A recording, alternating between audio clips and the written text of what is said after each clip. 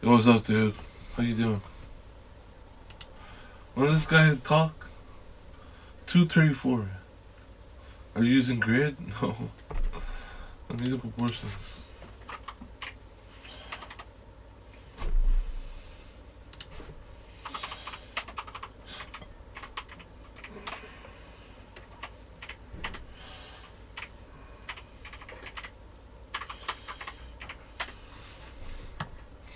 Sevens and eights, and if we get those, we're gonna be fine. We even get a 9, so I'll take that. So yeah, even with the one bug, not many people worried about it, and we're gonna make a ton of money off of this. And also, because our sliders are already set, we don't have to change those, because all we're gonna do is make simulation games, at least at the beginning of the speedrun, just to go faster. Now, as we get more successful games, obviously we make money, we sell units, and we get more fans. And our goal for this speedrun is to make a game that sells 100 million copies, because that's one of the hardest achievements in this game. Now, we are a while away from that. We got a lot more upgrades we have to make, but this is a pretty good start. And you know, you got to start in the garage until you make it big time. So I will get rid of those bugs, get some good design and technology, get a new record on our technology, so that is nice, and release that guy. And then we'll make our vocabulary simulation game. And yeah, just kind of go on this process, make even better and better games. Now, this one also is never going to be a 10 out of 10 because we still have to get better at making games. But you know, it improves. Everybody loves game number 2, but they're gonna love game number 3 even better. I know, I come up with the best names for my games. I'm very impressive on that. All the while, as we...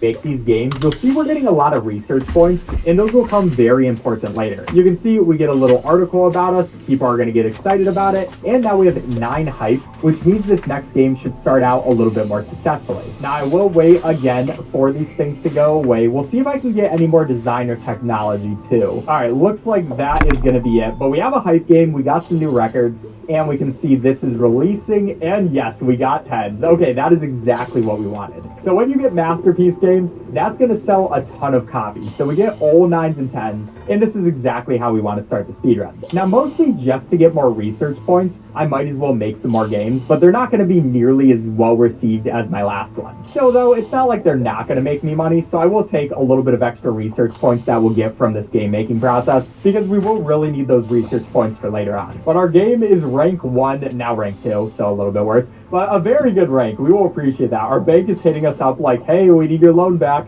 I am not worried about that loan at all. And the thing about this game is it's also very luck dependent what score you actually get. There are a couple of things you can do to ensure you get a better score, like getting better design and technology than your old best game, but there's always going to just be a certain amount of luck. It also wants us to move to a new office, but I'm not going to just yet. And that's because it's cheaper to live here, and we have to wait for certain things to unlock. But this one, another pretty good game, and I will take it. I was more worried about the research points though. 8s and 9s though, thank you. And there goes our loan. They're actually taking back our money. But at this point, no point of wasting time. We're just gonna have our guys sit here for a while. And the reason we're doing that is we're waiting for new research stuff. Like here, we can get this target audience, and it's just not worth it to make new games just yet, because the amount of fans and money we get out of it, it's just not worth going through those menus. By the way, if you end up enjoying this video, please subscribe. I'd really appreciate it. Then in year 4, we learn about marketing, which is available to research, and that will be important. It costs a lot of research points. Finally, around year 6, we actually will move to the new office. It's going to be much bigger, and now we can actually get some staff, so I'm going to train myself in staff management right away. The reason we waited so long is because there are a lot of milestones that are gated by what year it is, and every time you go into menu, the time stops, so it'll make us go faster for the speedrun if we just do nothing for a bit, which is funny. Then for this guy, we'll get Anthony Davis. We'll also do a complex algorithms guy, and if you go for show reels, they're going to be better at design, and if you go for complex algorithms, they're going to be better at technology. So this one is much better. And then we'll also do one more show reel and then train these guys up with the staff welcome training. Meanwhile, for me, I will research some medium games. And for this last person, this person is much better, so we will take them and do some more staff welcome training. So now we have a lot of people that are going to be able to work on our games. Now for medium games, since we only have 2,000 fans, we can't make them by ourselves. Instead, we're going to want to use a publisher. So as soon as we finish that, publishers will start talking to us and say, hey, we'll help market your game, which will give us more fans. So I'm going to go find a publishing deal, and any topic simulation. Yeah, that's actually a very good one for the Gameling 2. We'll just do a good old vocabulary simulation game with our regular 2D graphics. Your boss wants to touch base, and you haven't even found your trousers yet. Relax. We've got your back. Free now by Lyft. Download now. At Swapy, quality goes far beyond. 3 reasons why they... Israel is not a Jewish word. Israel has nothing whatsoever to do with the country in the Middle East. And now for these guys, engine I want technology, and the other 2 I want for design. And since we have multiple people... Okay, the IS is the goddess Isis, which is the spirit, the feminine principle in the body.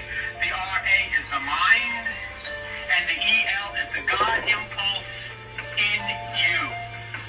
Okay, that's what it means. And basically, Israel means when there is a harmony between your spirit and your mind, then there is God in you. That's what Israel means. It's an Egyptian word, and it comes from those 3 gods of Egypt. Do you understand it? Now you see this EL? That means the God impulse in you. That's what we call an angel. You notice the word angel ends in EL? Because it's the God impulse in you. That gives you that good idea. Oh, I finally remember what I'm supposed to do. That's an angel. That's an impulse that comes from your higher mind, from the electromagnetic field of the right hemisphere. That's why all of the angels' names end in EL. Gabriel, Raphael, Uriel, Michael, etc. Okay? And that's all it's talking about. So if we come back, then when it says that there will be Russia or Rosh coming down to attack Israel, it means the emotions come down to attack that which is the spirit and mind, and that which is the godliness within you. And here will come then the fire from heaven, which means the impulses will come. Michael Jackson. 3 reasons. They said marijuana. Israel is not, okay, come down to attack that which is the spirit and mind, and that which is the godliness. Yep. Yeah.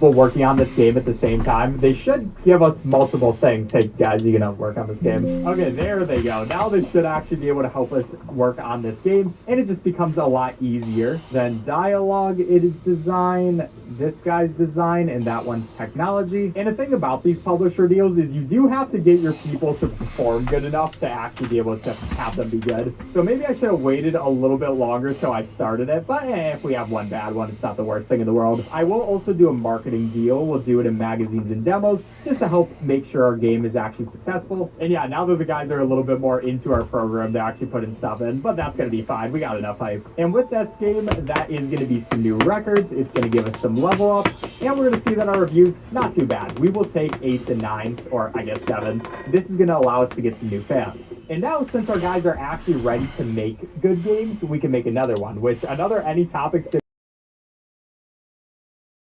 and racing's also good for a younger audience. And here is where we should get a really good game. So we'll just keep the same people on those same spots. And yeah, at this point, we should have some people being able to do a lot of good work. And this should be able to make a good amount of money. You can see we already have 1.3 million. And we have somebody who wants us to do one of these. We're going to hype up the game, say it's going to be the best game ever made. Is that a lie? It might be, but you know, we're going to say it is. So the hype is going through the roof off of that. We'll do a small campaign. Spend $500,000 on that. You gotta spend money to make money, I guess. You know what they say. And yeah, the amount of hype that this racing game has, game number 6, everybody's gonna be like, oh, I remember game number 6. That was my favorite game ever made. They're gonna be so nostalgic about it. But that is some good stuff. We'll release that one. And now it's time to make a custom engine. So what I'll do is release that one, get ourselves to research custom game engines. And we can also train up these guys by giving them some game dev gems. Now, how this game works is your newest game always compares to your last best game. So we want our people to constantly get better and constantly improve their design and technology so that they can do better than last time. So by giving them some training, they're going to be much better, give us more points in design and technology, and hopefully give us more 10 out of 10 games. But another successful deal with the publisher. And right now we're just going to do this until we hit 100K fans, but I'm going to get some mono sound. Might as well spend our research points to start improving that too. We can get some game tutorials as well, get all of our people working. And then once those are done, we're also going to make a custom engine, which we just put all of this stuff in. It costs more money and it will take more time, but it's going to be worth it. It also gives us some extra research points, at least every once in a while it will. After that, we'll find another publishing deal. We could probably do an adventure game. Actually, we don't have anything good for that. Okay, we're going to lose a little bit of money from that contract refund. And these people ask if we should get some air conditioning. Sure, I'll help my employees out. And this guy also needs a vacation. But what I'm kind of doing is waiting for the publishing deals to reset. And yeah, just giving these people some vacations. They deserve it. I mean, they haven't made me a 10 out of 10 game yet, so maybe they don't. But you know, they don't terribly not deserve it. Any topic, any genre. That's what I like to see. Okay, we'll do a vocabulary simulation game. Use our better graphics this time. Gotta love these vocabulary games. You know, everybody's gonna love that. But we can put all this extra stuff in there too. So people should love this game. Like always for these medium games, marketing will be important. We'll do another small marketing campaign. We don't want to do the big one because it costs 2 million and we don't have that much money just yet. And we're going to release a very good game. We did get one bug in the end there. That was unlucky, but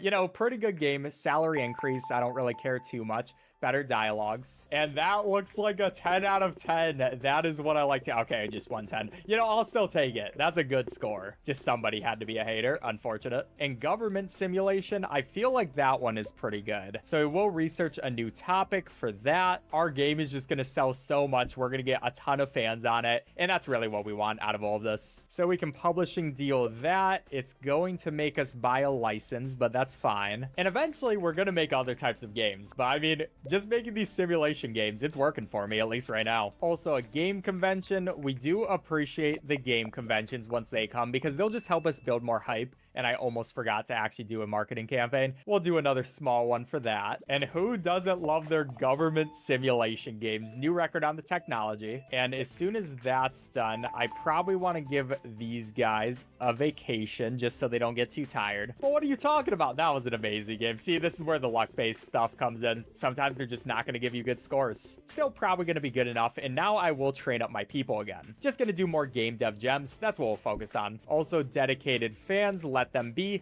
because if you let dedicated fans do stuff with your old engines, then they're just going to become even bigger fans. And what we really care about right now is just getting as many fans as possible. So let's train up all of our people with game dev gems. Just allow them to get a better score than they got last time. And we'll do a large booth because I want this next game to be a big one. So let's do a publishing deal. Let's find something good. Any topic, any genre. Don't mind if I do. We'll go back to our roots with the racing games. And this should be the perfect time to release one of these games. I guess maybe not because it just said the popular genre is action, but I don't care about what the popular genre is. I make my own popular genres. Also, yes, I will take a media inquiry and we're going to hype up this game. We're going to say it's going to be the greatest game ever made. So that builds some hype. We'll also do some hype by just doing some marketing, and we'll get even more hype by getting this game convention. action at G3. Over 200,000 people showing up. That raises the hype even more. And yeah, here's where the game starts getting really addicting. It's just such a fun process of doing this. We might as well also add another small marketing campaign on top of that. And we also learn about sequels. Sequels can be pretty powerful. We will use them in certain areas. But the hype for this game is out of the roof. Hopefully we actually deliver on it. So I will wait for those bugs to go away. That is good. That should be records on both of those, which I do appreciate. And we get more stuff like 3D graphics. I want to research 3D graphics right away. Those are definitely going to be worth it getting. And we'll get some of my people on some other stuff that will be good for certain games. But okay,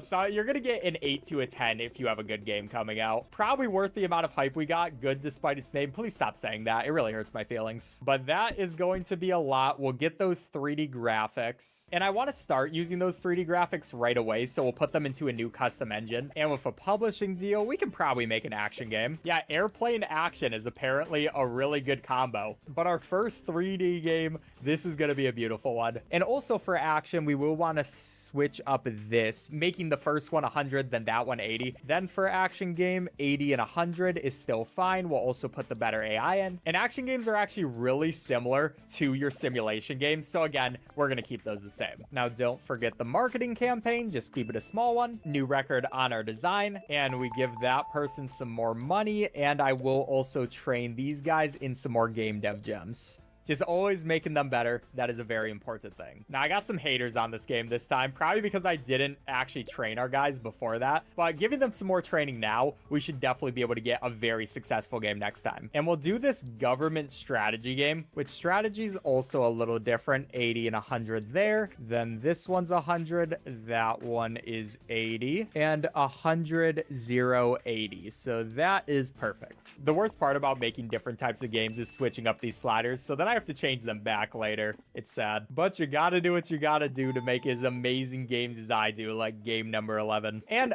good enough, well-performing game to where this game should be able to get us up to 100k fans. I'm happy it wasn't a 10 out of 10 because we want our next game to be one. So I'm just gonna train these guys hardcore and just give them a ton of game dev gems at this point. And yeah, that is over 100k. You should now be able to self-publish medium games, exactly what we want. But we want to make this next medium game amazing. So we'll get our guys very smart, and we'll make a new custom engine, this time with stereo sound instead of mono. And we're gonna do an airplanes action game this time. That way we can have it be on the play system, and this should be a very good game, especially with all the training I did for my guys.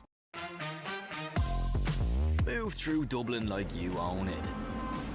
Even though, let's be real, we all rent.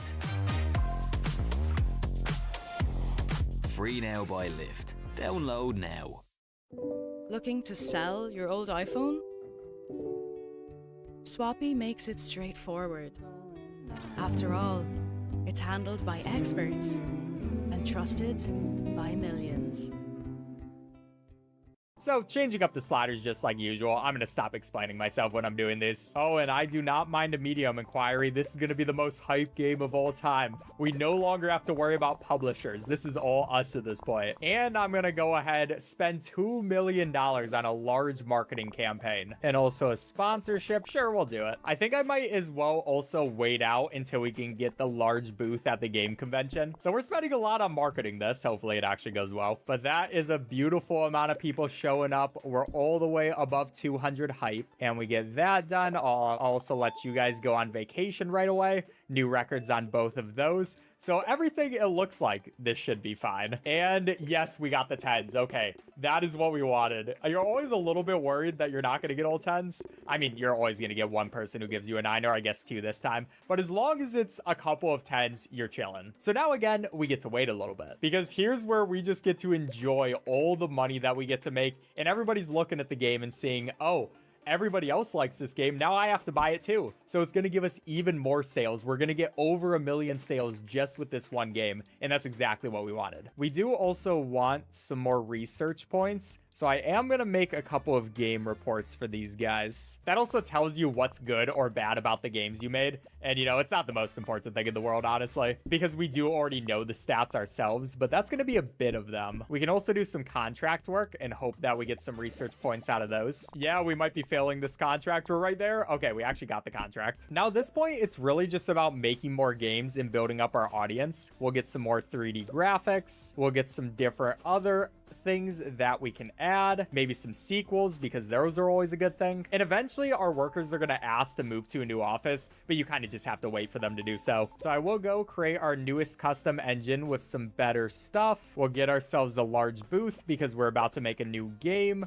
and we can show off this new engine. Who doesn't love a good government simulation game? You know, that's exactly what you need in your life. And we can add even more stuff to it. This is going to be a beautiful game. Even better G3 results than last time. We love to see it. That's going to build up the hype. We'll also do another large campaign. This one's probably not going to be a 10 out of 10 because our last one was, but we can still have a pretty successful game, still get a ton of fans out of it. So that's our main point. And there are the bugs, and these people are always asking to go on vacation, I swear. And they're always asking for salary increases. It's like they think they're getting better, but there is going to be our renovated offices. Don't mind if I do. Our office is now looking very nice. We're looking like a legit game company at this point. And whoa, is this actually going to be that good? Okay, I was not expecting. I guess we did make a lot of improvements to our engine, so maybe that just went ahead and gave us another 10 out of 10 game right away. Look, I'm not going to complain about things going well, and now we can just do some more studying up for our people. And yeah, just keeping them on this training section,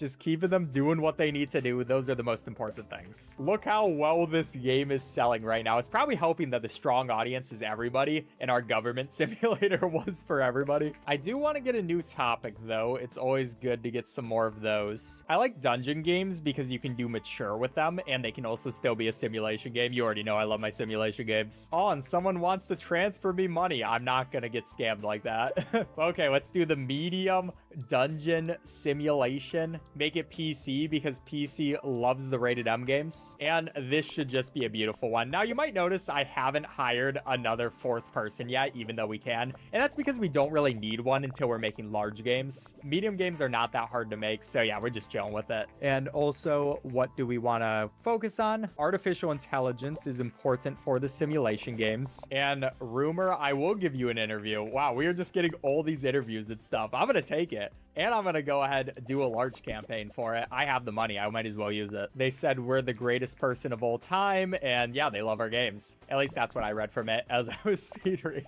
I don't think they actually said that, but okay, I can dream. Now we get rid of a lot of our bugs. We have a lot of hype right now. New records on that kind of stuff and some more level ups. And also a lot more stuff that we could get right now. But we don't have quite enough research points for that. In this game, our dungeon game, we'll take some 8s. You know, we just got a bunch of 10s in a row, so I don't mind having, you know, it's still a good game, but okay, all games I hate you. And you know what, let's go ahead and make a sequel, but we're gonna make the sequel to one of our all-time greats.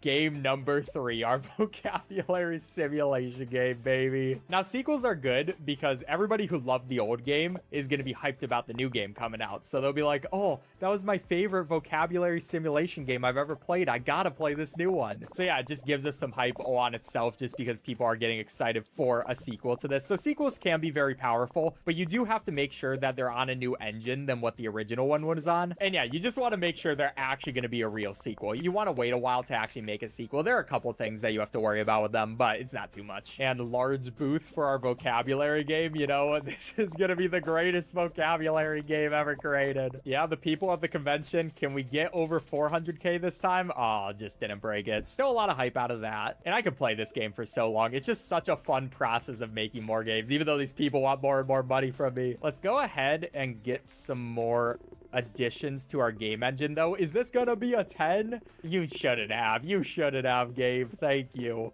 Can it be all 10s out of 10s? No, not yet, but still pretty good stuff. And yeah, just having two greatly selling games at the same time, but you can really see how much more the 10 out of 10 games sell than the ones that are just a little bit worse. That's really why you want to focus on getting 10 out of 10s. Competitors muttering jealous remarks, they deserve to mutter jealous remarks. I'm better than them. And new engine just to make some stuff better. Just always trying to increase our engine, always trying to increase our skill of our workers. And soon we should also be able to get our next new office, which will make things even better. Game engine 5 is now complete. And let's go with a dream vast this time because that is good for simulation games. And it is the most popular thing on the market. So it's just going to be able to sell a little bit more. Those things don't really matter that much, but they are something to kind of focus on. Already getting some hype up because we have so many fans. We don't even have to create our own hype. We just have it. Oh, we do have these people ready for a vacation though. Okay. Right as soon as we start the game. Come on, guys. I'll just give them their vacation immediately because since they're not here working, it won't actually cause anything bad to go on. You'll see that even though this is going up, or at least it thinks it's going to go up,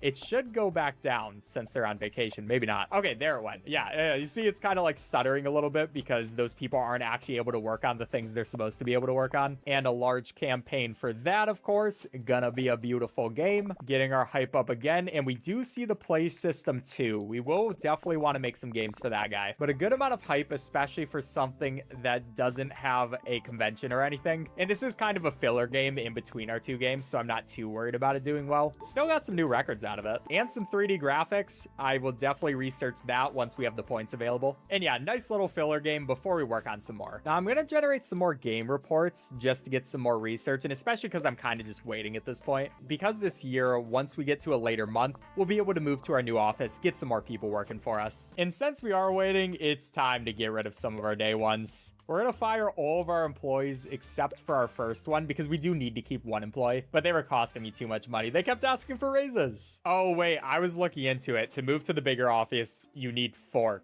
people at the okay, I'm just gonna get some trash people. There we go. Okay, now they're saying we should go to a new headquarters. We will. And now it's time to fire these people. Yeah, I know I just hired you guys, but you know, it is what it is. It's the market. And the reason we want to do that is now we can spend a lot of money to get much better people. I don't know if we'll keep Anthony Davis. I do like him. And we will want to open a research and development department, which is another big reason why we want these better employees. But you can see these guys are just a lot better in what they can do, which is why we really wanted to get them, even though we had to ruin the lives of fast. I don't know if that's always a reason to do what I do. Anyways, we do need a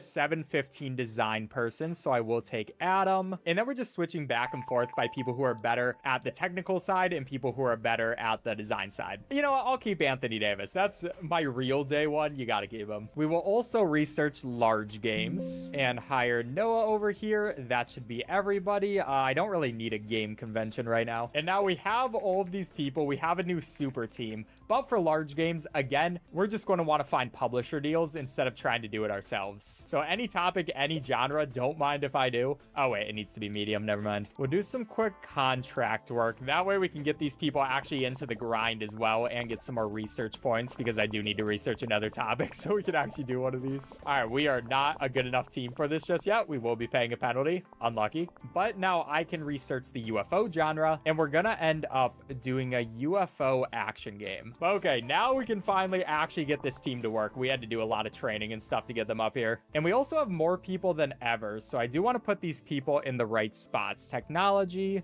a design person, and a design person. And with bigger games, it's just going to cost a bigger budget. We're going to have to work on them for longer, and that makes people more and more tired. So yeah, there's a couple things to think about as you do make these bigger games, hopefully. Oh, I declined an interview. My bad. And we can go ahead and get some solar panels. I will do that. And we'll go ahead, get a large campaign, start building up some hype around this game. For this one, one, design person there, technology person there. Okay, Anthony is a lot worse than everybody else, I'm not gonna lie. I want to keep you, Anthony, but you gotta improve your stuff. So now you can just see the crazy amount of design and technology we're getting with such a big team. So this should be a pretty successful game. It's also giving us a ton of research points, which will allow us to open the lab. So that'll be cool too. Now go ahead with this. Wait till the bugs are gone. We don't have that much hype on this, all things considered. I guess maybe we should have had a convention or something, but you know, good enough. And now once that's done, we can see this. Please be good scores. Okay, I feel like that should have been a little bit better. We will take it though. 7s and 8s. That is enough for the publisher deal. And again, we're just trying to get more fans. I'm also going to make Adam here our design specialist. And yeah, I'm sorry, AD, but yeah, you're going to head out from here. Sometimes you got to be a cutthroat business person, and these people are just a lot better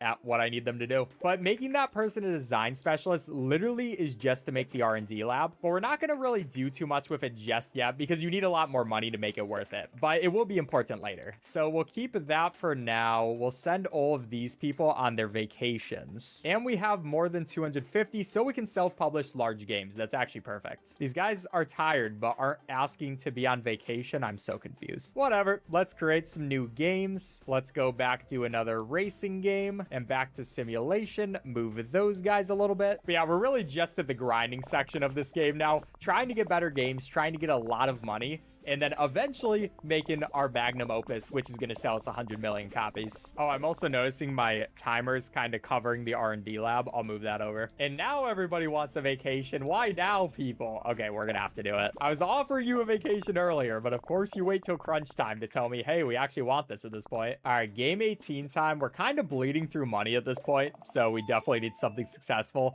Only a new record on that. I'm going to probably train a few of my employees. That's probably going to be the plan. But get some achievements. We see a new console. Don't really need to worry about that. And game 18, another 8. All right. 8s and 9s, can't complain too much about that. And we can do some training, just making sure that they're going to be better. We only have so much research points right now, so we can't do too much, but it's going to be enough. Still pretty well selling game. And it's nice because you actually get all the profits when you're not doing a publishing deal. And I want to make another government game. People always love those. The biggest issue with this game is there's always just so much stuff you can do at any point, but place some exploding barrels. I will take your money. That's just a little Easter egg you can do where they're supposed to reference something. Now I'm also going to do some game reports here because I do want a bit more research. Very okay game, but I think I know what we need. What we definitely need right now is some better graphics. We've been on our old graphics for a while, and these guys also need a vacation, so I will send you on that. We can also add in some achievements.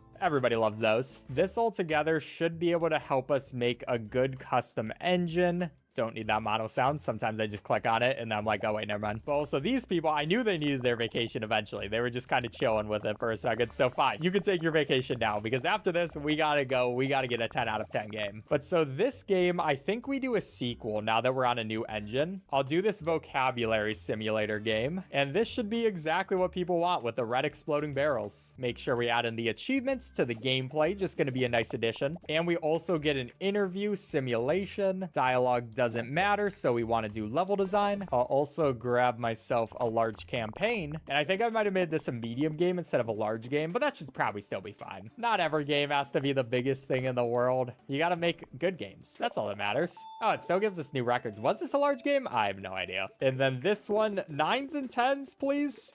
Yeah, okay. All right, we'll take it. We'll take it. We've been needing a good game like that, so I will take it. And that finally means we might as well do some R&D lab stuff because we will start making back that money, and we're going to want to do internet opportunities. Meanwhile, I will also go and train a couple of these guys a bit more with some of our research. Just always keeping them well trained because it will come in useful eventually. And that's a nice rank 1 game. Already sold 500,000, so you know we're doing good. But we're spending $3 million on the R&D lab, so you know, a bit expensive, but that money will come in useful. Internet opportunities is good, and it will just allow us to get more things eventually. Let's make another racing game. Why not give me 2 10 out of 10s in a row? I know you want to. Everybody does. Okay, that finished. Now we can go ahead and get Codename Grid, which what that does is it basically just gives us passive income and allows people to download games off the internet. So it's a big upfront cost, but eventually it will be worth it because we're just always going to make money off it. it for the rest of the game. And our game is finally off the market, made us a lot of money. I'm a little worried about my R&D lab. I'll probably lower that just a tiny bit in a second. But that is a lot of people at our convention. I'm going to lower this to like 500K and we'll raise it back up later. Just don't want to go bankrupt. You know, we're trying to go fast and we're trying to get as many fans as possible, but you got to play it smart. Some more new records, of course, because we're making all of that work. Some more salary increases. These people love getting more money.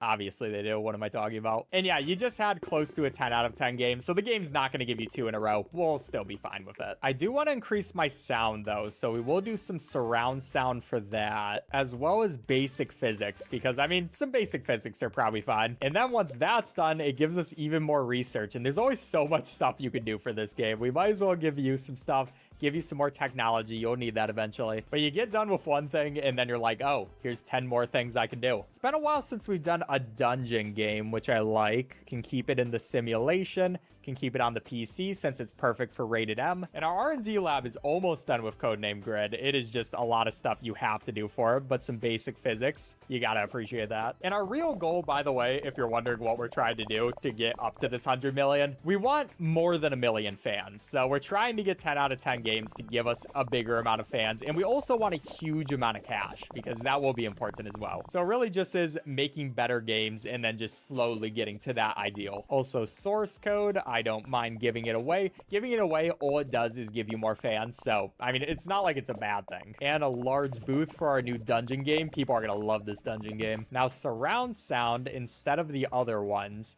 That's going to make all that stuff really good. And also an interview, don't mind if I do. Obviously for simulation, we want to focus on the gameplay. And can we break 1 million people this time? I know it's going to be kind of close. We're getting up to 800. Okay, only 800. It's still a lot of hype, but I want 1 million. Our R&D lab is definitely being a bit of a cash drain right now though. So I would like to get another 10 out of 10. Like, you need the R&D lab, you need to invest in that, but you know, it's not fun. Also, new graphics need 100. We can just go and do some game reports for that. 7 out of 10, you liars. Okay, it's only getting better with every single one. That's just how the luck in this game works. It's sad. I am gonna blow them away with these new 3D graphics V4 though, and should allow us to have enough money to finish out Codename Grid. And then after that, yeah, I'm just gonna raise this because it will happen faster.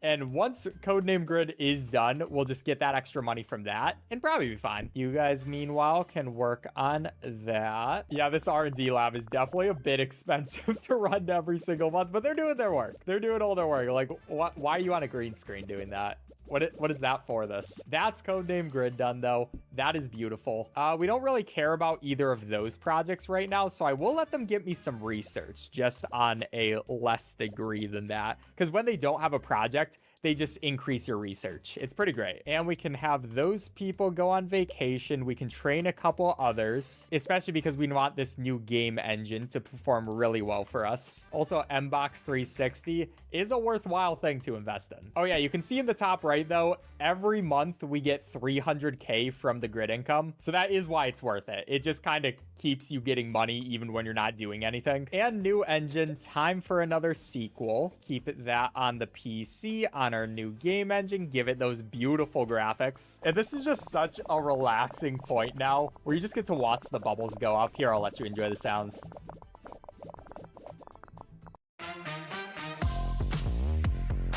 Your boss wants to touch base, and you haven't even found your trousers yet. Relax. We've got your back. Free now by Lyft. Download now. Looking to sell your old iPhone? Swappy makes it straightforward. After all, it's handled by experts and trusted by millions. Isn't that just relaxing? Now we'll be able to combine the large campaign along with the game convention, and that should give us some good stuff. Also, simulation games are popular at this moment. That is amazing timing. Almost 1 million people at our place, still fine. And some beautiful 10 out of 10s. That's what we wanted to see. It's always so nice when you get the 10 out of 10 games. It just makes everything seem worth it. that you went through and that you did. And we'll keep our people up with their training. I spend so much money just to train my people. But along with the popular genre being simulation, we are going to sell so much of this game. It was actually the best timing that could have been, which I think because of that, we want to get some more research. Let's go ahead, get this R&D lab all the way up because we're going to be making some good money for the next while. And once those guys are done, we can make another new game. Actually, let's pick a new topic. Let's go ahead and do an alternate history action game. Oh, we're also almost up to 500k fans. And then new game M alternate history with the action. Put that on the PC. Actually, Mbox 360 will be better than PC for this game. You might also wonder why I'm not just doing another simulation game, but the reason behind that is by the time we actually finish this game, the popular genre is definitely going to switch. You can't really chase trends in this game, especially when you're doing longer to develop games. But just look at the insane amount of research we're getting, by the way, because our budget has went up so much. And people have done illegal copies. We'll just warn them. I don't really care about the extra money you can get. Anything to keep the fans. The fans is what we care about. That's what pays my bills. And beautiful improvements on that. Also a new topic, a new combo. Let's also get a bit of research in this stuff because we have all these research points. Orchestral soundtrack, don't mind if I do. But for that one, only a 6. Interesting scores. We'll also go ahead, of course, do some more training. You always want more training. And this is really one of the good things about the R&D lab. We can just always get more training, always get more upgrades to our engine when we do want to implement them. But again, we're not at a beautiful spot, so that's enough training for now. We got a ton of research points, and we will lower it. I will not have time for a game before that's done. Now, let's make a new dungeon simulation game. And I also probably do want to start researching MMO, since that will open up some more stuff for us. Beautiful new records on that stuff for a dungeon game. Game number 25 might be the greatest. Also new 3D, gonna be 150, a little bit more expensive than I'd like it to be, but come on, game. This game really wants to give me some low scores right now. But when you're having financial troubles, just release the same old games over and over again. We're back to racing, baby. Hey, we hit 1 million people at G3. And this was just another okay game. So I think we upgrade the graphics. And yeah, pretty much from here, I just have to grind. Let's make a sequel to this old airplane action game. Put on the 3D graphics. And we also can research AAA games when we want to. So that will be nice soon. But okay, finally, another good game. All we needed was a good sequel. But from here on, I'm just going to grind out some 10 out of 10s. We're going to slowly get more money, and I'll let you know when we're doing the next interesting things. There's going to be our MMO support done at the lab. And I guess for now, we will need AAA games eventually, so I'll get that. Now, we also got R&D lab, a new type of graphics, and that will be good too. But right now, let's get this guy specialized in graphics. So that's important if you want to do AAA games. Basically, you can put someone who's specialized in a certain place on that part of the game. So if we put Dino on graphics now, he's going to do an even better job and make it even better. And we want at least 3 of our people to be like that before we make AAA games. Now, I kind of messed up a little bit by using him before. That might murder him. What's the worst that could happen? A lot could go wrong because he's going to be way overworked. But you know, he was supposed to be my graphic guy. Okay, so maybe don't massively overwork one singular employee. Now we know. Still did pretty well. So yeah, you can see why that is so powerful. And we want a couple of our people to be like that. Like Adam here, we can put on gameplay. And yeah, now that I have people not getting overworked, we get the new records, tons of level ups too. And also might as well come over here. Oh, I guess I have to see this game review first. 9s and 10s, please. It's been a while since I've got to 9s and 10s game. Okay, 9s and 8s. We'll still take it. Still, good game. Good despite its name. I can't believe people still are on me about my name. That's how my company has always worked, man. We'll put on the 3D graphics in the R&D lab. We'll give Martin level design because that's pretty good for our types of games. Now, we crossed over 100 million for the first time. So we are getting to the point of where I can almost release my game. Just got to go a little bit longer. All right, another really successful game. We needed one of those. It's been a while. Getting the graphics upgrades is always just one of the biggest things you can do for yourself. I'd love a game that sold 10 million copies because that should give us to around 200 million, which yeah, we won't quite do that, it looks like, but definitely getting some fans up, definitely getting our money up. All right, finally, we've gotten 3D graphics V7, which was really what I was waiting for. This game doesn't really matter. It's going to be okay, but I'm actually pretty fine with that too, because we do want a bad game before a really good one. So I'm just gonna put all of my stuff towards this new 3D graphics, and then we can finally make the big game. Meanwhile, these guys, I guess they can get vacations or something, sure. And I mean, this last game still made us a pretty good amount of money. Not the best, but you know, we'll take it. And it's also time to research MMO support. So there is gonna be our 3D graphics. We will turn that down, and now time to make our final custom engine. Or at least, hopefully, it's our final one. With our MMO support, with the better graphics, everything we need, everybody can go full speed ahead for this one. And basically, as much as we can, we're just going to ensure that our next game is going to be as successful as possible. Thankfully, our monthly costs right now, not too bad. And once that is done, it's time to develop a new game and make the greatest AAA government simulator MMO of all time. Yeah, I don't know how you're not going to want to play this one. Now, MMOs are a very interesting thing because basically they won't go offline until you make them go offline. But the longer you have them up, they exponentially get more expensive. So that's why we wanted so much money and so many fans, because we're going to need a lot of money to actually be able to stay alive as a company. This could be the death of our company if I'm not careful. Of course, we got to hype this game, say it's going to be the greatest game of all time. Hopefully it will be. Otherwise, we'll just need to make another. But who doesn't want a government simulation MMO? That sounds amazing. These people already want vacations. I think they should be fine until we're done with making this, or at least that's the hope. And the grid costs are really coming in clutch right now because we spent a lot of money trying to make this game, but our staff just have these 6 people is $600,000 a month. And yeah, the grid,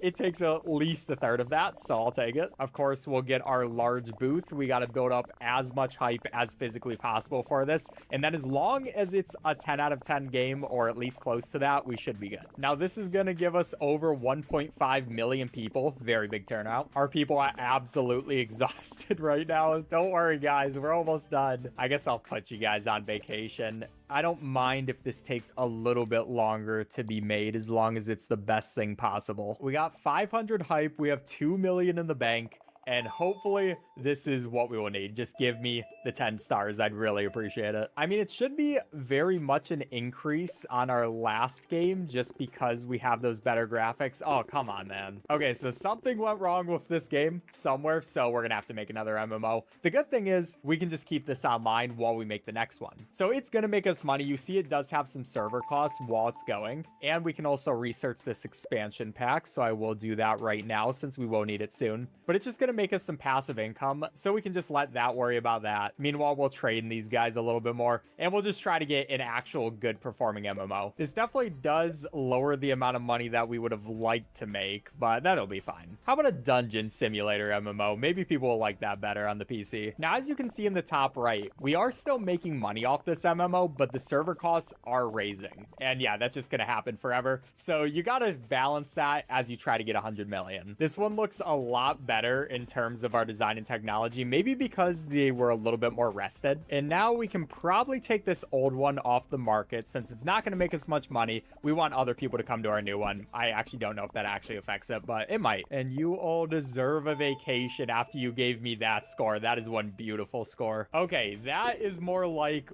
the score that we were looking for. All 9s and 10s, please. Okay, yeah, 9.5, we will take that. So this one should be good enough to get what we need. As you can see, the sales are just going to skyrocket, and yeah, we're just gonna keep letting them go up. That's the plan. So in between this stuff, we will want to train some people, you know, just the normal, trying to make every game better than the last. Wait, I didn't make this one an MMO. Okay, little mistake. I think the players make just a random couple of games. That way they don't get mad at me for that, you know, just have some text-based games I'm gonna give you after this. Oh, what an interesting decision that was for me. I'm not even gonna talk to anybody. At least we have a ton of money, so our next MMO should be good. And yeah, we'll just put out literally the worst game ever for these people. Sorry, guys. I still have nightmares. Also, after year 35, it gives you a little, like, final score. Here's what we got for that, but you can just keep going after it. And that's what you usually will have to do if you do want to get 100 million sales on a single game. And I might as well give myself the engine specialization. And now let's actually do a good sequel of this, actually make it an MMO, and hope we can get that same type of score. We will see. Also, for the R&D R&D lab, you can do a marketing campaign. I kind of feel like it's not worth it, but I guess we'll try it. All right, not exactly the scores we needed. I'm gonna have to grind this for a little bit longer. That hurts. Okay, thankfully, everybody loves my alternate history action game. I knew they would. Could it be an actual 10 out of 10? An actual 10 out of 10 as our last game of the video. That's amazing. Okay, that feels great. And now we can just see as the sales will roll in, and hopefully this should be our 100 million game. So I need to make sure we get to 100 million copies before we go bankrupt. Now we have a lot of cash, so that shouldn't be too hard to do, but it is possible still to go bankrupt if you're not careful. And how we're gonna do that is by releasing expansion packs. But before we do that, I'm gonna train up these guys. We have tons of research points, and it just makes sense. Preferably, we get another well-scoring expansion pack when we release that. And it's also better to wait to release your expansion packs, just because if you release them right away, they won't do as well. I can also finally, with that, get our boy Noah specialized, so he takes the engine. And now every single one of my people is specialized in at least something. So we already stalled 100 million of those. We don't really need the RMB. And yeah, let's do the large booth just so we can start. Noah's about to be done, and we can start advertising that, as well as it will just get people to buy the first game too. So we'll wait till Noah's done. He got that. We can do an expansion pack. It's just going to be pretty much all the exact same stuff. Oh wait, I just realized I was also engine and I put Noah on engine. Whatever, it doesn't matter. But you can start to see in the top right, our red bar is slowly but surely catching up to our green bar. And we do have a nice reserve of cash, but that's not going to last us forever. We need this expansion pack to get back up the hype for the game. Like, MMOs are great, but they're not the best way of making money, surprisingly, just because of how expensive it is to upkeep them. If you just want to get a ton of sales, though, it's the way to go, just because they can stay on the market forever. We are very much starting to get in the red in this first game, so we need this expansion pack to come out fast. These people, unfortunately, wanted vacations again. We have so much hype, though, because in this one time, we got 2 different gaming conventions. So once this guy is perfect, that is another new record on both of those. And while the new sales of this expansion pack don't count for the original game sales, so they don't count for the 100 million we're trying to get, they will cause people to buy the original game more, because you need the original game to get the expansion pack. So with these 9s out of 10s, I will very much take those. They do not need to be 10 out of 10s for these. And as soon as that hits, yeah, we are shooting right back in the green, but we still got to keep working. I think we want to get some more new things to the engine at this point. So I'm just going to research a couple of different topics. I'm never exactly sure what would be best to research here, because it's a little hard to tell, but you know, just some general stuff is probably good. I'm going to get some low value stuff though, because if you have too many high value things, your workers aren't going to be able to complete them. So low value stuff, probably better to focus on. Just get some Easter eggs and stuff for this next engine. But we are now shooting back into profitability, at least for now. All right, halfway there with 50 million, but this is getting so expensive to upkeep. These extra things should help a little bit though. The maintenance for this is now up to $11 million. So that's fun. It's okay. We're about to release another expansion, and maybe this is just all 10 out of 10s and then we're good. I'm also going to stop the R&D. This is really the stressful part of the speedrun, because a lot of it is just luck. Will you get lucky enough? Please just be the greatest expansion pack of all time. I'm begging you. At least new records. That's a good part of it. And 9s and 10s. Okay, this should carry us over to the end. Give me another 10, please. Thank you. My new favorite. I appreciate that, man. That should be what we need. Hopefully, because the hope is that just raises us to our final bits. Like, we don't really care about the money. It's not that important. It's just getting more unit sales as fast as possible. And getting a 10 out of 10 game just helps so much with that. I don't even think it's worth it at this point to make another expansion pack, but I'm not sure. Get the 2 million at the game convention. Don't mind if I do. That hopefully translates into a bit more sales. And yeah, 10 million more. I think we just sit here. We just sit here and we hope. Should I fire my employees? They are costing me a lot of money. Yeah, you know what? We end this. They want to go on vacation. We end this how we started, all alone. If I don't get these sales, this will be very much of a mistake, but you know, it'll be funnier this way. At the very least, a lot of money I'm saving. You know, just having no employees, me in this huge office by myself, no one even in the R&D lab. But finally, as soon as we hit 100 million sales, that's going to be time 40227. The achievement didn't show up because I already got it in my practice, but yeah, unobtainium, sell 100 million copies without a publisher. I'm the only one who's done this speedrun, I think. World record, and subscribe if you enjoyed. Bye.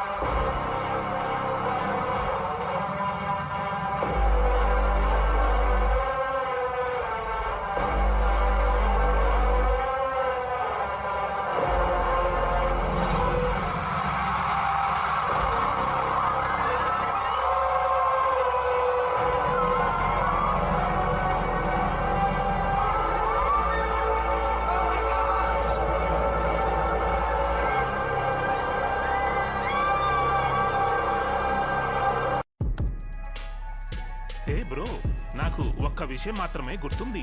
అది నిన్న మనం గెలుచుకున్న విషయం. కానీ ఆ తర్వాత నాకు మతి పోయింది. ఇంకా నా వీపును వేడి నీళ్ళలో ముంచినట్లు అనిపించింది. ఏంటిరా, ఏంటది గైస్? నువ్వు తమాషా చేస్తున్నావా? ఈరోజు ఆట ఎలా ఉంటుందో చూస్తూ ఉండు. ఈరోజు మనం చాలా డబ్బు అందులో పెట్టాలి. అయిందేదో అయిపోయింది. ఇంకా నా వీపును కాల్చుకోలేను.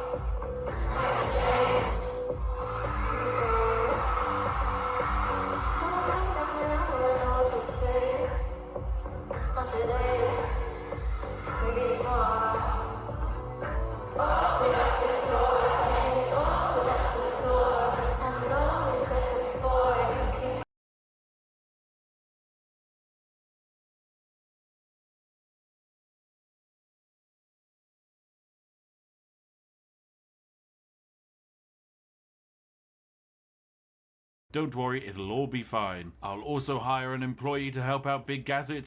So originally, we thought it would be really cool to make art and talk about this topic. And then we tried it and realized we can't.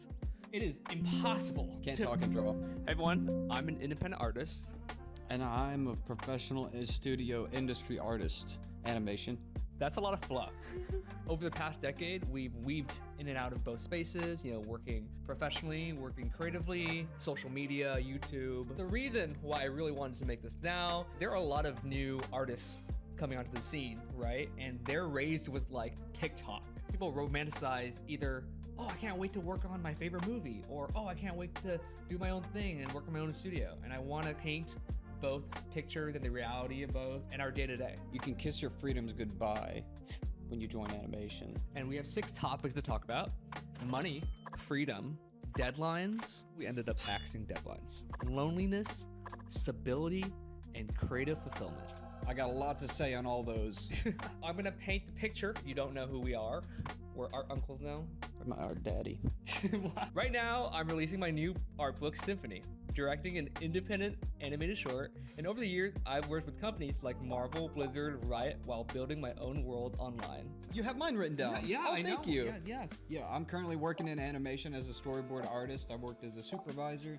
I started with background designs. God, I've worked at so many different studios, but one of the most recent ones that I'm very excited for is the new Avatar film coming out. Do not watch the pirated version. Watch the new Avatar on Paramount Plus when it comes out. I thought it's going out in film. Nope, it's not coming out in theaters no more. Why?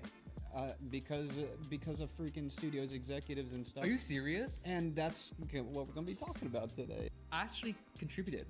Oh, you can't say that. Oh, I did not contribute to this at all. You did not contribute to this at all. Can I leave this in the edit? Also, that was a humble flex. What? One of my favorite projects is working on the new Avatar film. Oh, humble brag. No, that was very exciting because I grew up watching Avatar. Yeah, we all did. And no, we didn't. We got to work on it too, but not really. Ethan's visiting me to help celebrate the pre-order of my new book. Because you're a good friend, right? I am a good friend. I'm very excited for it. It's a great book. It's an amazing book. It's an amazing book. It is. It's actually very incredible. It's an incredible story. It's a like moving piece of art. We're gonna be just kind of shooting the shite. In the background, we're just gonna have some of our process videos. I'll just be showing some of my personal animation stuff that I do for funsies. I think I'm gonna show some stuff I've done for my book and animation. Cool. Yeah. All right, let's get into it. So our first topic is money. I've only worked in California, pretty much for animation, and the money's pretty freaking good. Taxes in Cali are terrible, so if you live somewhere else like Texas, I just moved back to Texas. Very nice. I like it. When I worked in the industry, it was good money.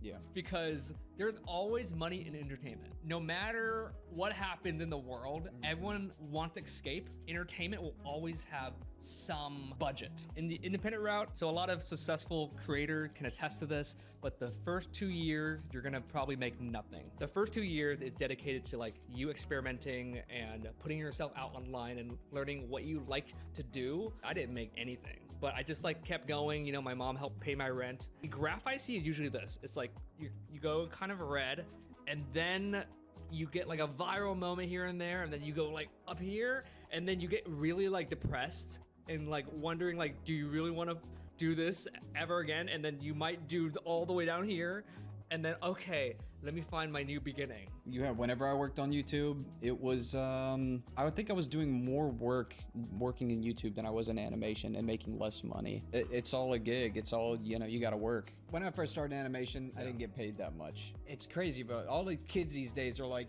I want my money up front and I want it big and I want it now.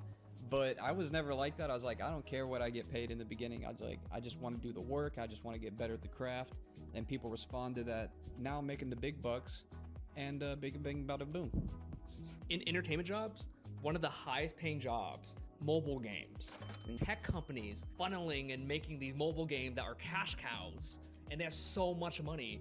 And so I have a lot of friends who work on mobile games that have like a percentage of the revenue or profits or whatever, and they get paid so much fucking money. As an independent creator, you have to think a lot about like all your revenue streams, right? You're not gonna get like one consistent paycheck. Patreon, maybe selling your stuff online, and conventions, and maybe you'll get a brand deal here and there. Tax season is a bitch.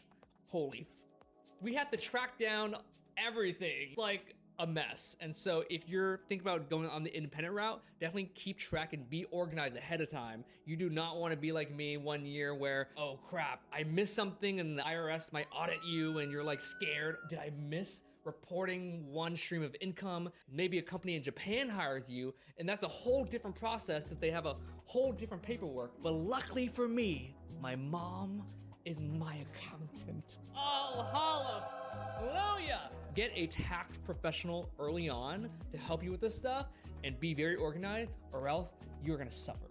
Or just get a good mom. That's what I'm hearing, honestly. Mom! Mom! Mommy! She helps me with my stuff too. Oh, It's yeah. great. She's his account, too. Yeah, if you don't have a mom, then find one. What is the W9, W6, 3? Who knows? It's just a bunch of numbers. 1099, right? Yeah. So where do you think people can find a mom? Food bank. A food bank. What I'll say is the industry fluctuates in animation. It's been up and down forever. And right now it's kind of picking back up, actually. So as an independent creator, there are some months where you make like a lot of money. During the holidays, you know, a lot of clients and companies might sponsor you and like give you brand deals for the holiday season. During January and February, you make probably nothing because that's when a lot of businesses kind of like chill out. It's tough because you got to be your own marketer, pretty much. You got to do the art and everything that comes with it, working on YouTube. But in animation, I mean, for the most part, it's a 9 to 5. You're still working your ass off if you want to do a good job. In the indie route, what I've seen make a lot of money is people who have their very specific niche or very specific style because only they can do that. So you'll have brands that go to Zach King. He makes these short form magic videos and he's the only one that like does it to that degree so he can charge way more or whatever his price is. That's something to think about if you're kind of like thinking about the indie route. Think about how you can stand out your own signature flavor to your content. That's nice. I like that. It's kind of the same in animation where you kind of specialize in certain things. I get hired a lot for action. You know, I'm not going to be hired for some kind of like Family Guy-esque, you know, that type of comedy thing. Why not? Because I've just been hired for action. That's all I've ever done. The first 5 or 10 years is about you figuring out what you want to be working on, like what your role is, what you want to be doing, getting good at that. And then once you've established, hey, this is my area of expertise, and then you kind of start making the bigger bucks. Absolutely. I think we did pretty good on that. Awesome. I think we need a little... Yeah, that's pretty good. This is so weird. This is kind of racist. A rice scooper. I don't think it's racist at all. And you have I'm glad that I chose these for knife. us. All right, we're gonna open the garage because it is hot in here. So our second topic is... Freedom. It's all about freedom. What a almost abstract. Yeah. Kind of like. Is it even real? In Europe, they're very socially in tune with each other. Everyone's outside and having conversations and eating together and spending time together. And in America, it almost feels so solo. We're supposed to be like the land of the free. We're in the cave working and creating for the outside world, but we're the land of the free. So who's really free? Who's right? really free? You think North Korea is really free? So, freedom. Hold still. What? Now you're good. God, I just want to lick your forehead. At your job, do you feel like you have a lot of creative freedom? Like, how do you feel on a day-to-day basis? I've been on jobs where there's almost no creative freedom. I'm working on a job right now that has so much creative freedom. It goes from job to job. You just never freaking know. Make your directors happy, be cool with the people, and just do your freaking job. It's a tough one. That's a very tough one. So I was working on a recent film, and they said, make this scene funny. And I said, okay, I'm gonna make it funny. And so I had the creative freedom to do it my way, and I made a joke that the executives did not think was funny at all. But I thought it was hilarious. You know what I'm talking about. Yes, I know. I know what you're talking about, yeah. I had the freedom to make that decision, and I did it, and they didn't like it. But that's kind of the cool thing about this. If you work with cool people, boom, you make your decision, you make your creative thing, and it either flies or it doesn't, but you still have the opportunity to do it. As an independent artist, we have almost too much freedom. And so you need to build some like discipline and some habits. I can wake up whenever the fuck I want, not make content if I don't want to. It's like, oh, maybe I'll go to my friend's house. Is there such thing as too much freedom? The yin and yang, the structure and the chaos. Nice. I like a nice balance, you know, head and heart, right? Contrast. A lot of freedom, some structure, it's great. But obviously, if you're an independent creator and one day you start your own studio, that's a little different. So I know that you kind of work from home sometimes, right?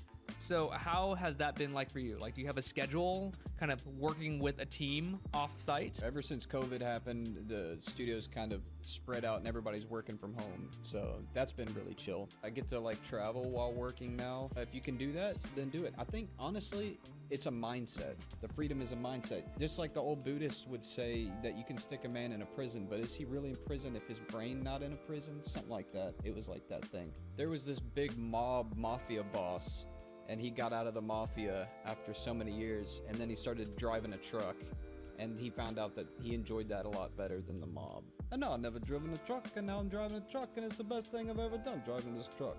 And That's so cute. yeah, it was very nice. I was like, oh shoot. You know what? There's a lot of people that might listen to that and they'll try it, and you might have changed one person's life. Yeah, stop doing art. Go drive a freaking truck. I think if you do the super solo thing, just have like a certain day where you post. My day used to be Fridays. Like every Friday there's a video. So I have to like film over the weekend or film on Monday. So just like have certain days for certain things so you make it a habit and build your own routine. I think in your 20s, you just literally try everything, do everything, and get a good sense of like what you want to do and what you don't want to do. And then I feel like in your 30s, you're crafting your day and how you actually want to look, what you want to actually work on. I put a lot of work in to earn my freedom, essentially. I'm free as a freaking bird. I was free when I didn't have money. Stick me in prison right now, I don't care. Really? Sure. Show me how free you are. Freaking do that. Show me how free you are. I did! I showed you how free I am! Oh, I didn't. Okay, whatever. All right. I think we've covered freedom. I think we did pretty good on that. Okay, I think we covered freedom. All right, now y'all, we're gonna be talking about loneliness. Oh. Loneliness. Oh no. Long story short, as an independent creator, I'm pretty fucking lonely. Yeah, and as a freelance animator, it can get pretty lonely. So I started, my channel 10 years ago. Not until now, I'm starting to really understand how our biology works. I mean, I knew this, but I now feel it, that we are very social creatures. We stabilize, our nervous system stabilize with other people. That's like our response, right? I grew up pretty lonely, I think. Or I mean, I had a lot of good friends, but I think I was kind of immune to some of the loneliness or got used to it, The safe space was just being an artist, being in your room and making your own world. And then after a while, you kind of like break free of that. You get off the internet and stuff. And you know what's crazy? What? So when I started Solo Journey, it felt awesome. Like, oh, I'm doing me. And then up until a few years ago, I've been feeling like maybe I want to return back to a studio for like a few months. I miss talking to people and like, hey, how's your day? How was your weekend? Looking at what they're working on. Oh, that's so cool. How'd you do that? That's why I loved going to art school. That was one of the best kind of chapters of my life personally. I think I might still do that, like work at a studio for a few months. Everybody in animation is different. I've met people who are like, they love working alone all the time, which I do sometimes too, but I really like the studio. Like when I was working on Voltron, that was so fun. They were all just chilling. Some people were taking naps. Just go up and talk to people about what they're working on and just kind of shoot the shit and go out for coffee. And it's healthy. It's healthy for your art to have human interaction, have that break. I noticed definitely in the beginning, there's like a level of like superficiality in some collaborations. I guess either side, right? Because we're learning to work together. We both are there for our careers, right? Trying to collab with people to up them, to up us. And so it is like a gain vibe, but also we're human, so we still do want to connect. And that's why I was really pleasantly surprised when I met you. Yeah, everyone knew Ethan Becker was like hating on Ross the whole fucking time. And so there was a lot of internet YouTube thing, right? I'm like, why do you keep making videos about me? Stop. And then I'm like, oh shit, you're kind of cool. You're kind of chill and we can hang out and we can do friend things. Now say something nice about me. Okay, I was gonna say that I thought you were a bitch, but I felt the same way. I didn't think, or I've never really had like an art buddy, So that's been really nice. And yeah, I just feel like you get me, Yeah, I feel like you get me too, yeah. And you have a really nice ass, and I've just been chasing it ever since, honestly. What topic again? What else? What are we talking about? Oh, what's the topic again? Freedom? Wait, I thought we finished freedom. Loneliness. Oh, loneliness. I think a lot of people are lonely right now, especially in the art space, right? We're more connected than ever, but we feel more anxious and more lonely than ever. My feeling being in it and an observer of all of it, we're just at a very on-edge, volatile climate, and there's so much censoring. You can't really be yourself anymore. You're scared to even dance at a concert because someone might record it and put it online, so you don't even dance. And so I think everything is just filmed and screened, and anyone can look at it and tear you down and find stuff about you. Everyone's almost scared to be themselves. So they kind of conform to something that won't get too much attention. It's harder to kind of just be you. Oh yeah, that's absolutely how it is. Social media thing is for sure a big part of the loneliness, because it's like you're saying, anything that I do is going to be scrutinized. Yeah. So I might as well just not even put my opinion out there or say anything or talk to anybody because it's going to be scrutinized. So you got to really just make a choice. You just say, fuck them. Who cares? In a recent video, I said, just like what you like. Dive into the stuff that you like. You'll kind of find community, the niches, and like-minded people that share that interest that you can kind of connect with, and you guys can be friends. So if you like feet, find a feet community. And let me know where that is. Did we beat loneliness just now? All right, I think we did it. Okay. I want to talk about stability, Ross. Let's talk about stability. Are you stable? Yeah, I was gonna ask you the same thing. Wait, what kind of stability is this? Both. Oh, am I stable mentally? I think I'm like 99% stable mentally. Really? Yeah. Oh my God, what's your secret? My secret is meditation. Whenever I'm not mentally stable, it's because I'm isolated. Isolation it'll drive you insane. And that's our job, is to be isolated and to work on our art. Stability is kind of broad. I'm just going to try and poke it. Yeah, poke that stability. Through my POV. I think in our current climate with social media, our stability is very volatile, and we attach our value to like the numbers. And I feel like that could easily send people on a spiral because, oh no, this only has 100 likes. My other image got 200 likes. Why? And I stopped looking at the numbers like 2 years in, I think. Whenever I post, I try and ghost. Oh yeah, they said that. Post and ghost. You post it and then you ghost. I like that. It just trips me out too much. Oh, why did this get 10,000 likes? And then this one get 20. Should I make more art like this? God, it's tough because everybody sees the final product. Everybody sees everybody on social media always happy and doing their thing and posting the final product, but you don't know what's going on behind the scenes. Everybody's freaking out and just constantly like overthinking, unless you're a psychopath, you know, which is, it sounds amazing. Yeah, no, that's something I realize more and more. Like the top level creators and like meeting them and learning how they operate, we're all the same. We're all freaking out sometimes, you know? What we post is our highlight reel, our curated image. And what has really helped me find stability is trying to craft what is success for me. It just makes me realize how important it is to have hobbies. You see your friends, you see your family.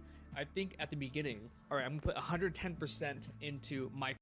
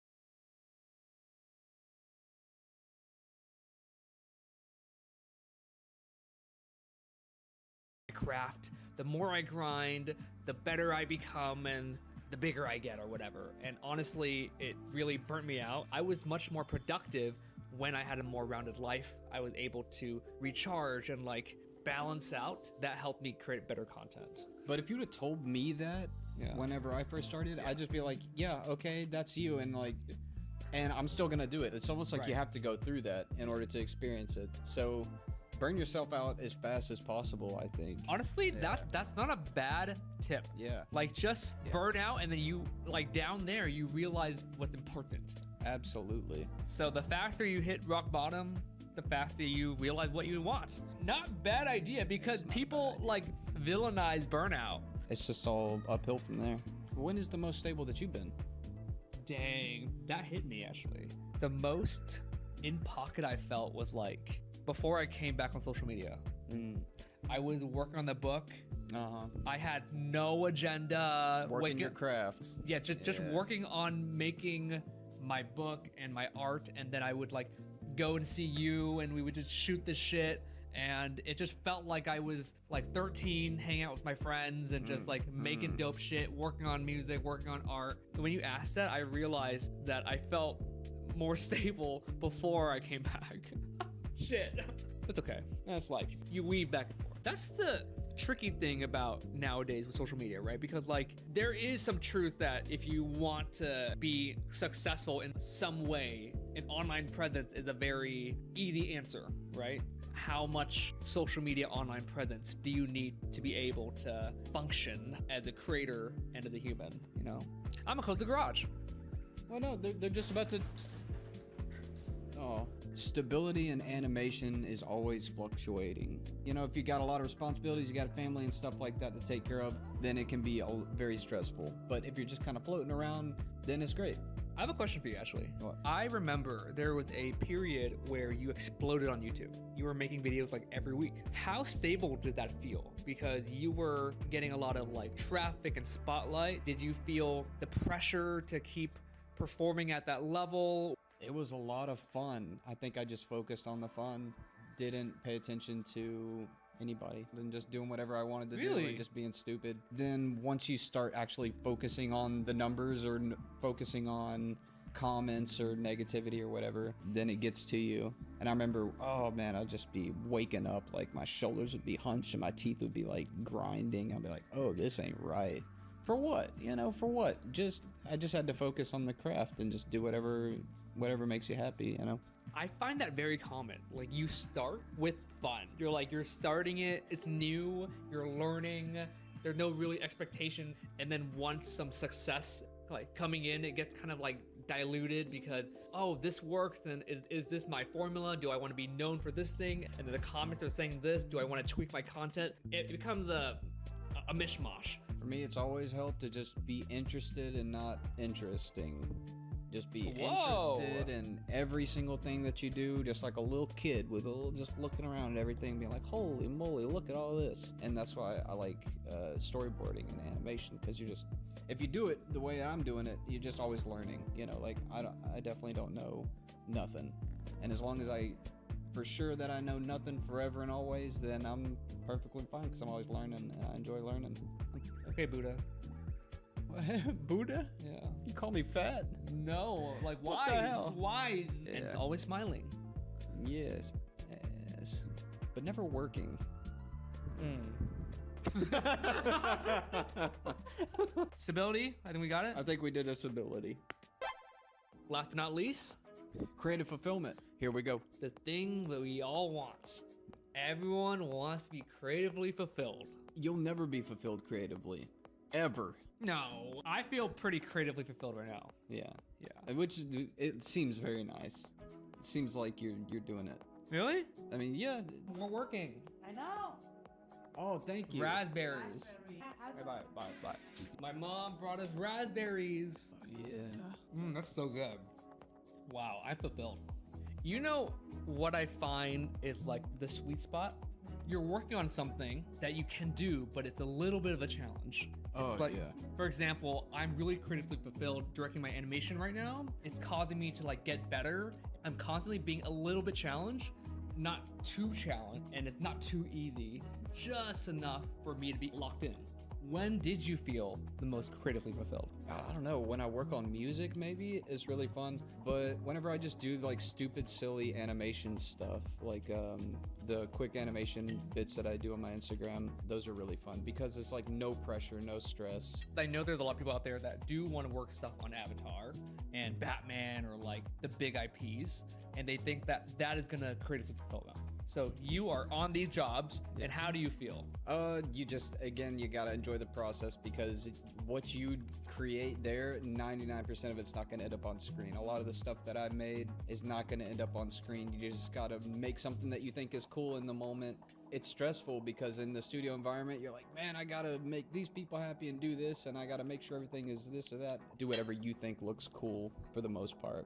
How about when you see it on the final screen, the final product in like theaters or like a screening? How do you feel seeing your work on there? Oh, that's pretty sick. Seeing my shots as like the main, all in the trailers of the film or something, those are really cool. That was pretty fulfilling, but it's, you know, it's like a quick hit. It's not like, Yep. yeah. Whenever I feel really creatively fulfilled, Ross, I think is whenever I look at my current stuff that I'm doing and then kind of compare it to what I used to be doing, and I'm like, oh, I've changed in this way. It's gotten better in this way. And I think, oh, that's really cool to see that progression. It's evolving. A similar experience. I feel like I'm making my favorite and best art right now. Started over here, and then I started my channel, and because of the nature of social media and wanting to do well, kind of became a caricature of myself making art I think people will like. During my break, I got to reconnect with everything. I didn't want to dismiss the part of me that created that art because I still liked it. I still put years of work into it, sat with the synergy of it all, get blended into something I really like now.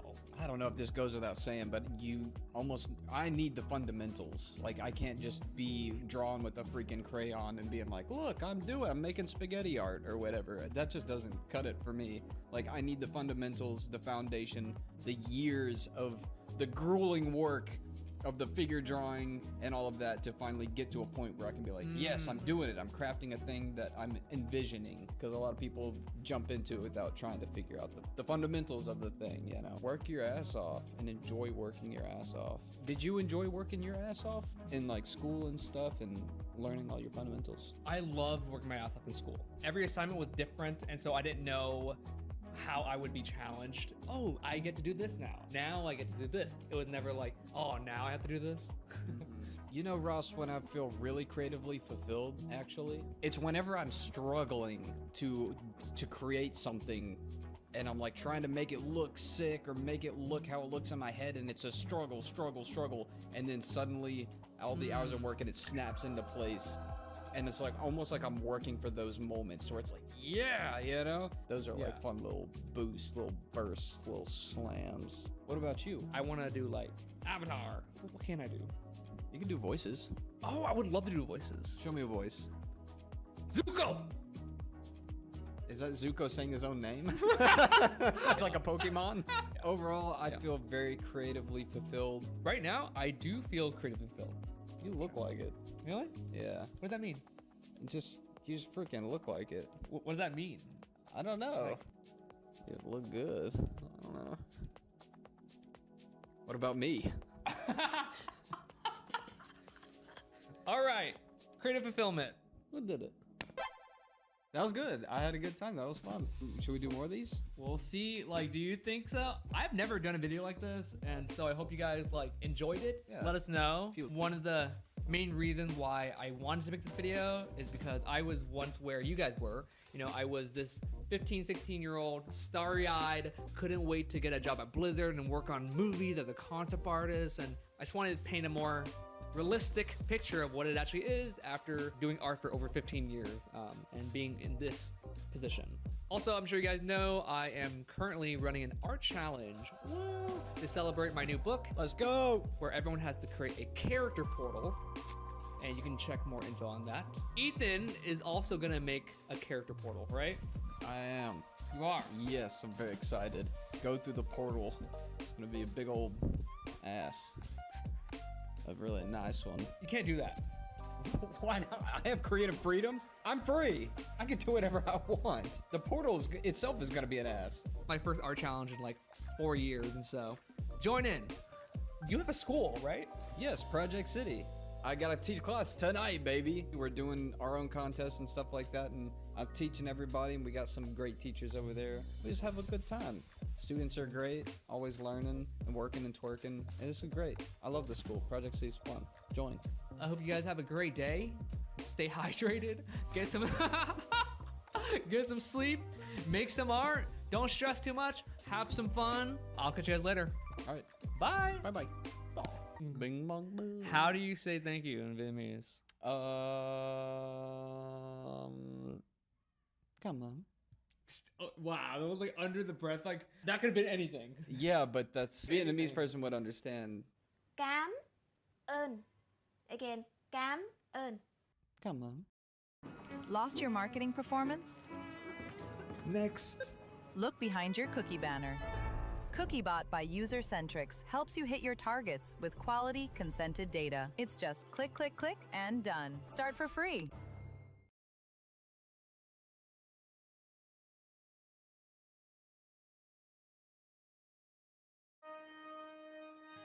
Legend has it that on an island where you can see the stars better than the clouds, the devil built a wall to thwart two young people's love.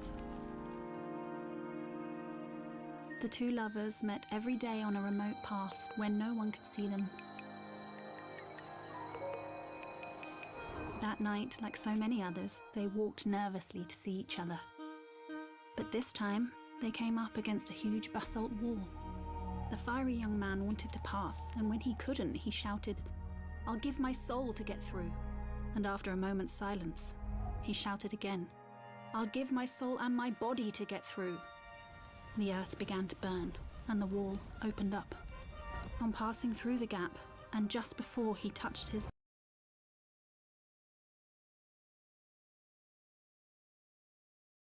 So originally, we thought it would be really cool to make art and talk about this topic. And then we tried it and realized we can't. It is impossible. Can't talk and draw. Hey everyone, I'm an independent artist. And I'm a professional studio industry artist. Animation. That's a lot of fluff. Over the past decade, we've weaved in and out of both spaces, working professionally, working creatively, social media, YouTube. The reason why I really wanted to make this now, there are a lot of new artists coming onto the scene, right? And they're raised with like TikTok. People romanticize either, oh, I can't wait to work on my favorite movie, or oh, I can't wait to do my own thing and work in my own studio. And I want to paint both pictures and the reality of both and our day-to-day. You can kiss your freedoms goodbye when you join animation. And we have 6 topics to talk about: money, freedom, deadlines. We ended up axing deadlines. Loneliness.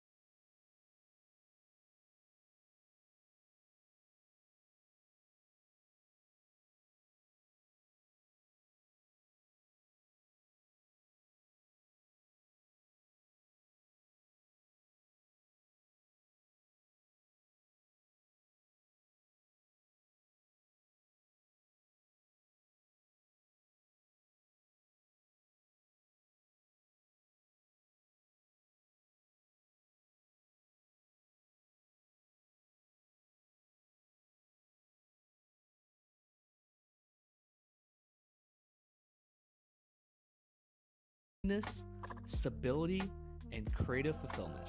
I got a lot to say on all those. I'm gonna paint the picture. You don't know who we are. We're art uncles now.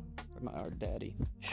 Right now, I'm releasing my new art book, Symphony, directing an independent animated short. And over the years, I've worked with companies like Marvel, Blizzard, Riot, while building my own world online. You have mine written down. Yeah, oh, I thank know. you. Yeah, yes. Yeah, I'm currently working in animation as a storyboard artist. I worked as a supervisor. I started with background designs. God, I've worked at so many different studios, but one of the most recent ones that I'm very excited for is the new Avatar film coming out. Do not watch the pirated version. Watch the new Avatar on Paramount Plus when it comes out. I thought it's going out in film. Nope, it's not coming out in theaters no more. Why? Because of freaking studios executives and stuff. Are you serious? And that's what we're gonna be talking about today. I actually contributed. Oh, you can't say that. Oh, I did not contribute to this at all. You did not contribute to this at all. Can I leave this in the edit?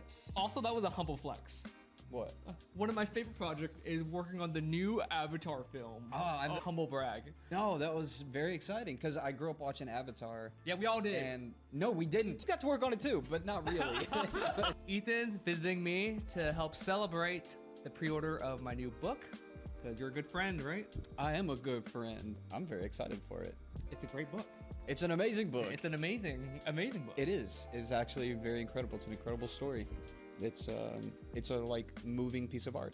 We're gonna be just kind of shooting the shite. In the background, we're just gonna have some of our process videos. I'll just be showing some of my personal animation stuff that I do for funsies. I think I'm gonna show some stuff I've done for my book and animation. Cool. Yeah. All right, let's get into it. So our first topic is money. I've only worked in California, you know, pretty much for animation, and the money's pretty freaking good. Taxes in Cali are terrible, so if you live somewhere else like Texas, I just moved back to Texas. Very nice. I like it. When I worked in the industry, it was good money. Yeah. Because there's always money in entertainment. No matter what happens in the world, everyone wants to escape. Entertainment will always have some budget. In the independent route, so a lot of successful creators can attest to this, but the first 2 years, you're gonna probably make nothing. The first 2 years is dedicated to like you experimenting and putting yourself out online and learning what you like to do. I didn't make anything, but I just like kept going. You know, my mom helped pay my rent. The graph I see is usually this. It's like you go kind of red, and then you get like a viral moment here and there, and then you go like up here, and then you get really like depressed and like wondering like, do you really want to do this ever again? And then you might do all the way down here, and then okay, let me find my new beginning. Yeah, whenever I worked on YouTube, it was I would think I was doing more work working in YouTube than I was in animation and making less money. It's all a gig. It's all, you know, you gotta work. When I first started animation, I didn't get paid that much. It's crazy, but all the kids these days are like, I want my money up front and I want it big and I want it now. But I was never like that. I was like, I don't care what I get paid in the beginning. I just want to do the work. I just want to get better at the craft. And people respond to that. Now I'm making the big bucks, and big bang bada boom. In entertainment jobs, one of the highest paying jobs, mobile games. Tech companies funneling and making these mobile games that are cash cows, and they have so much money. And so I have a lot of friends who work on mobile games that have like a percentage of the revenue or profits or whatever, and they get paid so much fucking money. As an independent creator, you have to think a lot about like all your revenue streams, right? You're not gonna get like one consistent paycheck. Patreon, maybe selling your stuff online, and conventions, and maybe you'll get a brand deal here and there. Tax season is a bitch. Holy we have to track down everything. It's like a mess. And so if you're thinking about going on the independent route, definitely keep track and be organized ahead of time. You do not want to be like me 1 year where, oh crap, I missed something and the IRS might audit you and you're like scared. Did I miss reporting one stream of income? Maybe a company in Japan hires you, and that's a whole different process because they have a whole different paperwork. But luckily for me, my mom is my accountant. Oh, hallelujah! Get a tax professional early on to help you with this stuff and be very organized, or else you're gonna suffer. Or just get a good mom. That's what I'm hearing, honestly. Mom! Mom! Mommy! She helps me with my stuff too. Oh, It's yeah. great. She's his account too. Yeah, if you don't have a mom, then find one. What is the W9, W6, 3? Who knows? It's just a bunch of numbers. 1099, right? Yeah. So where do you think people can find a mom? Food bank. A food bank. What I'll say is the industry fluctuates in animation. It's been up and down forever. And right now it's kind of picking back up, actually. So as an independent creator, there are some months where you make like a lot of money. During the holidays, you know, a lot of clients and companies might sponsor you and like give you brand deals for the holiday season. During January and February, you make probably nothing because that's when a lot of businesses kind of like chill out. It's tough because you got to be your own marketer, pretty much. You got to do the art and everything that comes with it, working on YouTube. But in animation, I mean, for the most part, it's a 9 to 5. You're still working your ass off if you want to do a good job. In the indie route, what I've seen make a lot of money is people who have their very specific niche or very specific style, because only they can do that. So you'll have brands that go to Zach King. He makes these short form magic videos, and he's the only one that like does it to that degree, so he can charge way more or whatever his price is. That's something to think about if you're kind of like thinking about the indie route. Think about how you can stand out your own signature flavor to your content. That's nice. I like that. It's kind of the same in animation where you kind of specialize in certain things. I get hired a lot for action. You know, I'm not going to be hired for some kind of like Family Guy-esque, you know, that type of comedy thing. Why not? Because I've just been hired for action. That's all I've ever done. The first 5 or 10 years is about you figuring out what you want to be working on, like what your role is, what do you want to be doing, getting good at that. And then once you've established, hey, this is my area of expertise, and then you kind of start making the bigger bucks. Absolutely. I think we did pretty good on that. Awesome. I think we need a little... Yeah, that's pretty good. This is so weird. This is kind of racist. A rice scooper. I don't think it's racist at all. And you I'm have glad that I chose these for knife. us. All right, we're gonna open the garage because it is hot in here. So our second topic is... Freedom. It's all about freedom. What a almost abstract. Yeah. Kind of like. Is it even real? In Europe, they're very socially in tune with each other. Everyone's outside and having conversations and eating together and spending time together. And in America, it almost feels so solo. We're supposed to be like the land of the free. We're in the cave working and creating for the outside world, but we're the land of the free. So who's really free? Who's right? really free? You think North Korea is really free? So, freedom. Hold still. What? Now you're good. God, I just want to lick your forehead. At your job, do you feel like you have a lot of creative freedom? Like, how do you feel on a day-to-day basis? I've been on jobs where there's almost no creative freedom. I'm working on a job right now that has so much creative freedom. It goes from job to job. You just never freaking know. Make your directors happy, be cool with the people, and just do your freaking job. It's a tough one. That's a very tough one. So I was working on a recent film, and they said, make this scene funny. And I said, okay, I'm gonna make it funny. And so I had the creative freedom to do it my way, and I made a joke that the executives did not think was funny at all. But I thought it was hilarious. You know what I'm talking about. Yes, I know. I know what you're talking about, yeah. I had the freedom to make that decision, and I did it, and they didn't like it. But that's kind of the cool thing about this. If you work with cool people, boom, you make your decision, you make your creative thing, and it either flies or it doesn't, but you still have the opportunity to do it. As an independent artist, we have almost too much freedom. And so you need to build some like discipline and some habits. I can wake up whenever the fuck I want, not make content if I don't want to. It's like, oh, maybe I'll go to my friend's house. Is there such thing as too much freedom? The yin and yang, the structure and the chaos. Nice. I like a nice balance, you know, head and heart, right? Contrast. A lot of freedom, some structure, it's great. But obviously, if you're an independent creator and one day you start your own studio, that's a little different. So I know that you kind of work from home sometimes, right? So how has that been like for you? Like, do you have a schedule, kind of working with a team off-site? Ever since COVID happened, the studio's kind of spread out and everybody's working from home. So that's been really chill. I get to like travel while working now. If you can do that, then do it. I think honestly, it's a mindset. The freedom is a mindset. Just like the old Buddhists would say that you can stick a man in a prison, but is he really in prison if his brain not in a prison? Something like that. It was like that thing. There was this big mafia boss, and he got out of the mafia after so many years, and then he started driving a truck, and he found out that he enjoyed that a lot better than the mob. I know, I've never driven a truck, and now I'm driving a truck, and it's the best thing I've ever done, driving this truck. And that's so cute. Yeah, it was very nice. I was like, oh shoot.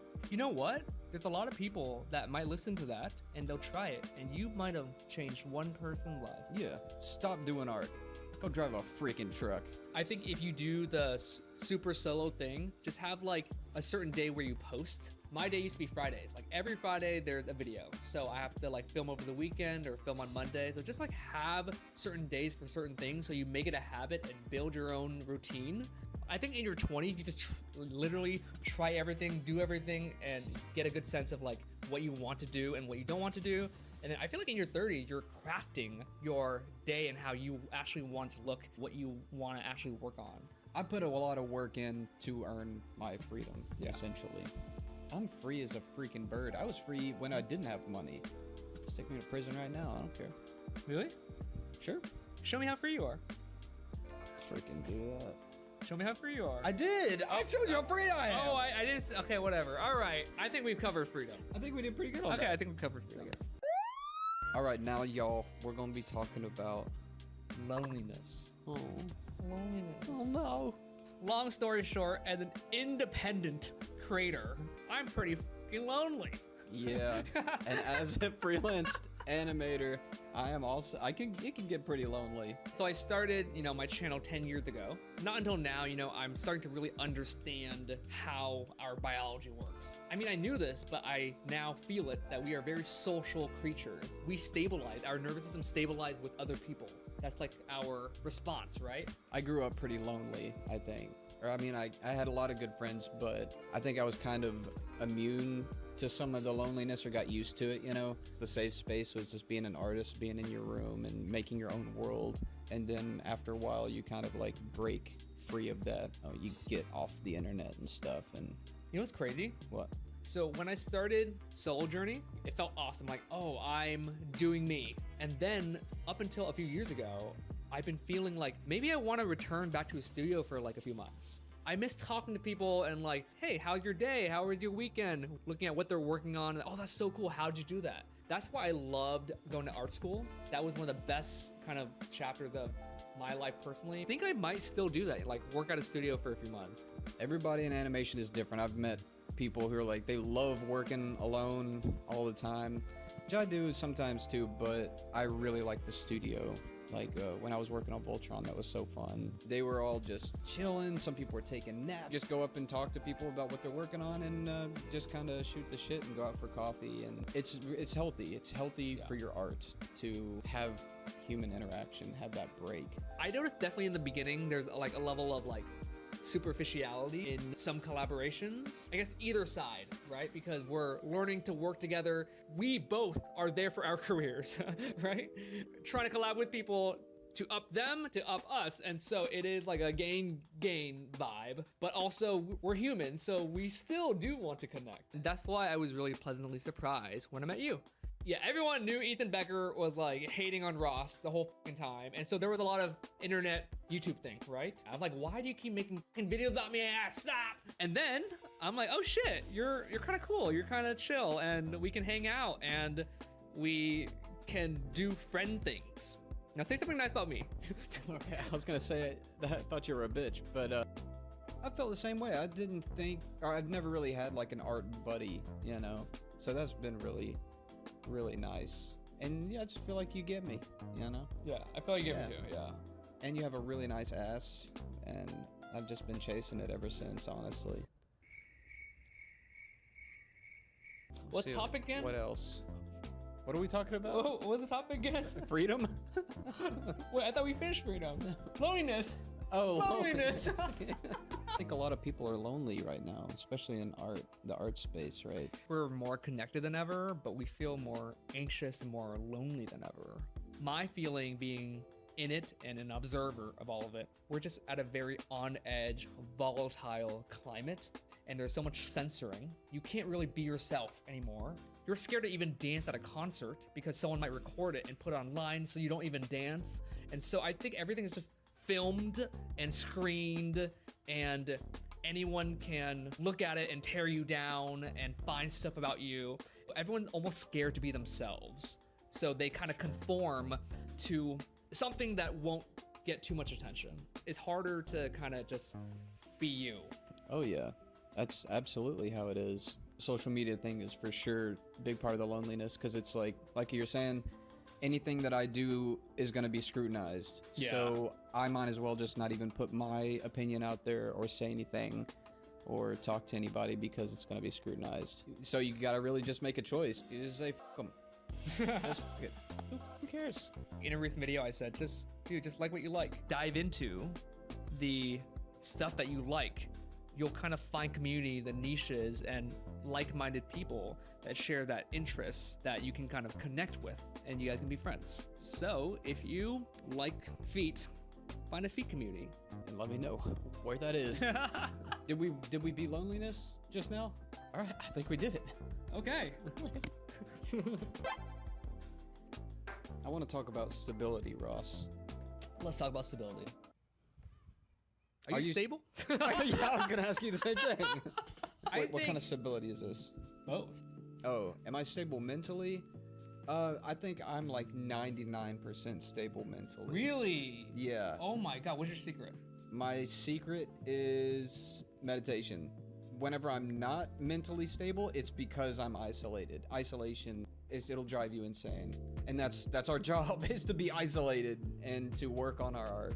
Stability is kind of broad. I'm just going to try and poke it. Yeah, poke that stability. Through my POV. I think in our current climate with social media, our stability is very volatile, and we attach our value to like the numbers. And I feel like that could easily send people on a spiral because, oh no, this only has 100 likes. My other image got 200 likes. Why? And I stopped looking at the numbers like 2 years in, I think. Whenever I post, I try and ghost. Oh yeah, they said that. Post and ghost.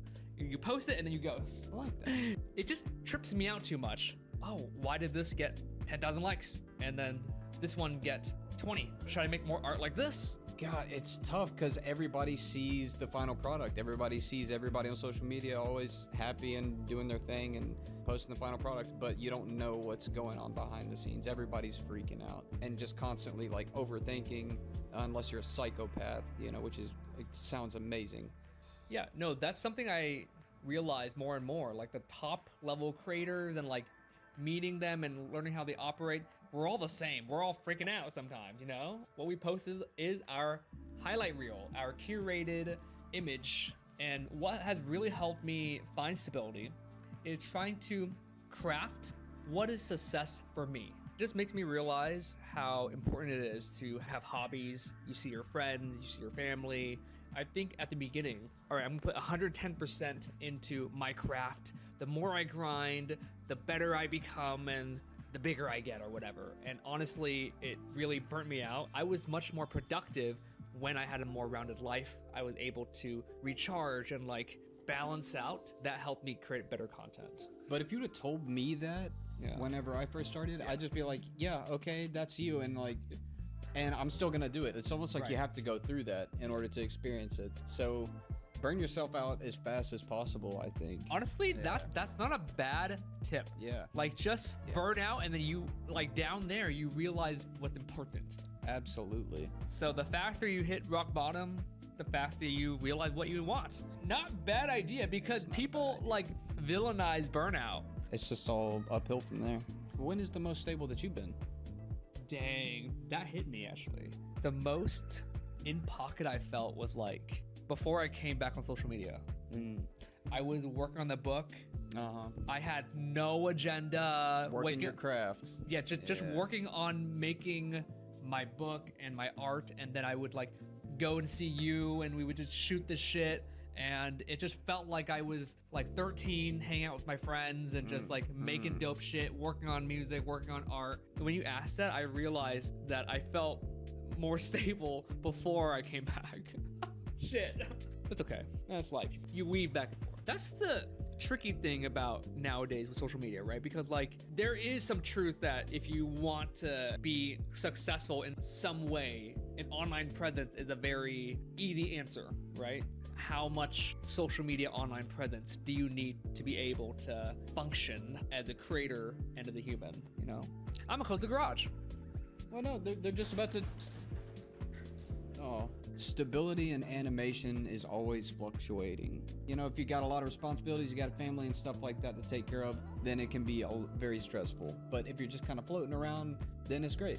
I have a question for you, Ashley. What? I remember there was a period where you exploded on YouTube. You were making videos like every week. How stable did that feel? Because you were getting a lot of like traffic and spotlight. Did you feel the pressure to keep performing at that level? It was a lot of fun. I think I just focused on the fun, didn't pay attention to anybody, and just doing whatever I wanted to do and just being stupid. Then once you start actually focusing on the numbers or focusing on comments or negativity or whatever, then it gets to you. And I remember, oh man, I'd just be waking up, like my shoulders would be hunched and my teeth would be like grinding. I'd be like, oh, this ain't right. For what? You know, for what? I just had to focus on the craft and just do whatever makes you happy, you know?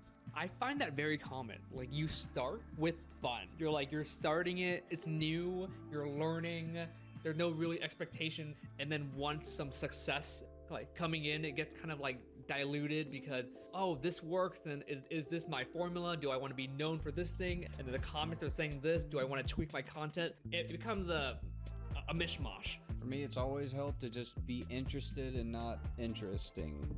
Just be interested in every single thing that you do, just like a little kid with just looking around at everything, being like, holy moly, look at all this. And that's why I like storyboarding and animation, because if you do it the way I'm doing it, you're just always learning. You know, like I definitely don't know nothing. And as long as for sure that I know nothing forever and always, then I'm perfectly fine, because I'm always learning and I enjoy learning. Okay, Buddha.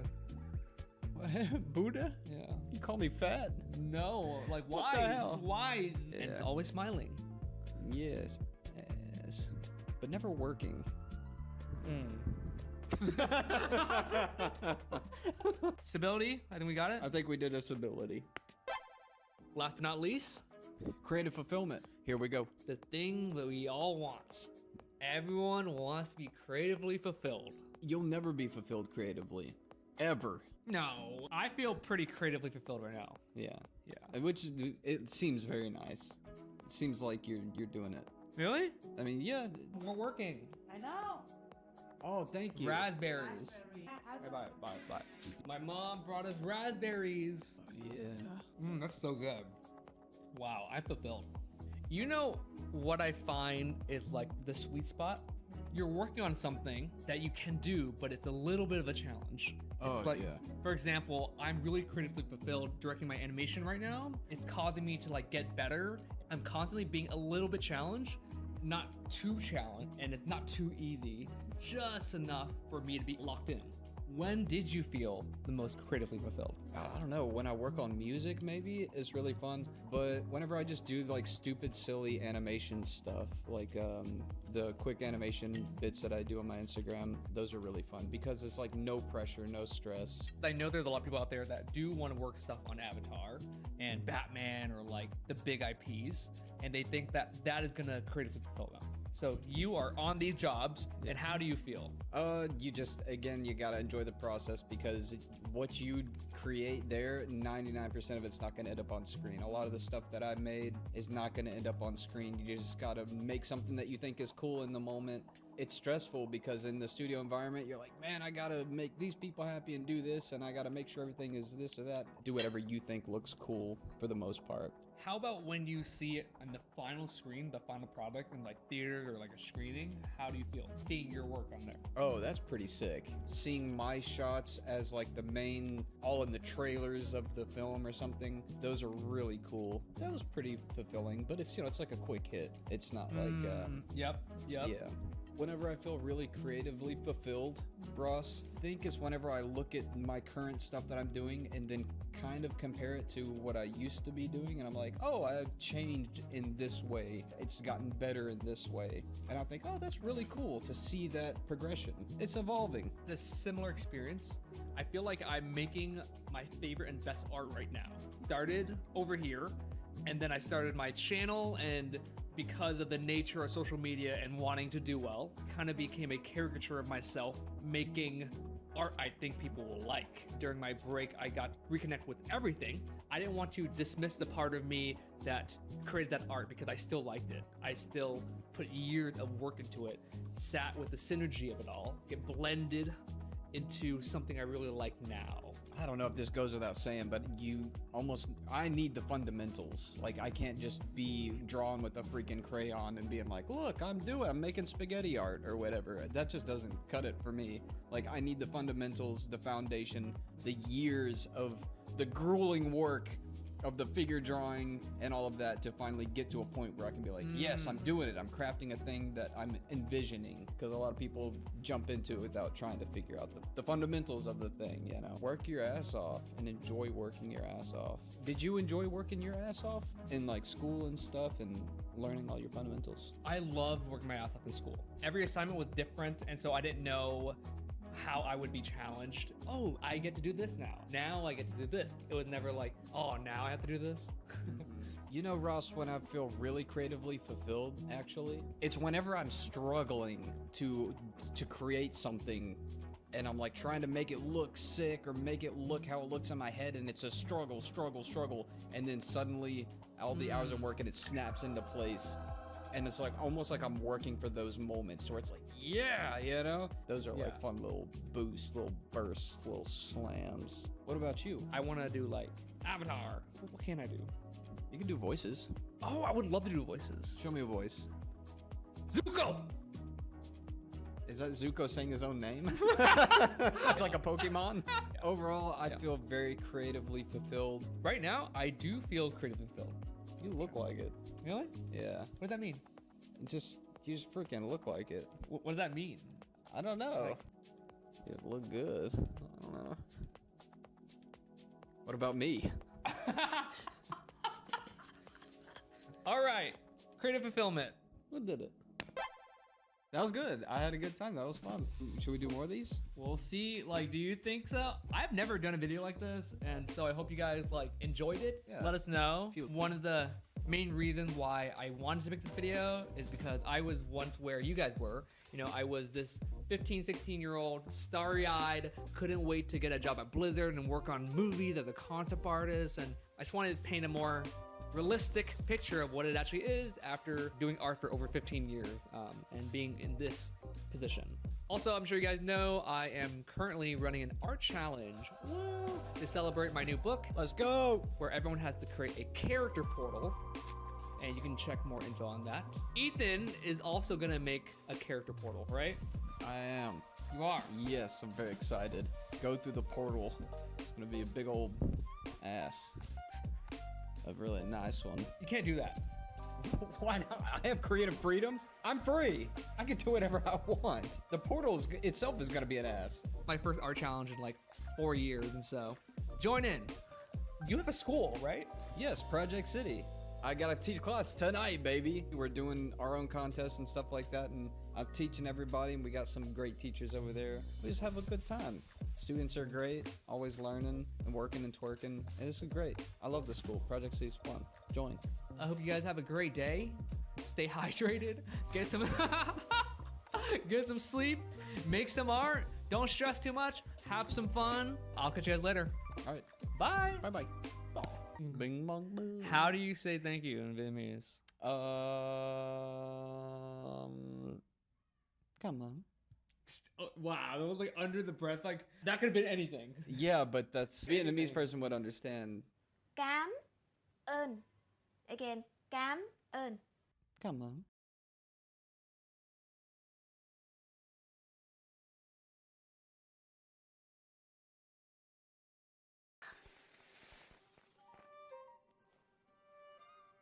Black man! Black man! That's right! That's right! That's right! That's right! That's right! That's right! That's right! That's right! That's right! Receive this word.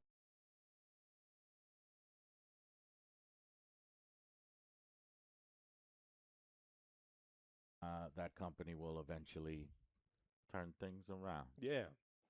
And check out proxies. There's all sorts of great ways to get proxies. Mm-hmm. All right, Forza Horizon had 300,000 concurrent players just on Steam.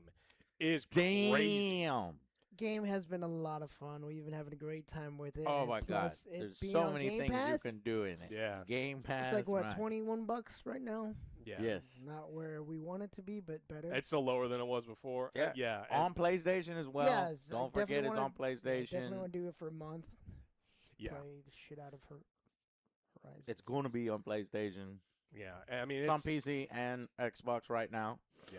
And so it's just I saw the numbers and it's like that is absolutely absurd. I mean, a racing game being that popular. It's interesting and they made because a good it feels game. like it comes out of nowhere. I didn't know that the racing game community was this big and the fervor for it was going to be that high to turn it into a mega success. I'm glad for it because, you know, I always kind of look at the racing games. It's on this side thing over here, but I enjoy them. So to see it get extra care, and honestly, it's one of the best racing games I've played recently. You know, it's got a great opening for new players. If you're scared, if you're like, I don't really know how to do the racing games, it's super hard.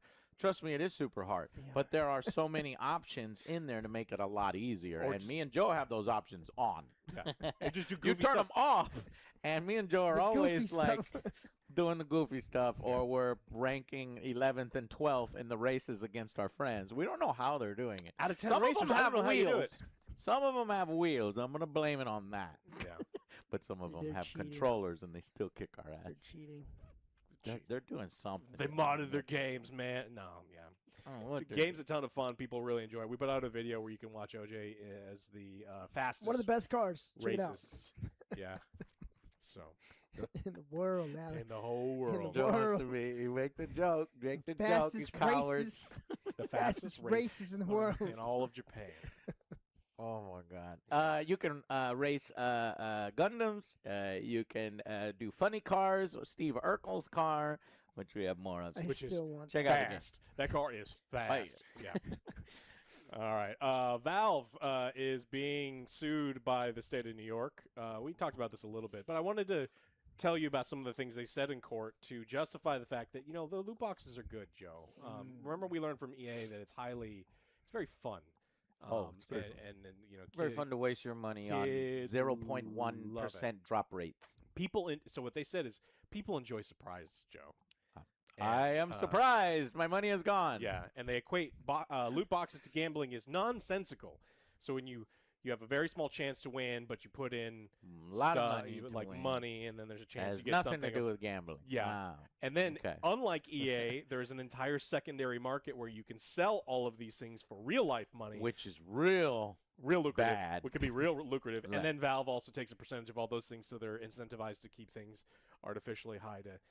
It's crazy. And We so, were complaining about EA, but we were looking at these legal definitions, and we were like, yeah, but is there really a secondary market? And it's like, yeah, kind of. But when you look at Steam, that one is legit. That one's fits the descriptions of it. Yeah. So if they win this case, we're all fucked. I love Steam. I think Gabe's sounds like a totally cool dude. I don't know him. Mhm. But if EA did any of the things that Gabe or Steam did, people would get their pitchforks and torches. And it's crazy what we as gamers let Steam get away with and what we Yeah. let Oh, we Gabe. just don't The guy know it. owns a yacht factory. He doesn't Not even just a own yacht. He owns the factory that makes the yachts. He does. Like literally, that it's not a joke. He literally owns the company that Other makes all billionaires come to him. to get the yachts. And to it's get like the thing that you have to flex on. And I get it. He made a product that I use every single day of my life, and it's awesome. And all of their 'Cause it's competition, all video games. But at the same time, we're real hard on some of these other companies, and Valve does some heinous microtransaction shit, and then makes a market for those microtransactions and skims off every part of that transaction and keeps everything. It's like, it's nuts. So eventually, they'll do something that pisses off the gamers. But right now, they're still very much in love. So Okay, well, we'll stay on top of that, right? Because New York is suing them. yeah, we're looking at like, is the loot box thing considered gambling? Has Valve been doing things that would be improper?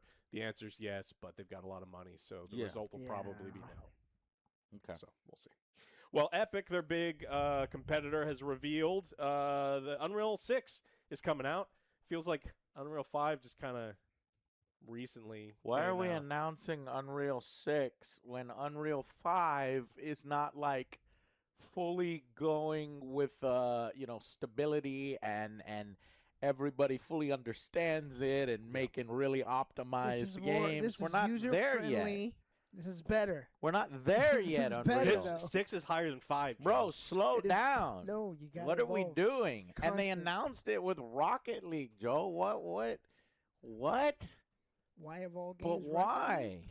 League? Because that needs the best graphics and engine. But I 'cause like it's the cars cartooning, and though. engines.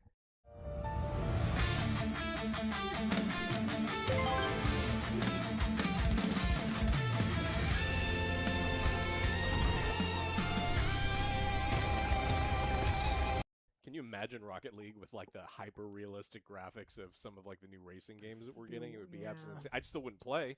I mean, I have in the past. But it's that's something I did 10 years ago. And I don't know if I'm going to come back. She did like Phasmophobia. Oh, with hyper realistic? Yeah. That'd be scary. Yeah, like it used to be, not how they have it now. Because I don't know. I positives feel in like we're Phasmo? going too fast there. Slow your roll. I mean, maybe this is they showed it off too early, and that shit is not coming until 2030. That would be nice.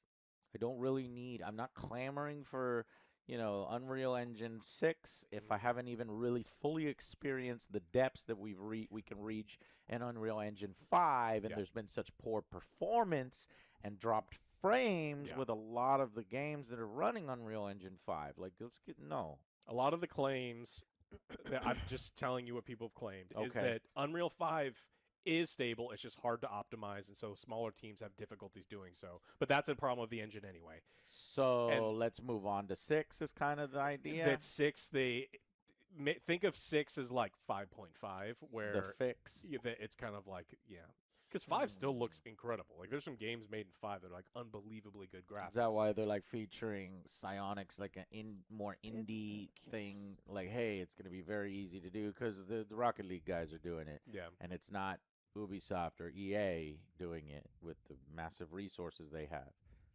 Yeah. I guess. Maybe. Okay, that's one way to look at it. I think We'll that's see. fucked up. It's not something that I have to buy. So what, Joe? Well, I was gonna say Samson had. Unreal 5? Yes. Yeah, Samsung was Those on Unreal 5. graphics Did you look that up? The hair was so good. Is it Unreal Engine 5? Check it out. Yeah. But you have to But did they Just have imagine it on 6. on 6 with DLSS 5? Imagine it on 6. It's in Unreal Engine 5. Yeah.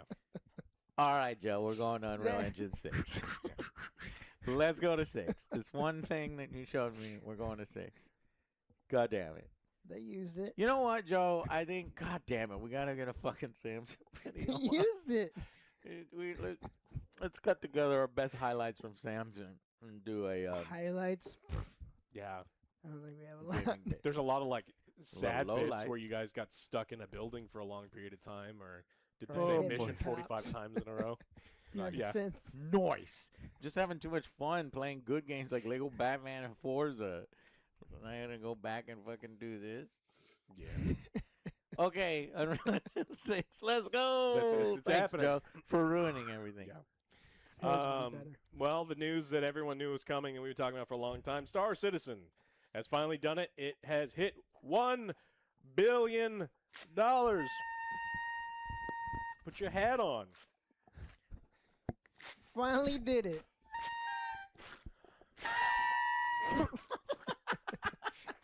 That didn't go like I wanted it to go. It's so hard to fucking blow through this goddamn thing. Blow harder. Yeah, no, that's what Star Citizen It was is doing. sooner than we thought, because we thought it was going to be like in July, maybe. Because it started slowing down a bit. Well, when you start selling a I said $5,000. kazoos, Alex! I want kazoos! Well, they didn't have a lot of We have things. kazoos downstairs. Do it. I can't do it. Yeah, okay, go. Fight me.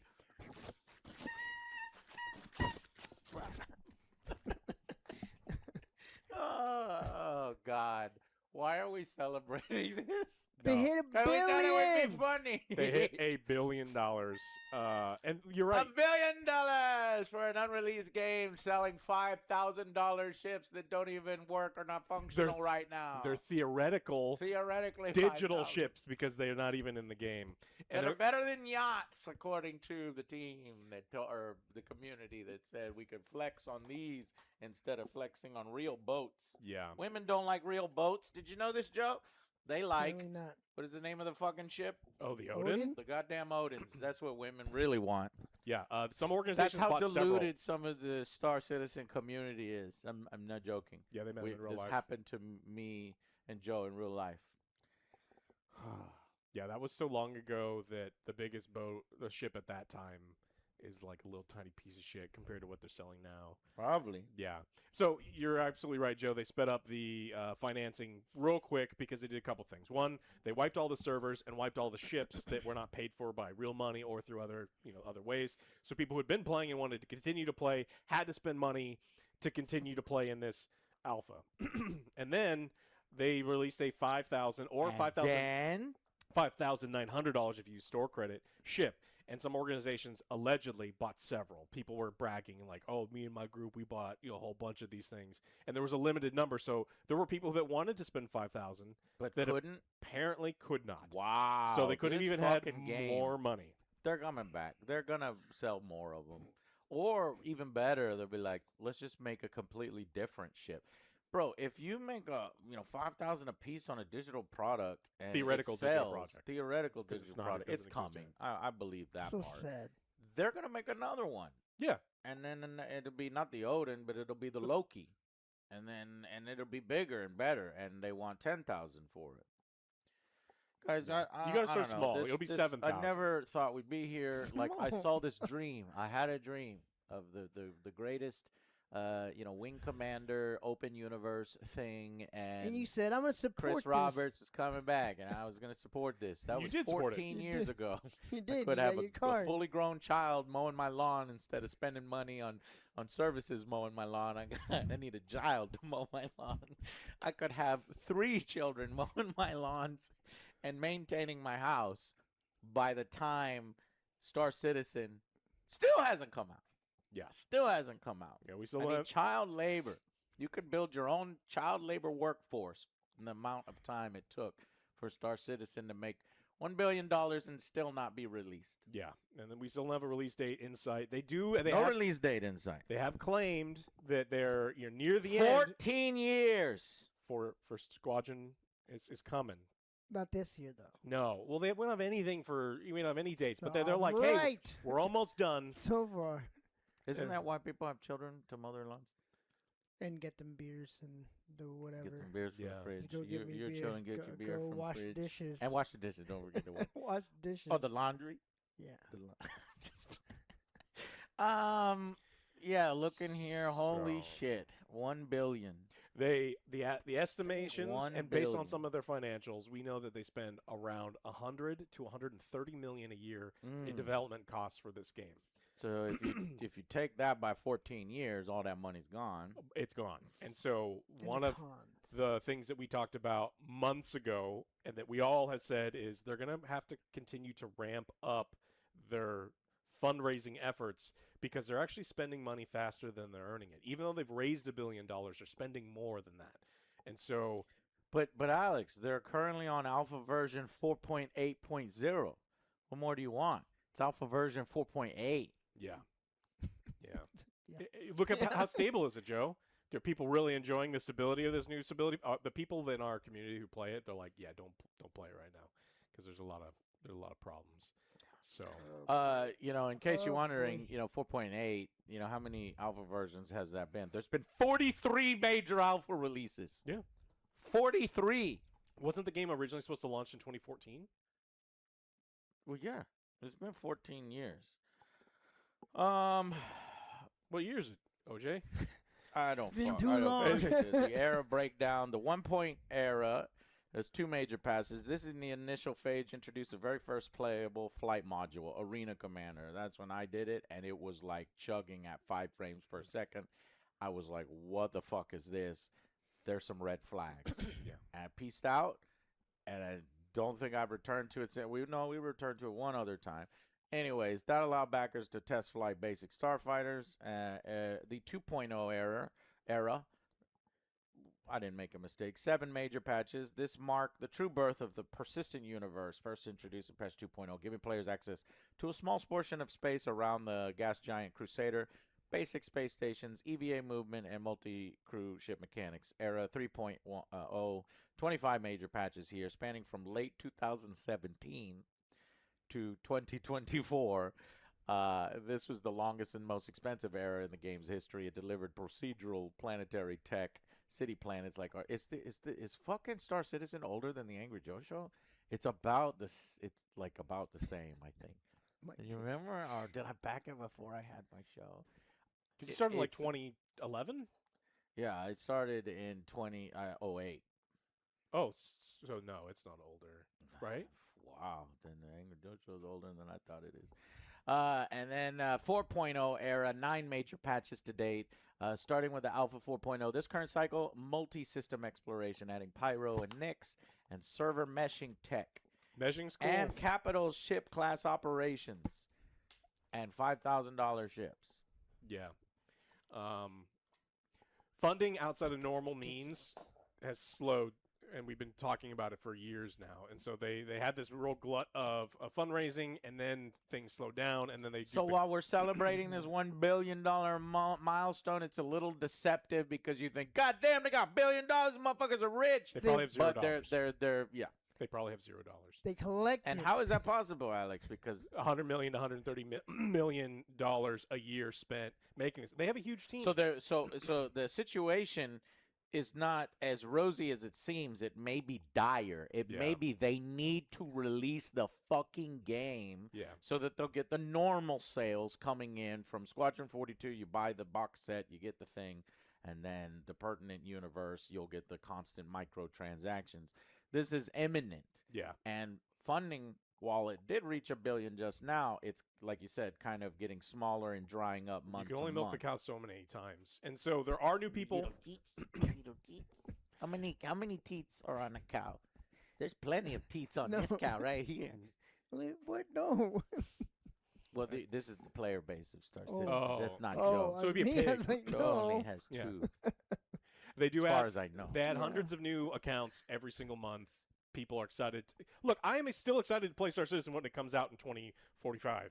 And I want to play Squadron. I was excited 14 years ago. Yeah, I'm excited to play Squadron 42, and I will give them money when the time is appropriate. The problem is they need to make money at a rate which is becoming unfeasible. Now, there are conspiracy theorists who claimed that the reason they server wiped is because the economy was destroyed and they couldn't milk, they always milk the whales because whale milk, which, it's really thick. Yeah, it comes real thick if you look up whale milk. No, don't. But why did you? Just don't. Never curious? You never want to learn something? Not that. But they couldn't get it out of the normal people who were playing and just logging in for the weekend, because they're like, oh, someone's going to give me $10 billion in-game currency. I'll buy whatever ship. But they weren't giving money into the system, not real money into the system. And so since they wiped all those ships, people are putting more money in. And so I think that their fundraising is going to get pretty drastic. So they either have to release the damn game within the next year, or $10,000 ships, or start putting booties on the ship. 0G booties. When your outfit is put together but still feels like it's missing something, For me, spring styling is about subtle transitions, tonal layers with texture like suede to add depth. Then, the finishing touch is always my jewelry. Pandora pieces are perfect for that in-between season, adding a touch of brilliance, personality, and confidence to my everyday style.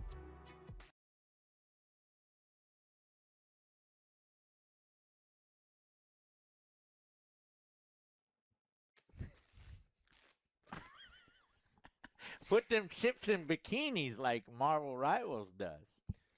You could do it. Or even your player characters. It's a lot more work. It's not that much more work. It's more work to put a booty on a ship, Joe. Come on. Yeah. Jiggle physics is something that I think that they could probably figure out in like 7 years. So, but that's another scope creep thing that they'd be adding. Is it so. persistent? Yeah. Persistent jiggle physics? Oh, it's got to be, right? Okay. All right. So they hit $1 billion, right? $1 billion's a lot of money, an absurd amount of money. It's a massive. It's crazy how the average person has no idea what $1 billion actually looks like, and they'll have OJ put that picture, that famous picture of what $1 looks like, what $1 million looks like, and what $1 billion looks like. It's insane. Yeah, it's really hard to spend. Ubisoft lost more than $1 billion this year. Wait, what? Ubisoft. I saved this and I sent it to Joe. Apparently, if you invested $10,000 in Ubisoft, how long ago? Be billionaire. Well, they used to be the largest gaming company in Europe. They were worth $6 billion, and we were talking like as we did stories on them a while back. You know, they were killing it, and then if you invested $10,000 in Ubisoft 5 years ago, you would now have $50. If you invested $10,000, you would now have $50. Yeah. Ouch. So. Ouchies, Joe. So the investors aren't pleased. Yeah, for this fiscal year ending March 31st, 2026, they lost 1.3. Well, in U.S. dollars, it's $1.4 billion. So more than a Star Citizen in a single year. And this is mostly due to write-downs tied to 7 canceled projects, 6 delayed titles, and significant restructuring costs. We only have one hero for them. Yeah. But it's not coming out Every soon. Every time I see canceled projects, it's like, it better not be Beyond Good and It Evil. better not. I swear Ubisoft. They lose $2 billion if that happens. Yeah. You're going to lose $1.4 billion, and then whatever OG and I were going to pay you. Yeah.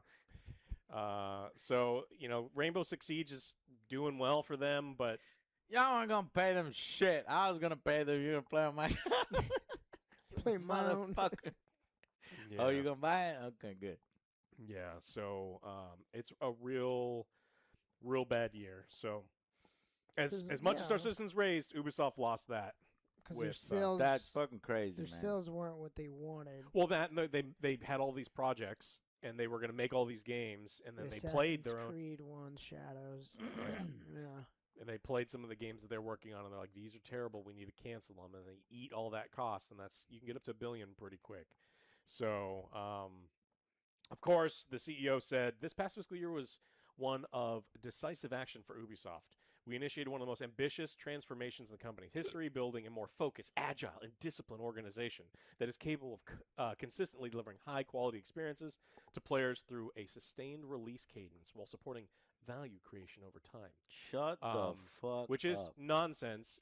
They lost $1.4 billion through bad decisions and him and his brothers making dumbass decisions for the past 5 years. So there's a picture there for you. Yeah. So yeah, there's that. Well, what's your color? $50 though. $50. $50. That's a lot of money. Oh my god! How many chicken nuggets You you can buy can't for $50? even buy one Ubisoft game with that. I know. I would be so fucking mad. Like I'm done. $10,000. You Ubisoft now have forever. $50. What's crazy is the CEO and his brothers, own such a huge portion of the company, and they of course had all of that stock that is now not worth anything. Now they did convince Tencent to give them a bunch of money for some of the IP that they did own, the good IPs, but this is like world record mismanagement of a brand that used to be the largest gaming company in Europe. It's $6 unfortunate. billion net worth, incredible Could have been something. catalog of IPs. Could have been a contender. I mean, they were a contender. They were number one. Now they're bums. And now they're bums. Now they make dog You're shit. bum Rocky. Maybe they'll make a comeback, Joe. Yes. With Assassin's Creed 17. No, not that one. Okay. It's Skull and Bones has a new DLC, right? I don't want to talk about Skull and Bones. Yeah. So I do want to talk about Resynced. I'll be on board for that one. That'll be my I do. My most excited. I do want to play that one as well. Yeah. All right. You got some stories. Tell me about them. I have stories. Did you know, Joe, that The Expanse, Osiris Reborn, this is either the biggest insult ever or this is the greatest company with player feedback ever. Or both. Or both, because they released the demo for people that invested in the game and a special edition, and you got to play an early mission. So they got to see what the dialogue was like and the characters were like. Well, got a new story here. Replaced. Osiris Reborn is recasting its protagonist after negative fan feedback. So apparently they heard the vocal fan feedback regarding the performance of the male protagonist character and his twin brother, prompting them to take action. While the voice actor for the male protagonist and Jay put in a lot of good work, they felt less expressive than we wanted, said the developer in a blog post. Because of this, we are changing the voices of the male protagonist and Jay. Right, lads. There's something I need to tell you. I've been making money online. Oh, Sarah, you haven't been putting yourself on those websites. Well, every time I upload stuff, my bank account is better off. That's how you paid for our weekend away? Relax. It's easy money. But what exactly are you showing people? I'll show you. My bills. Your bills? Yep. Electricity, gas, car insurance. I stick it all on bonkers.ie. They compare everything, find me the best deal. I switch there and then, and my bank balance is better off. Wait, so no actual fans? Oh, I have fans. They just turn my bills into savings. Bonkers.ie. We turn your bills into savings.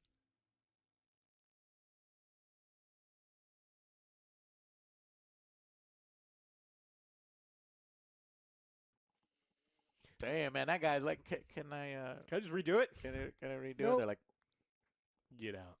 Get out. Don't let the door hit you on the way out. Ouch. What's like a Ouch. Sonic the Hedgehog I moment? think I have seen clips of it, and I was like, oh, this kind of feels weird. This Low feels energy. stilted. It makes the writing kind of, it highlights the writing more, where it's like, oh, is this bad? What's going on here?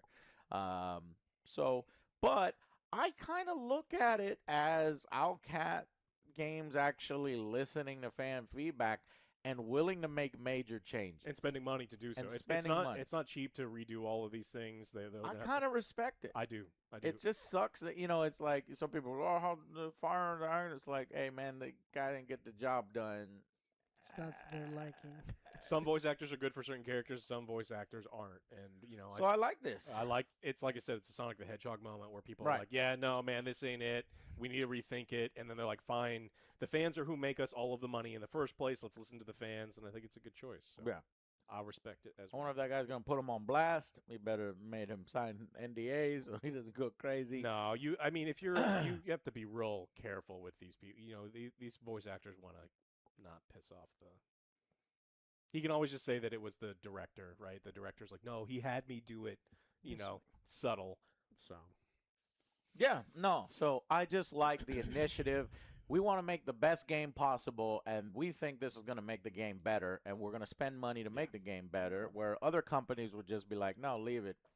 I mean, how much more? No, I'm not going to re-record that. That's a bunch of work. I'm not going to do that. That's EA. So this isn't EA. This is, they actually give a shit about their games. So Owlcat, good on you, and hope that actor finds other work, and it won't be in that game, though. Mm-hmm. Yeah. I got one more. So over last week we had the Warhammer Skulls event, which is every Warhammer 40K and other licensed properties from Games Workshop, all the upcoming games, and we had a bunch of reveals. This is a good show, good showing. Dawn of War 4, the big one, Dawn of War 4 got a release date, so we're excited. It's coming September 17th. Why? Why September? A lot.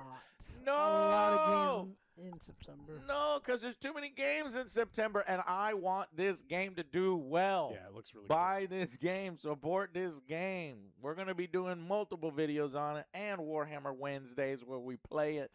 Guys, September. What was the name we come up with? Detember. Detember. Detember or Detember 17th. Spendtember. Those are the two ones. Spendtember. Yeah. So that's another good one. Okay, the other big one, which is huge for me, is Warhammer 40,000 Chaos Gate Death Watch. So you're getting a Chaos Gate sequel. It is now the third in the series. So you got the first one that was years and years ago. Me and Devin would play it after school, and like fucking, what was this, in the 90s, the 2000s. And then Chaos Gate Demon Hunters was a lot of fun. The only thing I didn't like is it was only four members of the squad. In the previous Chaos Gate, you can bring like big squads of fucking Marines. It was like XCOM. But everything else was just improved. You could talk with the characters. There's cutscenes, and then talked and voiced. There's good challenge, just too. Really, really, it's hard as fuck. Death Watch, from what I've seen, I think will increase the amount of people you can take on a mission, so I'm happy with that. I even think I saw a Lemon Rust tank, and Imperial Guard, and of course the Death Watch are a certain brand of Marines that are really good at killing Xenos. If you like XCOM and you are interested in 40K, there's like 5 games out right now that do that turn-based, and so like, you're eating good. Because I mean, there's also more battle sector stuff. Yep. Yeah. Long ago, one of the first-person shooters in the 40K universe was actually Tau. People kind of didn't really expect that. In that same vein, there's a new Age of Sigmar game coming called Deathmaster, which lets you play as a Skaven. It's not first-person shooter. This is a 2D action platformer. You can play as one of the little rats. And then we got Total War Warhammer 40K. That one was disappointing. That reveal. They didn't show shit. Yeah. The logo. It was literally. You like the logo? It's like, I guess. Talking. Commander Yarick. And I think I heard Gazgul Thraka. If you're an orc player, you're excited like me. They'll probably do the Armageddon setting. And they're still working on Gladius. They just dropped something. Yeah. recently. Yeah, no, there's more Gladius. That wasn't in the show, though. It wasn't. but It should have been, though. It should have been. Damn, I thought. Yeah, they dropped the ball there. There's new units in Gladius, which is the game I got Joe in the They strategy games released- with. I thought Joe was talking about Lucas Arts Gladius from No. Gladiatorial, Oh, where we no. played on Xbox. And you No. played that. That game is sweet. Me and Jay over the weekend played a gladiatorial game with scorpions and lions. Go check it. It's on the channel now. It came out on Sunday Skirmish. Helldivers is doing content with 40K. That's a match made in heaven. All you really need to do is get some Imperial Guards, some Tyranids. Alex disagrees. Yeah, because Why? it's just going to be paid skins, and then I don't think they're adding any Tyranids or any of that stuff. They're just going to be like, give us money, and your guy will look a little bit Still more a like match 40. made in heaven, whether they execute it It's well gonna be or the same not. thing that they That's did with the up to them. Halo. Yeah, it could be a match made in heaven. I just don't think they're going to do it. Dark Tide is getting a Skitarii class, so we're getting some Adeptus Mechanicus representation, which is a brand new faction that you'll get to play in Dawn of War 4. Game So needs more love. they're trying to get more. Man, Space Marine 2 apparently is a successful live service game. People didn't really expect much from the multiplayer side of Space Marine 2. I did because I was excited, and I kind of predicted it. It is blown up, and people really enjoy the multiplayer side of it, and it's constantly getting updates. And then finally, the brand new game they released on the same day. I always like day and date. Hey, it's out now. Go play it. That one was Warhammer 40,000 Mechanicus 2, which is Adeptus Mechanicus versus Necrons, Joe's faction. And the first game had the most beautiful soundtrack of all time, 10 out of 10 sound. This one's no different, is XCOM-like strategy. Oh, and I forgot Dark Heresy from Alcat as well. So we talked about Alcat with the Osiris Reborn. They're willing to make their games better and spend money. And there's even more stuff coming from them. And there's on, Dark Heresy. Rogue Trader too. Yeah, They're Rogue Trader in June. Necrons. Even more updates. So. They also had Bolt Gun 2, where we're going to play as a sister, and it was voiced by Alana Pierce. Couldn't even tell because it sounded exactly like a Sister of Battle. She does a great job voicing the characters in that one. So you'll have a Marine or a Sisters of Battle. And then finally, these Survivors, which is Vampire Survivors, sold millions and millions of copies. I played it. I was like, this is not all that fun. But then you play it again. Then you play it again. Then you play it again. We got addicted, and Alex went really far, and I was like, I want to try it, and I went further, and then it's the competition, and it's fun. It's like a little auto battler, but there's a little more to it than that. Yeah. And then Warhammer Total War 3, I forgot. The Lion dude came out. Only $6. Good price. Get a whole new legendary lord with a little campaign and tiger units in the Warhammer Total War Hammer 3 universe. $6 is a good deal compared to what they have released in the past, where they're like, "Oh, give me $20 for this elf." That It's was like, gonna be no, that price. Yeah. Oh, and I forgot Alex's favorite faction, the Ultramarines, get some love in battle. all they've gotten is love for the past 5 years. I don't know why that one, because they're very similar to the generic Marines, which are already in the game. There's just a slightly shade These ones of are something. blue. Yeah, that one I don't know about. Anyway, so that's all there is there. And then the first Warhammer 11th edition game was live streamed this morning. I was going to check that out for content in the future, probably releasing in June. Me and Jay will cover that on Sundays. So check that out. But that's not all. Well, we hit 1 billion for Star Citizen. And Ubisoft also hit 1 billion. Don't forget. And Ubisoft hit 1 billion. There's way more news stories coming in the second episode having to do with Sony losing billions and being idiots. So watch us in episode 2. And if you like our show and want to continue to support us throughout the future, consider joining Patreon now. It is the most direct way to support us and ensure we keep going. Thank you so much for watching, and we'll see you guys on the next Angry Joe Show. Bye, guys.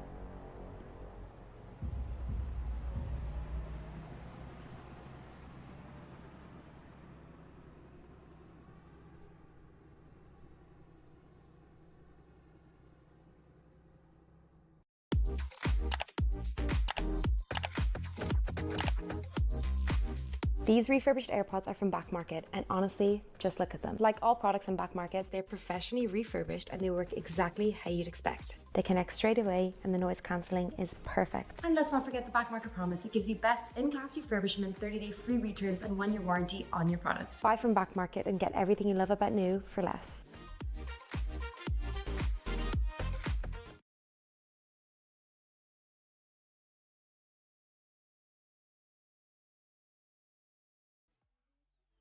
You've got a great idea. GoDaddy has the perfect domain name to go with it. It only takes a few minutes to register one with over 500 extensions to choose from. Take your idea online today.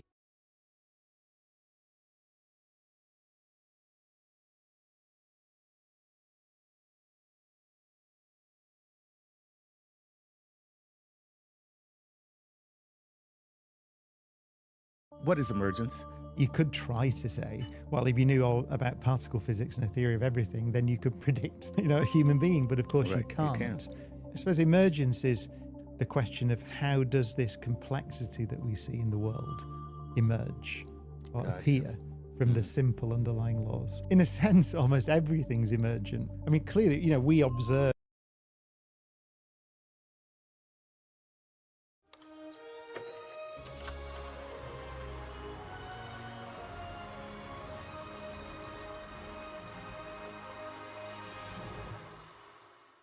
Holy shit. we just got back from Obsession, and that film. Oh, I'm really happy you guys insisted that we go and see it because we missed it last week. I had many comments and many streams and many videos saying, "Have you seen Obsession?" You're obsessed with Obsession. And we went to go see it today, one day, Memorial Day. And I got to say, wow, I'm so happy you guys asked me to see this. This was exactly what I want from horror. I didn't know Blumhouse had it in them. Blumhouse has, you know, the most generic, tame horrors, the fucking imaginary with the bear, just like dumb stuff. This was intense.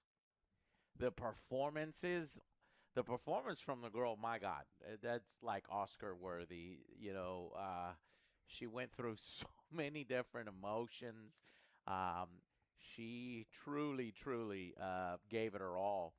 And it's not just one good performance. The guy as well, who, you know, makes this wish with the willow thingy. He was really good too. And this is intense. It's no holds barred. It leaves nothing. It holds nothing back. And it's oppressive. And it's creepy. And it gives you the heebie-jeebies the whole damn time. It's freaky. It's freaky. Freaky Nikki. Nikki Freaky. Wow. You need to see it. I think that if you love horror, if you love intense experiences, there's blood, there's gore. There's a spiraling out of control. There's a lack of control. There's this fear. And it really builds really well. And almost jump scares, but not bad jump scares, but jump scares in the sense that you never know what is going to happen. You're on edge around this girl who is, like the title says, obsessed, supernaturally obsessed, because it's one of those wishes gone wrong thing. That it's way too much in the other direction. And I think it's something that we can all, like, you know, invest ourselves in. Because I think when we were young, we all had that girl or guy that you were obsessed with. And you wish liked you back and didn't really like you. And, you know, in that way. And you just would daydream about being with them. And that's in the film. And it's depicted really well. Guys, this was fucking awesome. You need to see this. This is good. This is why I like horror. What did you guys think of Obsessed? I'm still waiting for the red flags. I didn't see any. Yeah. What was her? He can fix it. Damn, Joe. I can fix it. You can fix it. No, I was surprised. This was directed and written by Curry Barker. Mm-hmm. This guy, like, I want to see his other stuff. Yeah, he's got some hilarious stuff I follow on Instagram. Oh, for real? Yeah, he does a great comedy. Wow. I didn't really expect a lot of comedy in this one, but he does a good What blend. is with comedians doing really well in horror? It's working. Yeah. Yeah, this is actually pretty good. I actually just finished watching Tales from the Crypt, season 3, I think. It was called like Love to Death. Same principle. Mm. The guy is like obsessed with this lady down the hall. Kind of gives her a little drink or a little love potion. The lady becomes obsessed. Mm. But this one took it to a whole nother level. It was fucking creepy, a little bit gruesome sometimes, but it worked. This one, I like the take on this one, and I actually enjoyed it.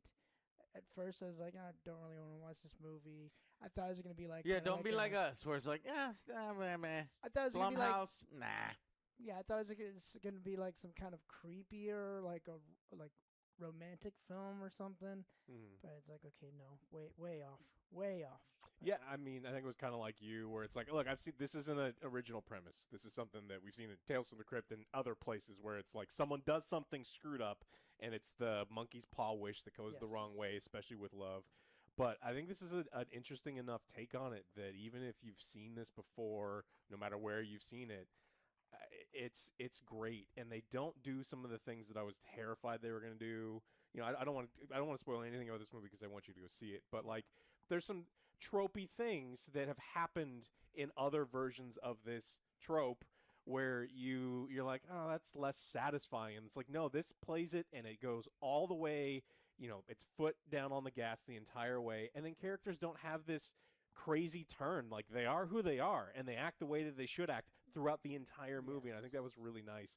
So, the premise is silly. What's funny is, like, even Tales from the Crypt may have had a more solid premise, as goofy as it is, than this one. But it's... I'm the one cooking in this house. I have some helpers.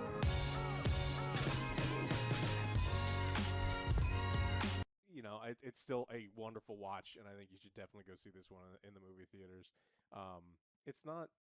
I don't think it's... You know, even if you don't like horror movies, like, this is just kind of like an uncomfortable... If you're ready to be uncomfortable, this is a good one to watch. Yeah. Definitely uncomfortable. There are implications in this, the horror. Oh, I can't wait to get into the spoilers to talk about it, because there's just something extra going on. I really appreciated the scenes where he tries to call the number on the back of this box for this One Wish Willow that he snaps, and he says, "I wish it. This girl loves me. Nikki will love me more than anybody in the world." And, you know, that scene there was very creepy. And then her behavior, because her behavior is everything. And then it just gets crazier and crazier. And there are moments where she's moving and it's unnatural, and it has that creepy vibe that I think at one point, it was at one point, and I don't want to ruin anything, but at one point, the hair stood up on the back of my, neck. And it hasn't been that. It's been a long fucking time since horror movies kind of got me to that point. But what I appreciated more about it is that it's this type of horror movie. I never expected it from this type, where it's like, oh, love and obsessed. And I was like with you guys. It's like, nah, it's romantic thingamajiggy. Like that other movie, Together. Together is a piece of shit compared to this, where they like merge together with, this is better. And I really, really liked it. And I expect I'm going to go back, Curry Barker, I'm going to check out, he's got another horror in 2024 called Milk and Cereal, found footage. And I'm looking forward to seeing what he does next. Oh, this thing has made like $99 million. It's made a lot of money. Because yes. it cost less than $1 million, I believe, and it's made over $100 million so far. Like, I think that we're gonna see a lot more, and it's awesome because it did such a good job. The physical. He's got another one upcoming called Anything But Ghosts for 2027. And then, oh no, untitled Texas Chainsaw Massacre film. No, man, do the original stuff that you want to do. This has got a really cool idea. Don't get pigeonholed into that. I look with this kind of success. I imagine that he can do whatever he wants to do, and he's got a really cool idea. He's earned my $10 or whatever it is. Sit down and watch it. The physical acting I think was really cool. They do some camera tricks, and sometimes a lot of moving unnaturally. Sometimes they're like. They rewind her and do some crazy things with it. I think it was really interesting visually to watch. And, the main guy, his reactions, were the way that they should be, because... Psychological thriller. It meant not only horror, psychological thriller, a little dark comedy, too, because the situations are fucking ridiculous. All of his friends around him are noticing how this girl that had no interest in him is now interested in him, and there's a lot of implications. They go through and a lot of different times, things. It's also like, well, the honeymoon stage is over now. It's the real shit kind of seeps in. You're like, okay, this is weird. She's acting very weird, and it gets crazier and crazier. Unexpectedly good. I even love the ending. It's hard to nail horror movie endings. It really is. But I think this one's good as well. The implications of it, because if you think about it deeper, and this is one of those movies that you'll probably think about for a little bit. It's not. Thank God it's not one of those throwaway movies like Imaginary and Megan and these other kind of things. Do you remember how Imaginary ended? I bet you don't. I don't even remember. All I remember is the white and black checkered thing from like Beetlejuice kind of looking thing. That's such sad. A piece of shit. It's such a piece of shit. And fucking the pool movie. Oh yeah. What was that one called? Didn't You don't even remember the name of it. Night Swim, right? Damn, Don't they Night Swim. bury the husband and they put cement? So this is why it blows my mind and unpredictable. I think they got lucky with this one, Blumhouse, because Blumhouse to me represents, that kind of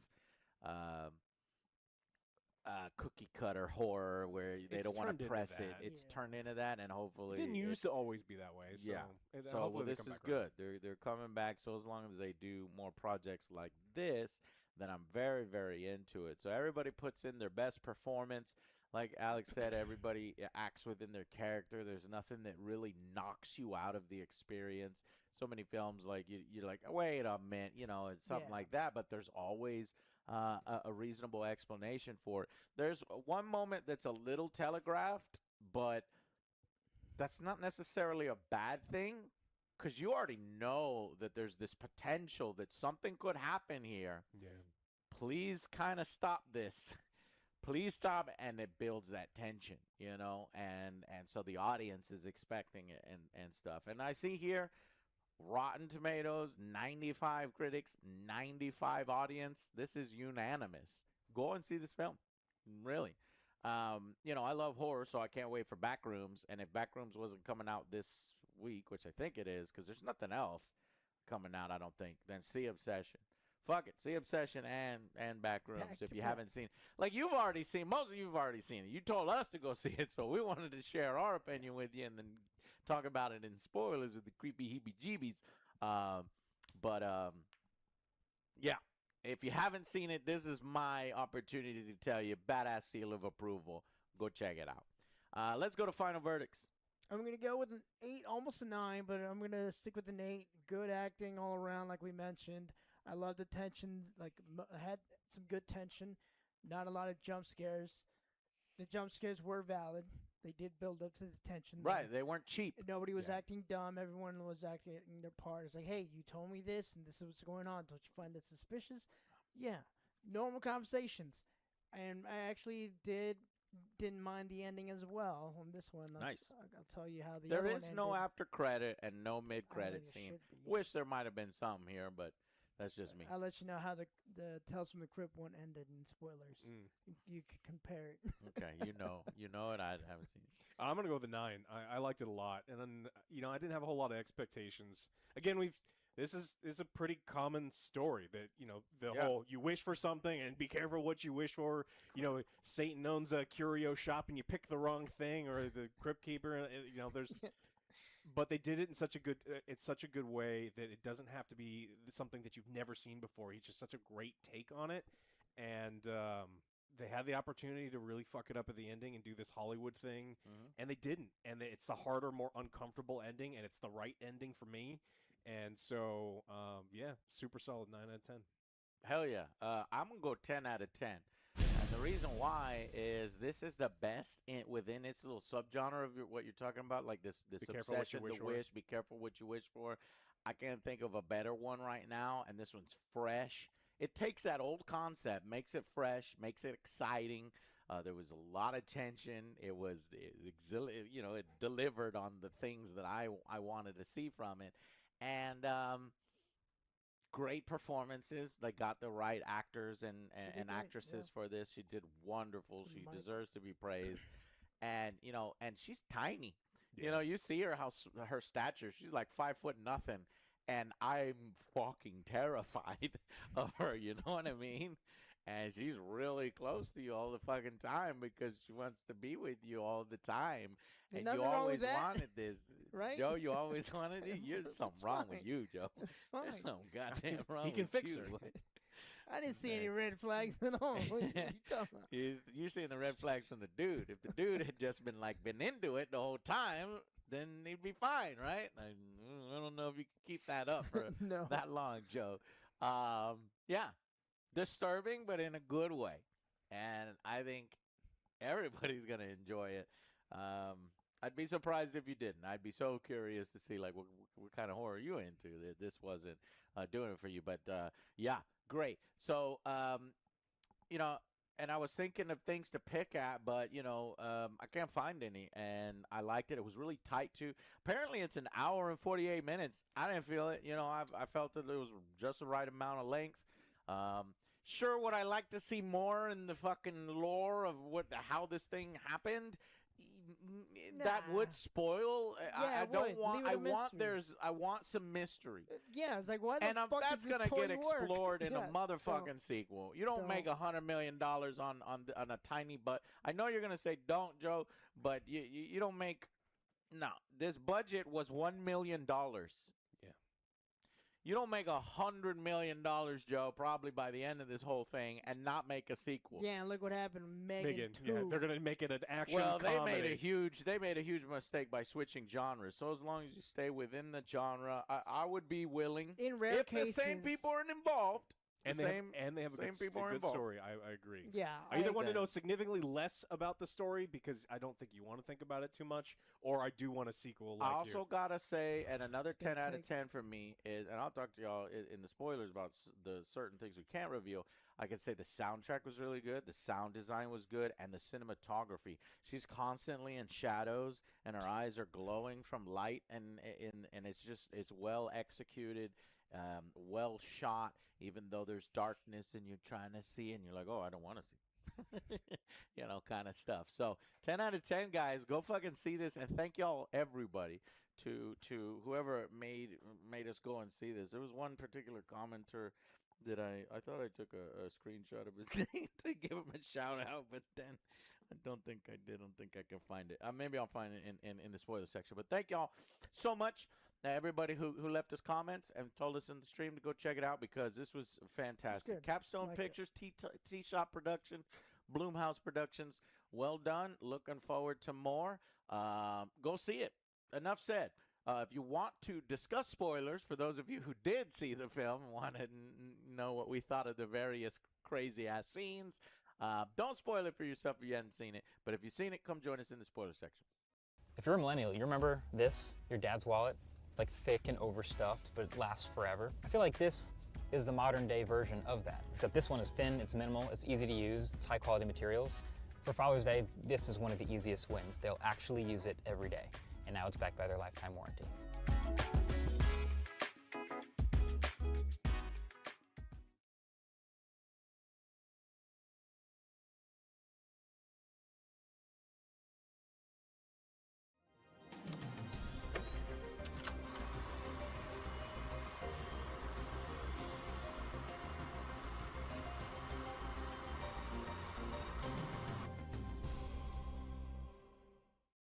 Hey guys, welcome to the spoiler section.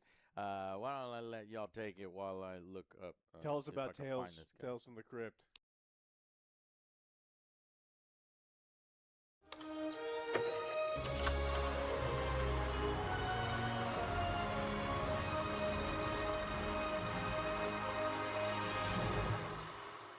Hey guys, we just got back from Star Wars, The Mandalorian, and Grogu, the first Star Wars feature film in theaters in I don't know how many years, 7, 8 years. Wow, it's been a long time. So Disney's really got something for right. It's Mandalorian season 4. Okay, so May 22nd, this thing.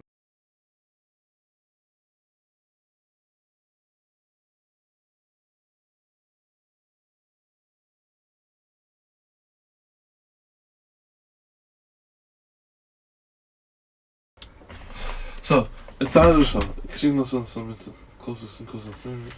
close-ups, extreme close-ups, 20 minutes, 30 rule, handheld, reversible, triple, correct, microsoft software, POV, master safety, watch out, full style, American sound, muscle soft, touch, also easy as the hall, truck is move, whole car left, right, truck is move, car backward, forward, long slice of call lights, pointing out, chasing, because of the same scene, touch before, master also all action, the scene in theater, cross level, the system, the disappears, business, the time, I return to the back, the business, crosses on. One of the possibilities was anything. Because the strangers is one of my favorite down crosses on. Crossing line, what did you go back to back? Senses up, back to reverse shot, also shot, PLB. Planes to throw, good back to because light people have to stand up. And retro software down, because it's like, keep out with the design, the shadows, because light people are hot on. light paper half done, and then light bounces up a lot bit to make it so it's covered a bit. Let's like turn it as a kid. That's just customers goes over more back on the remember John is the one as you can see push on it looks nice. And less like about the deep curves and you think this area gets dark just because the point of the 5% is like there's something that's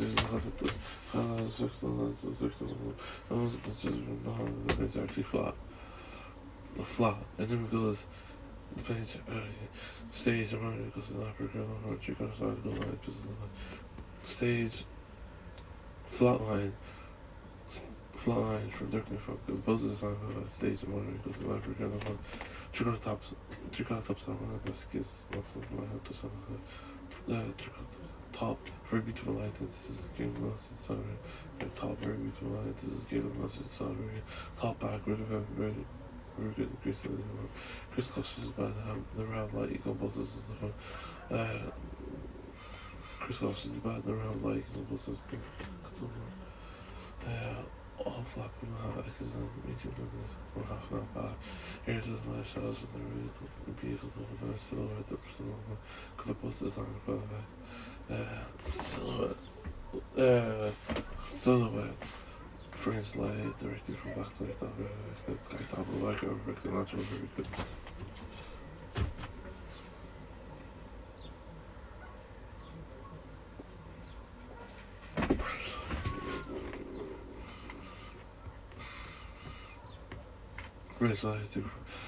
Friends light directly from backside top like the sky top of like primary is blue, yellow, red, secondary green, hunter, purple, touches everything. Chroma situation, same thing. Now he uses chroma as Marco uses one color for type, now he uses Messiah color, speak of optical biology is opposite color, triad is color, triad, Fisher is color, rectangle, most common color is the personality color, and also just revolving the place actually.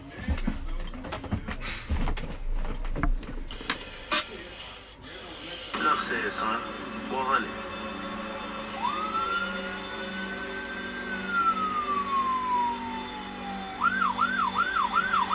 Enough said.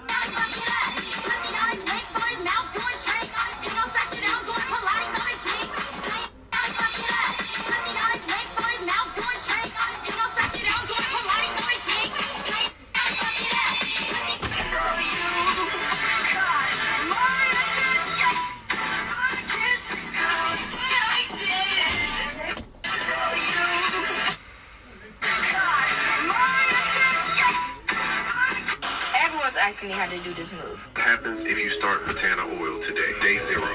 Your hair is dry, there's buildup on your skin.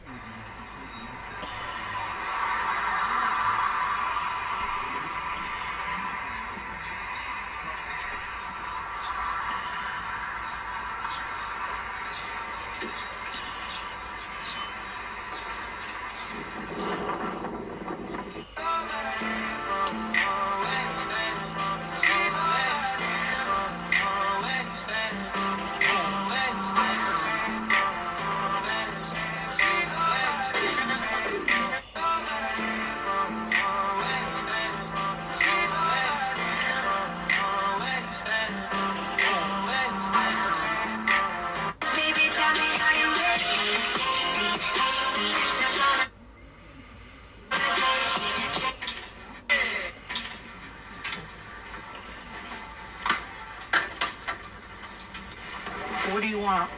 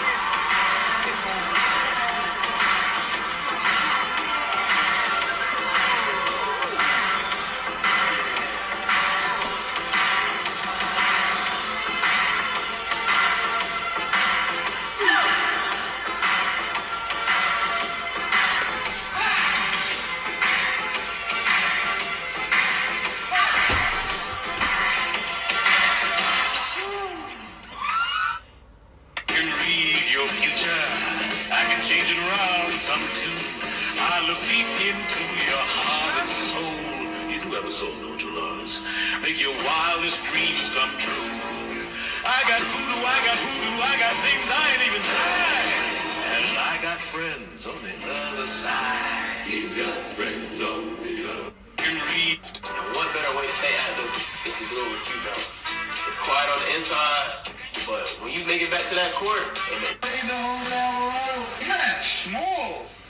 These lifestyles? Yes? And he in the NBA? Why I could bust his ass? Who's that? I think that's Jose. How you tall? It was this. It was short. You sure about this? I explain. Came out, and well, 21st, and it was directed by Jon Favreau, who we know started The Mandalorian, really got Star Wars in the right direction, and written by Jon Favreau, Dave Filoni, and Noah Clore, and of course featuring everybody's favorite Grogu and Mando, and I guess in what I would call a New Republic versus Hutt's adventure from the perspective of a mercenary who, you know, is helping the good guys, and we go on a mission. With each delicious cup of Nescafe Gold Blend, you can enjoy its rich aroma and smooth taste. And with every sip, you join millions of others choosing high-quality coffee that's 100% responsibly sourced, helping to improve coffee farmers' lands and livelihoods. Expect more from every cup. Nescafe Gold Blend. Enjoy the same great taste, now in recyclable value packs.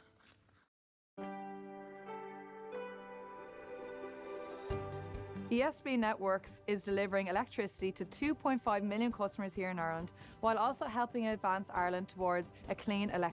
And yeah. So why don't we switch it up today? Let's hear from Alex. What did you think of Star Wars, Mandalorian, and Grogu? Man, it's definitely one of the movies of all time. One of the movies of all. You know, it is. It happened.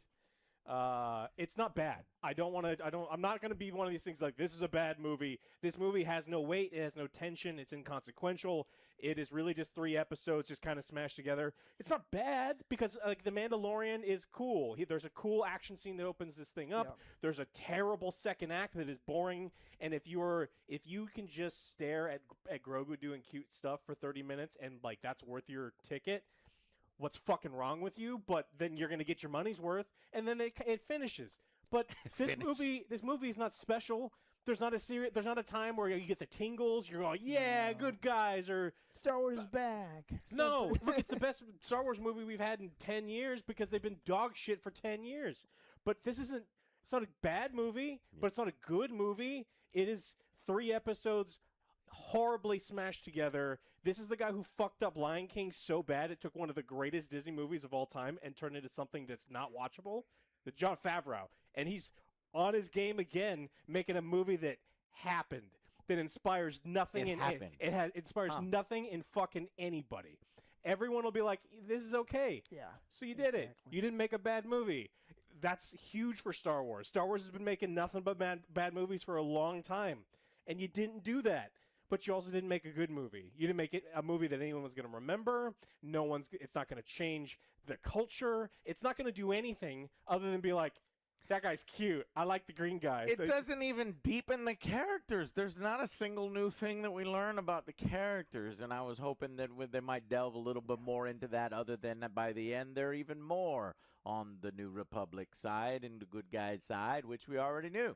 Nope. None of that.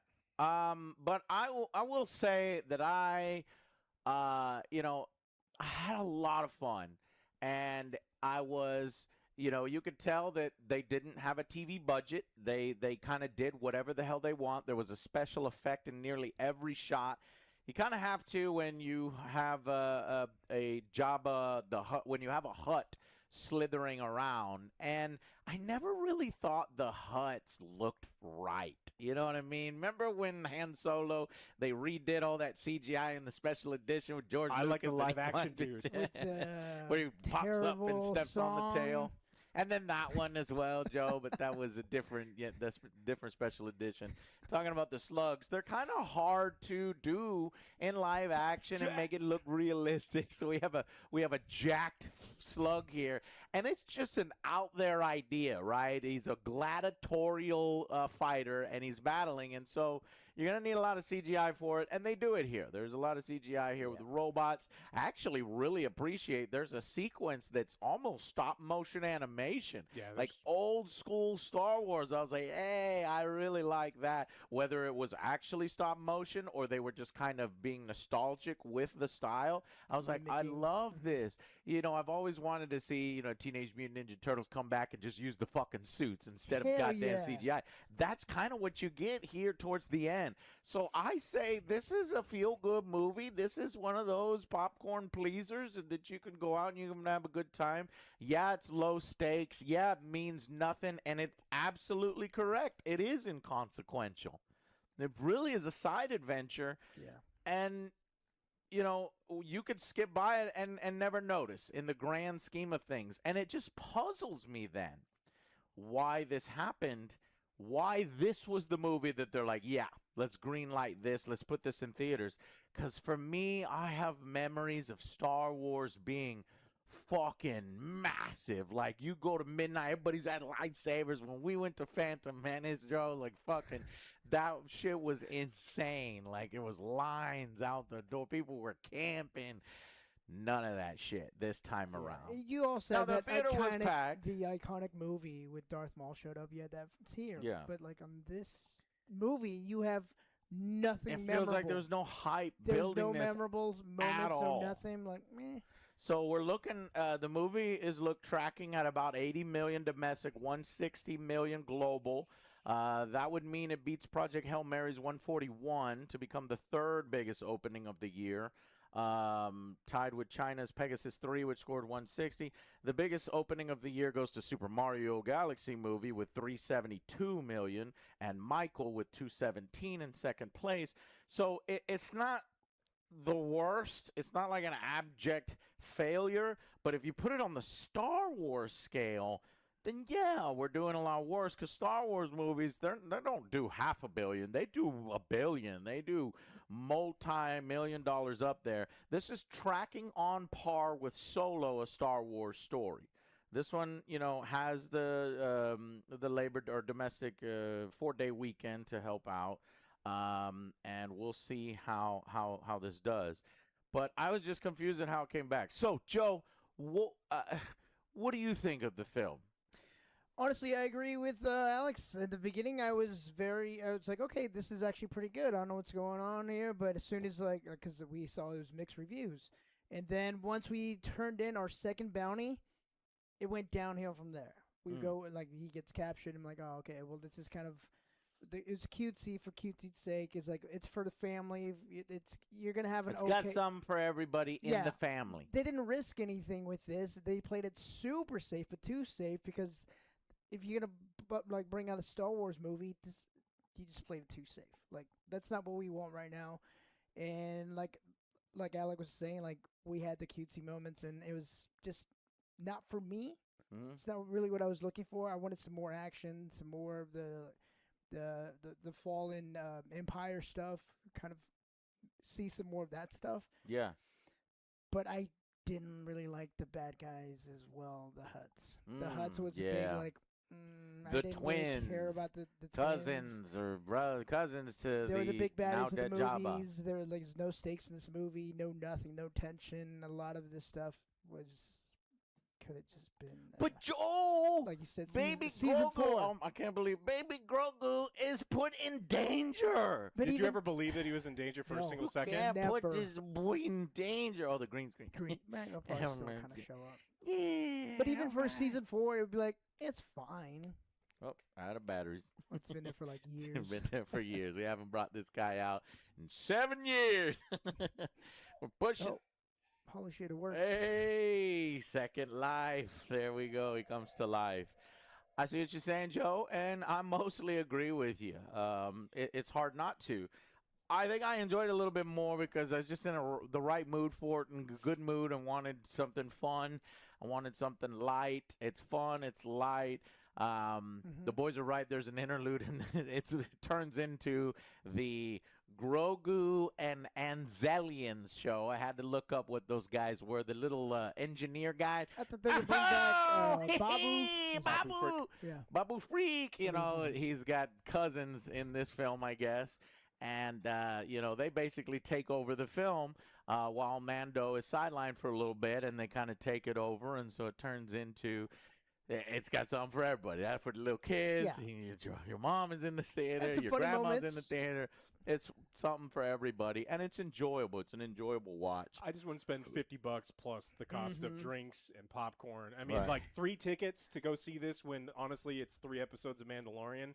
Don't spend your money on it unless you like really want to go see Star Wars and it's not even Star Wars. It's a side thing. I'm a Star Wars fan, so I like the lore. I like the universe, and I like seeing it get expanded in a different way. It's And so small. But it is super small. I feel like it's only It's 3 a sets. trek through the fucking good old hiking trail, and it's nothing more than that. But I will pay I will pay for that because it wasn't a bad film. It's not something that blew me away, but I enjoyed my time with it. And well, that's I mean that's pretty. Unless we start going to spoilers. The but song, like, well, everything okay. else- I will say some of the song is still a fucking banger, dude. I love the Mandalorian theme. It's fucking so great. good. And there's a film rendition of it. They try to mix it up and put some spins on it, and I like that. Now, I'm not saying all the songs work. This one surprisingly has like techno songs in it. It sounds more like Dominion Storm over Gift 3 than anything Star Wars. That's a huge deep cut. I don't think anybody's gonna get that. Oh, it's an old game that I used to play that had this soundtrack that kind of sounds like this. It doesn't sound like Star Wars. They're trying to differentiate it.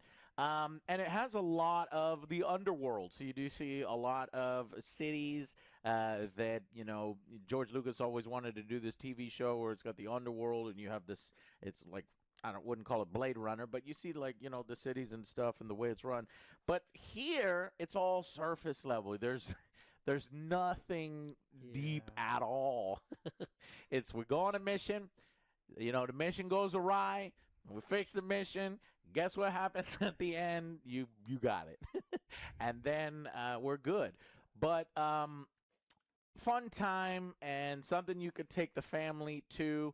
I just wish it was more impactful. And like I said, I don't understand. Well, I do have understanding.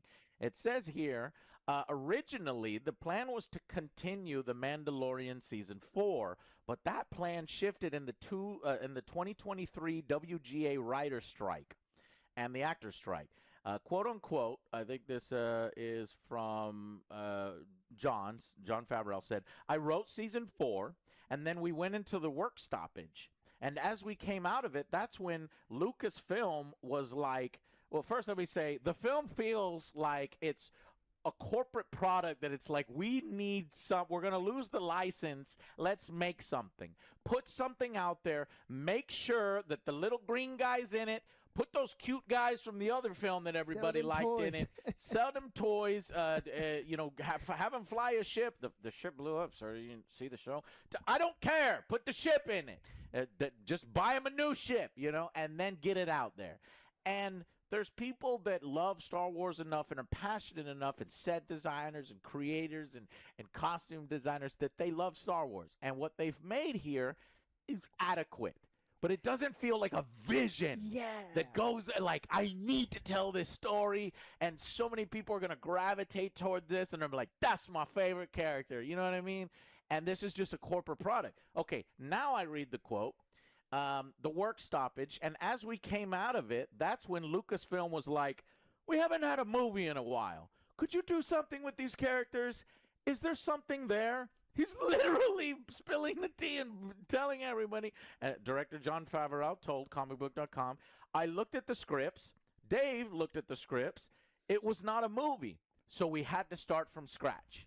And they made a movie. They made a movie out of and he pitched it as a new version of what it was because it also had to be for people who didn't season 4. People saw the show, they saw Ahsoka, and now this one. It's got to be like, no, you should be able to bring somebody who's never seen Star Wars with you, he added.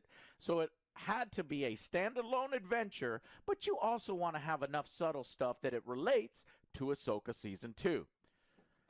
Now, whether any of this stuff relates to Ahsoka season 2, I hope not, because I don't want any of this in Ahsoka season 2. I need that to be higher level. I need it to be dealing with more interesting stuff. I don't want to see the fucking twin or these huts or the none of that. I just want. I don't know what they mean. But does Sigourney Weaver does Sigourney Weaver show up in Ahsoka season 2? I don't see how this sets up season 2 at all. And by the way, there's not an end credit scene. There's not a mid credit scene. It's weird. There's no Star Wars crawl. It just goes. It's a corporate product that feels like a stopgap, but it's all right enough. You know what I mean? And it establishes, I guess, Sigourney Weaver as that veteran female presence that kind of fills the slot for the Leia mission giver character. She's in this movie for like 2 minutes, though. Yeah, I know. She's so good at everything. And I got a job for you, yeah. Yeah, I wanted her to actually be in this movie, and she's really not in this movie. There's a rat we see more than Sigourney Weaver. Oh, yeah. Hey, man, that rat. Well, we'll talk about it in spoilers. Anyways, that's not correct, but it's funny. So, but I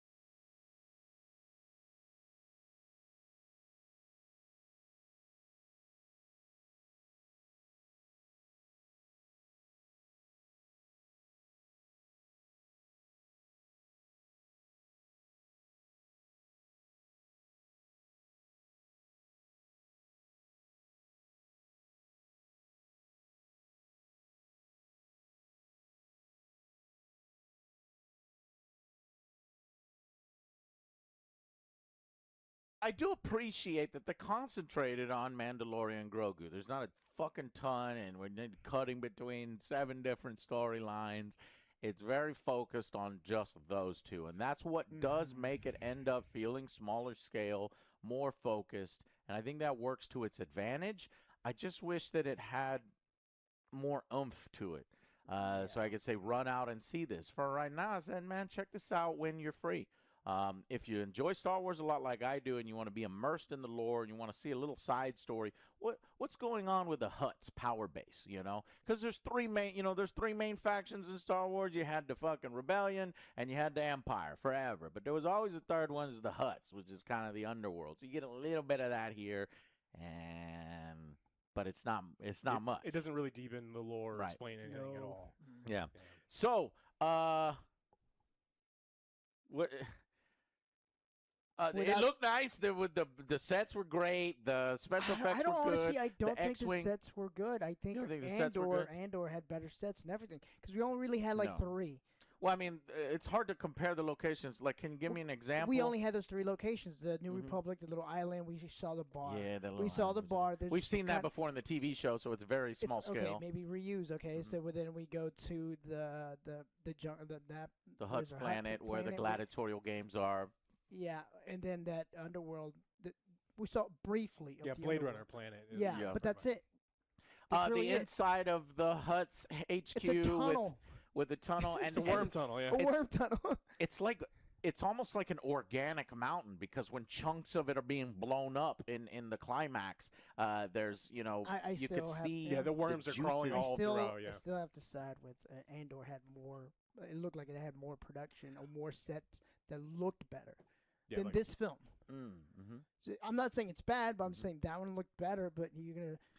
Andor definitely. Whoever did the set designs there, it's just so it's white, and this is bright, gonna be your movie. clean. You're gonna be like, all right, we're gonna tout or like praise this one. This is what we're gonna be showing you guys, and I honestly think it lacked for this for that. Well, remember they spent a good amount of money on Andor. I'll look it up. But here they had a tight budget compared, because they let Solo see. While it might be on tracking with Solo was a disaster and a bomb for Disney because they overspent. The Solo production budget was $275 million with some reshoots. Some people think it's $300 million. It was 3 movies, well, because there was 3 different directors. So like Solo, yeah. Yeah, so it's like 3. Solo was actually 3 movies that they had to push together because they had so many people. So $300 million on that one. The production budget here was only $160 million. So all they have to do, probably, if you do the math and then double for marketing and stuff, it has to go $400 million. Can it do it? Maybe. We'll see if it can or not. But it just depends on good word of mouth. Is that good enough to spread word of mouth and get it to $400 million? It's a sad state of affairs when Star Wars, you have to second guess whether Star Wars can even, break even or something. But like the boys said, they're playing it safe. Star Wars has been in a bad spot. You know what I mean? We've been making kind of shitty stuff. It's certainly better than Acolyte. Correct. Certainly better than Boba Fett with the fucking scooters and shit. Oh, yeah. And your Slave One on your shirt. Oh, that's right. Friendship One. They renamed it. The Friendship One and the Boba Fett. They're interns. But everybody knows it. This is just like the most blatant corporate. I didn't recognize that. I fucking love Star Wars. I fucking love it too. But I would still kind of wait. Like, I'll go see it like an early showing when ticket prices are cheaper. If you have Disney Plus, especially if you've been used to getting this content is no better than the TV show. The best 3 episodes of Mandalorian are better than this whole movie. So it's like if you're used to getting this product included in your Disney Plus, and you're like, maybe I don't want to spend $50 to $100 to take my family to the movie theater. Yeah. I can definitely say, like, wait till it gets to the dollar theater. Wait a little bit. There's no spoilers. Nothing happens in this movie. So it's like you're not going to find out that, someone big. And Alex is clearly talking about, there's the newness when you do the Mandalorian for the first time, and you could tell the passion there. They had a story to tell. They had characters to introduce to you. and the writing was better, and the story. Here it's like, hey, the characters you know and love are going on a nice little adventure. Do you remember the scene with Werner But Herzog? the budget is much higher, so like the production looks bigger and better than the TV show. I'll give it that. But this is the way, or I Have Spoken, or Werner Herzog sitting there and giving his monologue where he sounds like a psycho. Those scenes had gravitas to them. They were big. They felt important. There are scenes Even in the though they're in Mandalorian. the TV show. Yeah, and even season 1, like there's parts where your heart gets racing. You're like, oh my god, this is really cool. And we got a little bit of that in the beginning of this movie. Bit. In the beginning of this movie, there's There was another part with Grogu. Yeah. Yeah, and so I think that if you had been wearing a Fitbit, you'd be like, are you on a light walk instead of are you watching a badass movie? So, all right, well, let's go to final verdicts. I'm gonna say for this one a 6. It didn't take itself too seriously. There's a lot of stuff there. Like if families go out and check it out, they'll have a good time. The plot is pretty paper thin. The only good thing about Boba Fett and the book of Boba Fett was Cad. If they that villain was probably the best. If they would have had a better villain in this, because again, I don't like the Hutts. Have a better villain, better writing a little bit. But other than that, I liked the first act a lot. I was hoping they would keep that momentum, but it really took it slid down for me. But it was just it's fine. It was enjoyable. Had I had a couple more drinks, I would have had more fun with it. Probably. Yeah. What about Solo, Joe? Did you like this better or worse than Solo? I think it's on par. Okay, Alex? Yeah. What did you think? At Solo, I don't remember. I mean, Solo's all right. I think this is a mediocre movie that, it risked nothing. It was rewarded with nothing. It didn't swing for the fences. It exists, and then it happened, and then we're going to move on and not remember anything that happened with it. Cool action scenes up front. There was a cool action scene towards the end, so there's definitely, it's a worth eventually checking out.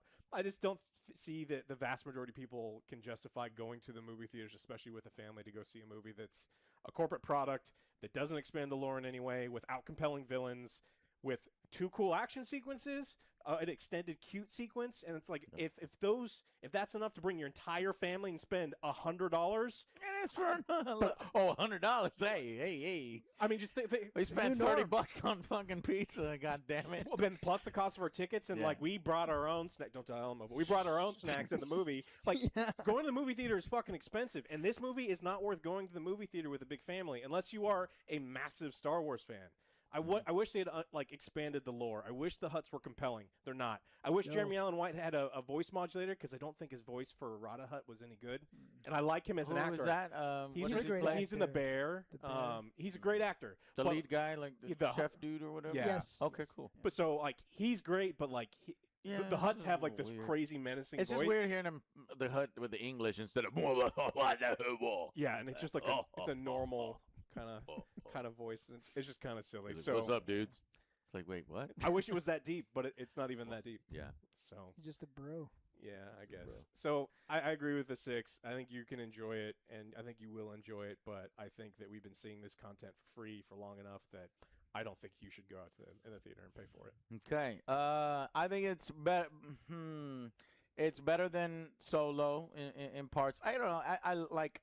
Makes me feel happier than Solo kind of thing, so I kind of like that, but I agree with Joe. It's kind of on par. So I'm also giving it a 6 out of 10. This just seems like the perfect, slightly above average movie because it was good enough. You could see the effort put in here. We just wish that it was, consequential. There's 4 other points here. This is consumed, throw it out. You're going to forget it in a few weeks. If not quicker. Does it advance anything forward? Absolutely not. Not really, unless Jabba's son is going to somehow be important later. But even if it's not important here. Yeah. So if you just want a prequel to what they're going to do with that, I guess there you go. Gosh, I just wanted a little bit more. I wanted a transformation for this little guy. I wanted something extra for him. I thought I don't want to maybe we get some more spoilers insight or something. something else we get some more Like cool something secrets? changes with this. I wanted him to get something, say something, do something different, but it's all the same stuff that you've seen before. Now, if at the end he got the cool fucking little Mando armor and he's running around with like little Mando armor or something, I don't know, it would have been a little bit better. Instead, it's a fun romp adventure side quest thing that you can skip and see on Disney Plus when eventually it comes out there. That's it. Pretty simple. You know, let's go into these spoiler section and talk about what happened in it. And for those of you who have seen it, and for those of you who don't care, come join us in the spoiler section.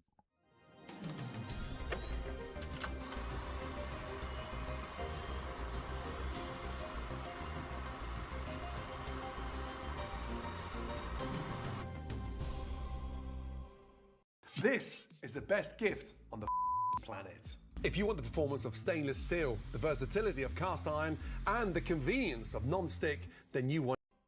Hey guys, welcome to the spoiler section. So, what was this all about? Do you want to start from the beginning, or? Sure, well, I mean, well, let's just jump into spoilers. So, go ahead, Alex. Yeah, so he's a bounty hunter, and he's got a new handler, and his handler is Sigourney Weaver, and she's got a deck of cards, and she's like constantly like, I need you to go get this Imperial guy, I need you to get this Imperial guy. So this Imperial remnants. So this is about two quests he's given. The first quest, awesome. Starts off super strong. He's like John Wick in Mandalorian armor. He is murdering stormtroopers. So fucking and badass. it's like he's doing cool shit. He captures the dude. And the movie is awesome up until this point. It's kind of corny. We get a to little see bit. like some cool variation, new trooper styles that almost look like hybrid snow urban troopers. And it's like, it's great. And I thought everything up here was great. Then Sigourney Weaver is great. And she's like, I'm giving you a new quest. And everything just kind of stops for a while because all the badass stuff that he was doing. Yeah, it's like 2 episodes of Clone Wars where you're like, man, that was a great episode, and then you're like, okay, this one's okay. Yeah, but that's the movie. It's like, but I want to see that one. So you're right. Yeah. Go ahead. Yeah. Okay, so he goes back to the base, and then Sigourney Weaver's like, hey, I got something Here's a for you. mysterious guy, and your lead is the Hutts. You have to go to the Hutts, but you have to go talk to him. So he meets up with them. Hang on, First, she got something for him? it's important, Joe, because Disney, like exactly like you said, they're like, oh, make sure he's in the Razor Crest, and they're like, well, we blew it up, and he's like, fuck it, give him a new one, and so they just hand wave that they're giving him a new Razor Quest. Like, where'd you get this? It was an antique. Somebody it's had an it. advance payment. It's like, I got the credit. It's like, no, it's fine. Just take it. Yeah. Just take it. If you do the mission, Yeah. if you don't do the mission, I ain't got nothing for you, she said. I ain't got nothing for you. He's like, so I can't have that? No. Yeah. No. So they go to this moon, and it's a really cool planet. I actually love the look of it. I'm constantly looking at the neon signs because I wanted to see if there's like Kenobi, Obi-Wan, like Lucas used to do. He used to hide those things in the neon signs. It's a cool looking world. And then we find out that Rada is not kidnapped, but he's in this stable of fighters, and he's a gladiator, and he actually likes where he's at. He's like, these people, they're not afraid of me. And Living in my dad's shadow, nobody cared about me, but now they actually cheer for me. Yeah. He learns later on that they don't really give a fuck about him. They're like, kill him, One when last Mando fight. beats him. And you can see the expression. I kind of feel sorry for the dude. Yeah, I just wish that this whole sequence had been a little bit more compelling. Like the bad guy just seemed kind of soft. Rada seemed kind of soft. They set up some fights where, of course, when you say the bad guy, you mean the leader or what are the ringleader? The ringleader of this is plan. Has his contract. He says, nope, he can't go with you. I know you're trying to buy him out. Mando visit. Hey, why don't you join the gladiatorial games? Wink, wink. No, I don't want to be in the games. Here, give me the thing. He's like, okay, well, he's got one last fight, and it's a special kind of fight where he's gonna throw every single He's like, monster I'm he free. has at Yeah, him. I'm free after this one fight. Like, hey, you're gonna die. You're gonna die, because he comes to him later. Hey, he just said that he's gonna kill you. You're not getting out of this, and he even says, hey, bet against him because he's gonna die. It's my gift to you. Now, he immediately tries to break him out, and they decide to fill the room with gas. And I guess I thought the fucking helmets were airtight, and so he'd have a little bit more time to do, but he just gets knocked out. Yeah. And both Grogu and him get knocked out. Grogu gets put into a cage, as we saw. He walked into the bar. You know, the ringleader had a bar fight with them to learn who the main guy was. But all these guys have cages with animals, and so Grogu gets captured into a cage. Meanwhile, Mando gets thrown out there. Hey, who saw that coming? He's going to gladiatorial fight against Rata, or whatever. What's his name? Yeah, Rata, the Hutt. And so they fight, and, you know, Mando kind of gets the upper hand at one point, and the crowd's all like, kill him, and you can see it in Rata's face. It's like, oh, man. Yeah. People don't like me. And so that's. But what's cool is it's an Easter egg where they have the monsters from the chessboard, the exact ones. Yeah, and then when they do the wide shot, I realized that the arena was a chessboard. And then one of the guys does the move from the thing, and I was like, oh, shit, did anybody else notice that? Nobody in the audience reacted, so I'm like, man, I guess this is for old farts like me. And I mean, I noticed it. I've noticed it too. You noticed it? Yeah. Okay, but you were just like. It just like, well, in my head, I was like, yeah, in my head, I was just like, it's a thing. It's a thing from something better. Yeah. Hey, now. hey, now. Because that little sequence, that little chess game, this one was real life, was a big one. I like the gladiatorial fight. Yeah, it's action for action's sake. There's not nutrition in it. It's just nice. Yeah, but there was no tension in it either. It's like Luke fights the Rancor, and you're like, oh my god, what's gonna happen? You feel the tension in some of this stuff, and in this, it's like, I didn't feel like anyone was really in danger. I felt as much. I mean, I don't know. When I first watched Luke fight at the Rancor, I don't know if I was like, Luke's gonna die. You know, I didn't think he was gonna die. This is like the third movie by now. Fucking awesome. Return of the Jedi. He's gonna kick his ass. Yeah, it's just like the one felt dangerous, and this one definitely didn't feel dangerous. Like at this point, you're like, no one's gonna get hurt. Nothing's gonna happen. They're fighting with kid gloves on because it's, you know, it feels different. It's soft.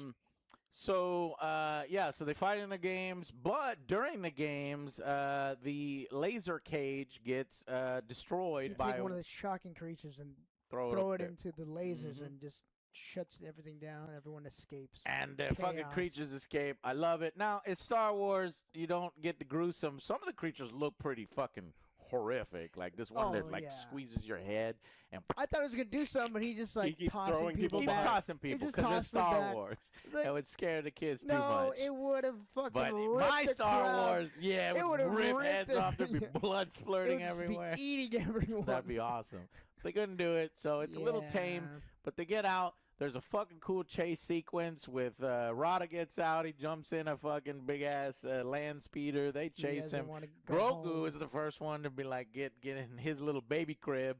It's his moment. Who makes those rocket things? powered baby carriage? Just like because it's a mom with a little baby, but then as soon as Grogu gets in there, that thing is catching up to him. Made custom, like, holy Joe. shit! Made by the Mandos, the armorer. I don't know. Anyway, so they go. He flies with the jetpack, and this is, you know, it's CGI. Yeah. It's fun. It's good. It was a sequence, and it, you know, got me excited. Yeah. Then he calls for backup for Zed, and then he's on the train tracks. He's like, all right, they kind of cut him off. He's like, okay, I give up, and they finally capture him and take him. They start questioning him too. Actually, in the ship, they said, well, they only want me back because they want me dead. But it's like, well, we need information from Lord Janu. He's like, well, that was him. That's who that guy is. That was him. It's like, I'm not lying to you. You're a bounty hunter. You can tell if I'm lying. He believes him. It's like, oh fuck. So they go back. And they capture him. They go back to the mansion. That was I thought that mansion was a pretty cool scene. See? Yeah, correct. That's what I said. There's a couple cool fights. No, that's what I'm saying. Okay. As soon as they turn in the second bounty, that's when it starts going down. Cause it's Lord Janu. They capture him. They capture him. They bring him to Sigourney Weaver. Everybody's like surprised that Mando brought a guy in alive instead of dead. Yeah. And he's also supposed to have brought the Hutt to the other Hutts, but he didn't want to do that because he knew that the twins were going to kill. Why? Because he's the heir to the Hutt Empire, because he's the son, and they want to keep him out of the way and kill him. And so Mando just didn't do that, and he takes another way. And Sigourney Weaver was kind of mad at first because he's like, well, they were a good source of this and that, and it's going to piss them off. But he's like, these guys are playing both sides. He just doesn't like the Hutts. Yeah. And then, but yeah, and then this is where I agree, Joe. And this is where he's like, okay, job's done. He goes back to another planet. He's fixing up his Razor Crest. Upgrading it. That's where the mechanic dudes Yeah, come. and then this is where Rhoda, whatever, is like, okay, I already got you a ship. Take off. Never want to hear from you again. He takes off, and then we get a silhouette of Embo, whatever, the other hunter. He's like, oh, he's watching both of them. Wow, Joe, you remember the name? I had to look it up. Yeah, I was about to say. I've seen him. You know, you haven't seen the series, but yeah, that was good. He survives at the end, so he's basically the foil to the bounty hunter. Yeah, we need so somebody he's to go up watching- yeah, against 'cause Mando. The Huts felt double crossed, so he sent them. But I he's thought this over was there fixing- another good scene. You know, it's at night. He's stalking. Now, it's a little stupid because Mando actually has the jump on him. He notices him coming because the motherfucking samurai is walking at night and the lightning, and you can see it looks cool, right? But Mando's right here, and then the next shot, he's inside. He's like, all right, he's hiding his.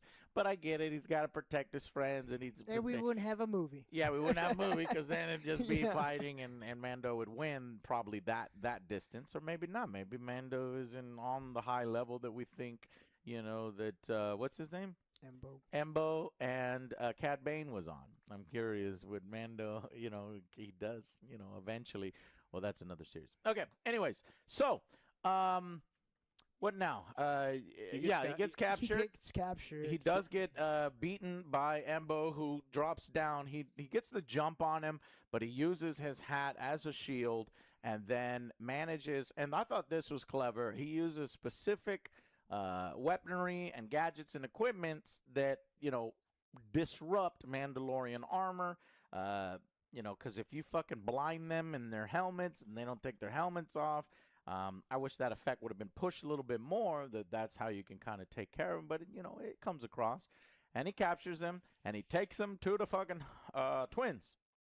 And he's like, and in fact, they already, because we saw Rada go off with some gun runner, and he's just going to continue to be on the run. And he says, and Rada really loves the little dude here. You know, he's like, can I feed him? You know, and he's like, yeah, because this thing, he eats all the damn time. But he says goodbye, says his goodbyes. Unfortunately, he's captured as well, probably Embo as well, and he's being tortured. And Alex, what happens? How would he have time? Just what do you mean? He sees it take off, Mm-hmm. but he's still there. I guess somebody else. He just reported it to whoever, and they picked him up. Yeah. But Grogu had actually escaped, and so Mandalorian had told Grogu and all the Fricks to hide. Oh, yeah. And so when Mandalorian is captured, they see and they know where he's taking him, and so they get on the Fricks' little ship. I mean, it's like a shoebox. And they, and they go all the way, and they have their adventure. They do little spelunking, and they go through the sewer systems where we see the sewer scenes from there.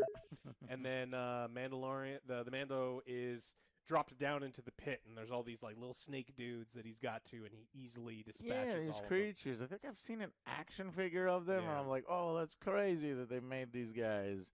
And so they finally feature these guys. Yeah, he easily dispatches all of them, but then there's the dragon serpent or something. I mean, it's huge. That was cool looking. Yeah. Like this white snake. Yeah. So they don't just redo a Rancor. I was like, we've done the Rancor enough already. So they do have something different. Those thing must be blind or something, because every time it flies at him, he's able to easily get out of the way. But eventually it does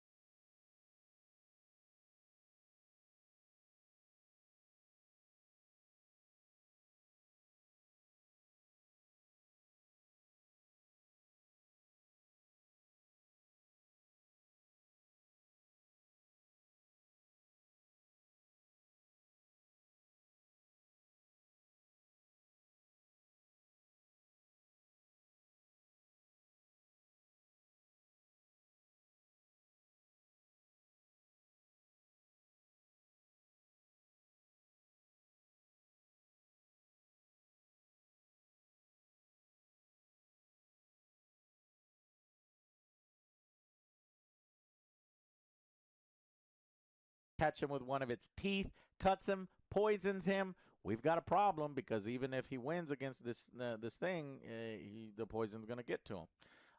Meanwhile, the Babu freaks, they find him. Just so happens that they landed on the plane. I like their little ship, by the way. There's a funny little scene where Grogu's in their ship, and they're even tinier, and he barely fits in the ship. And I'm like, how is this ship getting around? Then you realize the ship is this big, and so it's flying. And the Hutt fighters with massive weapons just flies right by them. They're flying with the birds. The So birds they're kind of like, camouflaging. Yeah. There's lots of little moments that I like. Anyways, they land, they go, they use a detonator to blow the section of the wall out. All the water comes rushing in, and that's how the Mando and them slip and slide and kind of escape.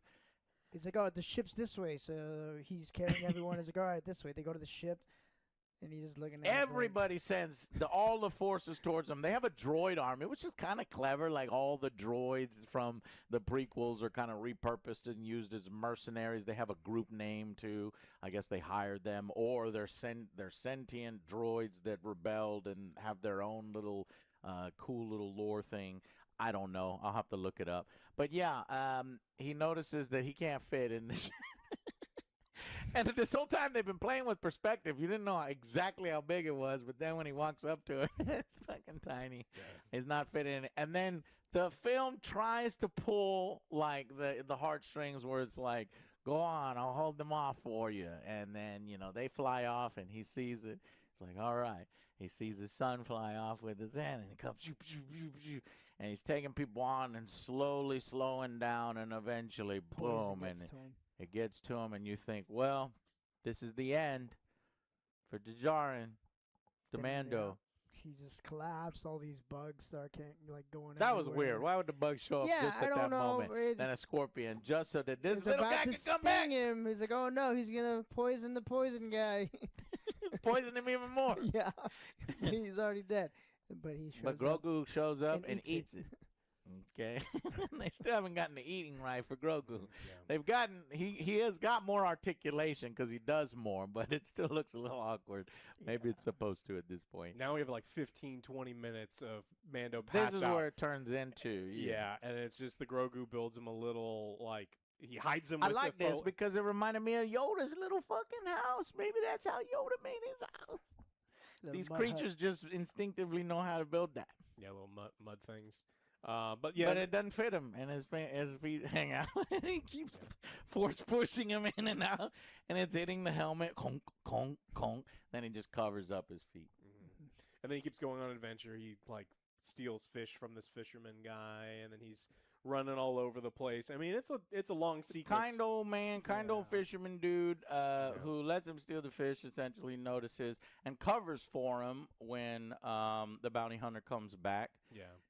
And I don't think we ever learned this guy's name. I don't think so. Just cool his little, village. cool little dude. No, I don't know. Yeah, the Endo comes there and he's like, hey, I'm looking for a Mandalorian and a little guy, and the Mandalorian is near death. He got bit by this snake, and it's really important that you give him the antidote in a later scene. And so the... Yeah, he probably wouldn't have gave him all the details, but he heard all the details from Embo so that he's able to build the antidote and give it to Grogu. Grogu goes back. Tomatillo. Yeah, gooseberry, of some sort. Yes. Salsa. Okay, and then and it works. Yeah, he feeds it to him with his little hand.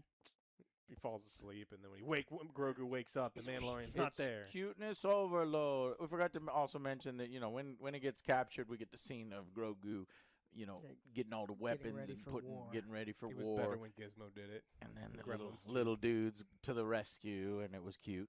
So there's some cuteness overload here and there. Yeah. Anyways, saves him his life, and then a recovered Mando chooses to. The malting company in County Cork is leading the way in sustainable practice with a pilot project that introduces biomethane to decarbonise their operation. The source of our energy is really, really important, and the ability to decarbonise this energy source is a priority for us. This collaboration with Malting Company of Ireland and Gas Networks Ireland, it'll significantly reduce our Scope 3 emissions. It's a practical, scalable way to future-proof our operations.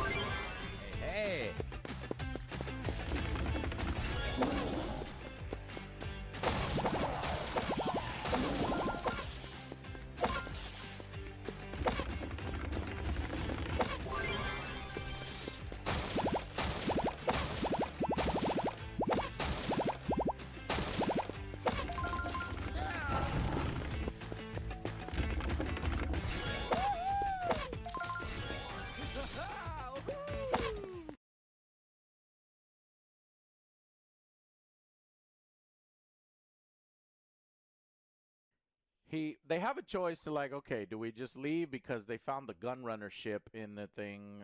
I don't know why the Hutts wouldn't have sold it or scrapped it for parts. All those Maybe they're guns going to in come there. later and get it. The guns are still in there, right? Yeah. They were a little hasty, but anyways, it's just convenience for convenience sake.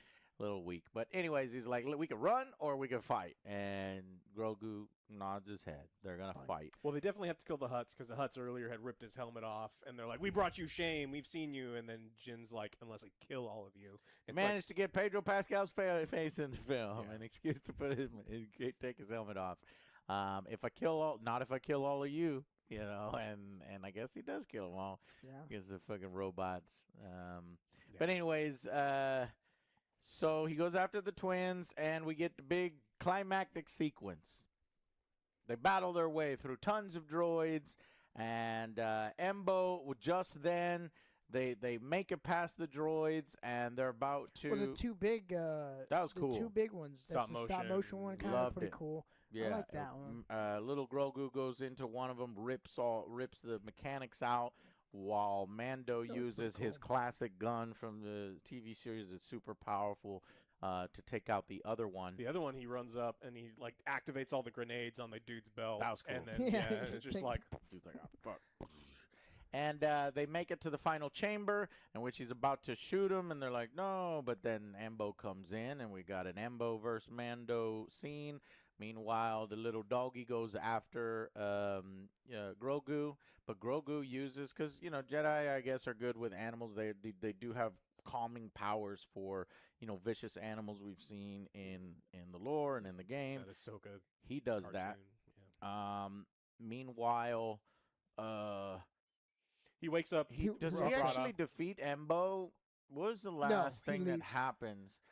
They fight to a draw, but I'm curious, like, how it ended. He kicks them into the center thing, and they all fall through. Even Embo fell through? Yeah. Because Embo can get out the hole. But I remember Embo coming through a hole. Yeah, the hole that they originally escaped through. Oh, right. Because the Hutts were like, help me. Like, help me, Embo. And Embo's like, fuck this. There's a tiny little hole I can get through, and you people can't. Yeah, you're a slug. Yeah, he's a bounty hunter. Okay, so Embo leaves, and it sucks, you know, because I was like, okay, at least they got one cool villain for this, because the twins suck, the Imperial Remnant guys have no characters, so I thought Embo would be the final battle, and you'd get a conclusion there. He either defeats Embo, kills Embo, whatever. Nope, Embo disappears. They're going to save him for a future. He's a badass. He never fucking says anything. Well, he does say stuff, but he doesn't say. He doesn't talk to Mando. Yeah. He leaves, and the twins get eaten alive by the fucking. It's called a dragon snake, apparently. So it's a dragon snake, and then the Anzelians return. And at first, I was like, "What? Why? Why did they bring the? Why? Because at the end of every one of these films, you have to have the X-wing show up and save everybody. Lock X-foils and attack. You do the same fucking thing every time. They didn't lock X-foils, but whatever. They came in and they shot up all the Hutts, so we have a little battle. And Joe wants to say something funny. I do. Okay, look, I get they were like in the older movies, but these pilots, like, I don't think a lot of these could. Joe, you're gonna say these are like. Come on. This is the B team. This is the C team. This I is the know Z there were team. the other films were like. Dave Filoni puts himself in. No, Frank. Well, it's not. He's not directing. So John. You can put like but Dave's in the 70, film. 80-year-old like X-wing pilots out there. Yeah. I don't know what this is about. It's too much of the nepotism kind of thing, where it's like, and Sigourney's there. Just a little, the like, old Asian dude is there, and he's getting even older. Exactly. They had some young guys. Well, they had some normal-looking guys. There was a black dude, and there was a young white guy. And they had Zed, but Zed's just like Zeb, CGI. yeah. So, and he was in the H-wing. Come on. They're all Zeb. Anyways. I didn't like seeing Filoni. He was in it twice. He's sitting at the bar in his cowboy hat. With his cowboy hat. Like, this is weird. It is weird. It's out of place. And at first I was like, why you put yourself in your own movie? But it's not. It's John. Yeah. But still, and I ain't gonna lie, if I directed a movie, I'm put myself in the movie. Yeah, but you could be like, who doesn't want to be in an X-wing cockpit? It's like, oh yeah, I used to fly all the time. It's like, hey, it's that guy. Would you wear a cowboy hat though? That's his thing. He loves that. He loves that fucking hat. Anyways, that's for the fans, clearly. So they show up. a little fighter battle happens because they launch all the Hutt fighters. I like the Hutt fighters. I think they're a cool design, and we don't have to see TIE fighters all the fucking time. So they fight against the fighters. Nobody dies. Not a single fucking Y-wing or X-wing get hit or nothing. There's no risk. There's no risk. There's no risk to no anyone tension. of anyone dying at all in this movie. I think Fisher-Price song started to play. Yeah.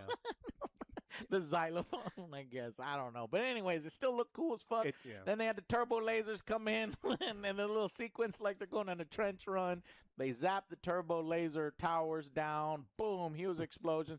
Here's the budget. The carpet bomb was awesome. The TV show would never be able to do this, and that's why I think I enjoyed it. And I'm glad if this is Mando Season 4, fuck it. It's Mando Season 4. You know, well, we may still actually get Mando Season 4. That's still up in the air. You know, we don't know yet. It was I'll way talk better about that in a bit. Way better than Mando Season 3. Way better. He was in there? Yeah. All right. And so they destroy everything. Oh, Mando says, call, the Y-Wings down on my position, blow the whole thing up. And she's like, but you're there. And he's like, I won't be here. Don't worry about it. Don't worry about it. They do that thing to try to create tension again. And you're like, motherfucker's going to get out. And he does. They jump out. Just as the whole thing explodes, the Y-Wings lock on with this, like, use the Force, Luke. No, they don't do it, but instead they don't use the Force. Trust his targeting computer. Trust the targeting computer this time. It blows the whole place up. And it's a little surprising. At first, you're thinking, well, why the fuck would the New Republic show up and start attacking the Hutts? Like, that's, could cause a little bit of a war with the Hutts. And I guess... She does explain. She later explains. She says, "Look, they were working both sides. The guy you turned in second, the Hutts were feeding us nothing but bad information. They had sided with the old Empire, so they were actively our enemies. It's the only reason, And wink, wink, and we like you because you're Mandalorian and your name is in the title. And the Lord's always kind of like, don't mess with the Hutts because they're a lot bigger than just one planet and just one HQ. So I don't know in the greater lore the implications for this. Maybe that's why you have this Hutt dude. You have Rada, and he can eventually take over the Hutt But he didn't Empire. want to. Doesn't want to. He joins the New Republic. He actually does right at the end. So I don't know. I don't know how the Hutts are going to respond Somebody to else this. is gonna pick up the Maybe mantle. that's what he means by setting up Ahsoka Season 2. I don't know. What do you think if Thronal McDonald takes over the Hutt Empire? Embo. I don't know. Yeah. So anyways, he's like, yeah, well, I'm an independent contractor, because Sigourney's like, good job, man. And he's like, I'm independent. She's like, sure you are. He's fully on board in the New Republic. And apparently, Rada wants to be too. And Zeb's like, hey, man, I got something that'll fit you. Come on, I'll buy you a drink. And then the little dudes land in their tiny little thing. First round's on me. I was like, I'm going to drink with that. Yeah. They all speak common English now. Because all races in Star Wars speak common English. But like Babu Babu Freak Freak didn't. Like he had his own like little special thing. Yeah, but there you could pick out a few words. Yeah, but this time they're 100% English the whole time. A little bit, yeah. Or they go back and forth, I think. And then, that's it, right? Yeah. And no. Here's Here's the thing. Yeah, the very end, they're flying in the Razor Crest, and then he's like, hey, come up front, I'll show you. He's like, press the This is the biggest character moment we have. That's the deepest. No.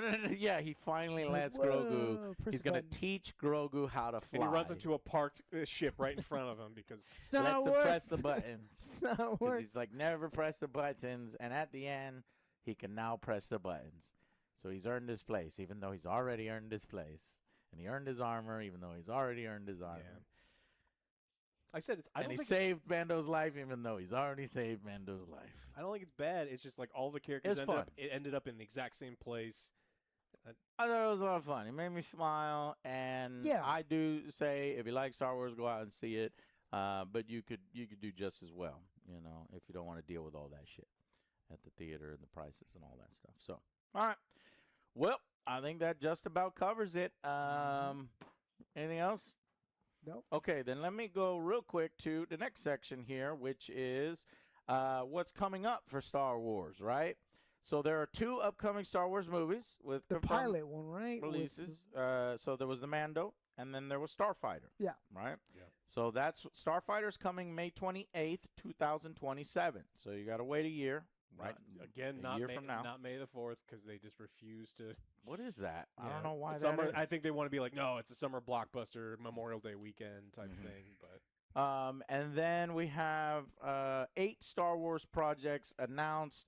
However, they're all still waiting for release windows and project status updates. In case you want to know, there was the Simon Kinberg's new Star Wars trilogy. I didn't know about this. According to Deadline, Simon Kinberg is set to direct a new trilogy that will be considered episodes 10 through 12. There are no details other than Kinberg will write all 3 movies and produce all 3 with Lucasfilm boss Kathleen Kennedy. It's unclear whether the movies will continue the Skywalker saga or create a new storyline entirely. In addition to the upcoming standalone Rey movie, Kinberg's trilogy is reportedly set to feature Rey in some capacity. So that's that one. Then there's the new Rey movie that we've heard about and just kind of been on hold and pause, and And Kennedy opened up how the movie connects. Well, we're 15 years out of Rise of the Skywalker, so we're post-war, post-First Order, and the Jedi are in disarray. There's a lot of discussion around who are the Jedi, what are they doing, what's the state of the galaxy. She's attempting to rebuild the Jedi. That's the Rey movie. James Mangold's Star Wars movie, that's the one where he's going to do the first Jedi. And then there's the Taika Waititi, which apparently is still being written, even though it missed its late 2025 release. I don't know if that one's happening anymore. Well, I thought Kathleen Kennedy's not going to work on any of it. She made the decision that she's retiring, right? I don't know. And she's not going to produce these upcoming ones? Look it up. There's Lando. I don't really care about Lando. And then there's the Star Wars Rogue Squadron. They got canceled, and then it was in production hell, and then it was on again, and then it was off again. Now it's back on again as of like March 2024 or 2025. So that may or may not happen. And then I guess it gets kind of weird from there. So that's that, I think. I don't know of the other ones. Then they mention Ryan Johnson, but that one's definitely on ice. Anyways, you've got Mandalorian Season 4, and then in addition to another seasons of Visions, there's going to be the 9th Jedi, which spinoff from the Visions gets its own show. We don't know whether Mando is getting Season 4. It may or may not. And we know about Ahsoka Season 2. However, it just got delayed by a bunch. I forget when it's coming out now. And then there's a droid story. Yeah, she's going to just step down but still return to producing. Yeah, she'll produce them. All right, Ahsoka Season 2, early 2027. Delayed to 2027. So that's what we have to look forward to. Wouldn't say I'm looking forward to it, Bob. Of all that, what is the one that when you can't say none of them, you have to pick one. Oh, I think which is the one? two are exciting. Okay, I think which are you excited about? The Gosling one that has the Starfighter. Starfighter, because I know the director and writer has done really great stuff in the past. I think the Mangold project is interesting at the very least. Mm-hmm. Don't give a fuck about Ahsoka. It's ruined one of the greatest villains in Star Trek, and I just do not give a shit. The trilogy sounds terrible. The standalone Rey movie is unnecessary. Joe, what are you excited about? The Last Starfighter. Okay, Last Starfighter. I'm interested in this Sam Kinberg new trilogy, 10 through 12. If they do something different, yeah, Ray can make a little appearance, but do something new and different. But I think I'm on board with the first Jedi and Starfighter as well. And I guess Rogue Squadron too, if they can get that shit off the ground, because I love the X-Wings and I love that carrier and, story ship there. If you lose your carrier, it could create a lot of drama. The book is good. It's just Patty Jenkins should not be in charge. Yep. And then the one I'm really excited for is, when they started laying out their timeline and symbols of content and shit they're going to do, they put Old Republic there. And it's empty, and it needs to stay empty until Star Wars and Disney earns their way back, says, okay, yeah, you're starting to get it again and you're making good content, then you can do the Old Republic. Because I want to see tons of Sith and tons of Jedi and that old fucking Braveheart style shit that the Old Republic MMO, you know, those fucking CGI fucking trailers. That needs to happen before I die. You know what I mean? That's going to be epic if they ever do it. All right. That's it, guys. Tell us, what are you excited about? How did you feel about The Mandalorian? And how much do you think that this one is going to make at the box office? Do you think it's going to be a failure or a flop?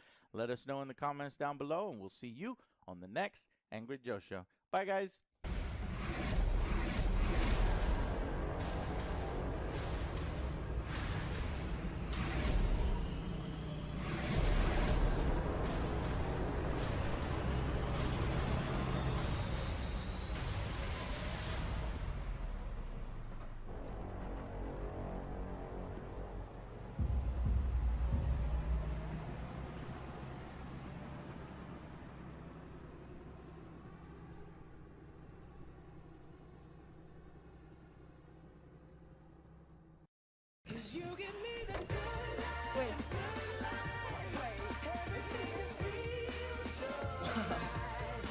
Nutella ice cream makes a spoonful happier.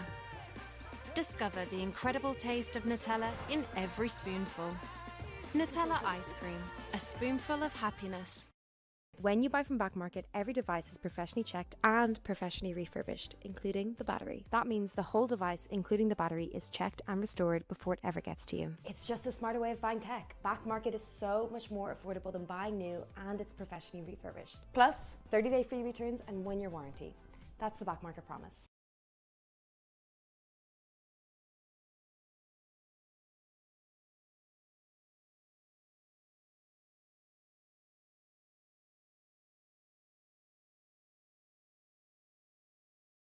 Welcome, BBCers, to the follow-up episode of our 2-hour Ludwig case study.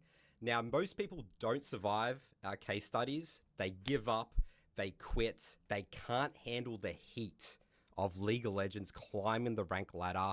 Ludwig here has not only survived our case study, he has thrived, climbing from iron to platinum in just a few months, literally hitting platinum hours before the end of the last split, hitting his goal. Ludwig, welcome to the podcast. How are you? Hey, glad to be here. Long-time listener. I've listened to 8 episodes now, I believe. I'm a weekly. I even listened to the most recent one. Hardest issue with this podcast, by the way, is telling people about it. I don't know if you know. This is intentional, I assume. The name, yes. The name is. It's something people have to get over, and it's a big thing to get over. I'm telling people I'm listening to the BBC podcast, and it's like, no, it's actually a bunch of nerdy Australian guys who are telling me about like fundamentals. It's different. Yeah, it's a lot going on. It's not only with two Aussies who have a very unique view of the game, but also, yeah, the name of the podcast definitely doesn't help. Doesn't help our case. So I'll give you some context why it's called BBC Ludwig. So it's called Broken by Concept, obviously short. We actually had no idea it ended up being BBC. You're lying. Seriously. No joke. No. The real story. Tell the real story. The real story back in the day. So back in the olden days of League of Legends here, Ludwig, back in Season 3, you used to have these quintessences. So you used to be able to, your runes, you could actually choose stats instead of what it is now. And there was the movement speed stat. And I would say movement speed in the game, because I played Udia, and I love to run around fast and dodge abilities and stuff. Movement speed is what I would say is broken by concept. That's what I'll just say. Again, no idea of a podcast, 10 years ago. And then it sort of became a meme over time. And then there we go. Then we said broken by concept, and then we just... And then one day you Google BBC and you're like, oh my God. BBC wasn't even a thing 10 years ago. No, but it was a non-negotiable, because I remember when we wanted to do this podcast, we 100% knew we wanted to call it Broken by Concept. It just so happened, the acronym just so happened to be BBC. But we're like, okay, that maybe that's a bit of a leaned problem. in. We just all right, screw it. Like, let's just lean into it. It is what it is. That's funny. You didn't even know. Yeah. Well, happy to be here. Thank you for the intro. I'm very flattered. For anyone listening who doesn't know, I stream sometimes. That's what I do. And my main content has been being bad at video games, but persevering. And usually in more single player games, so like Getting Over It with Bennett Foddy or Jump King, like these very hard, grindy,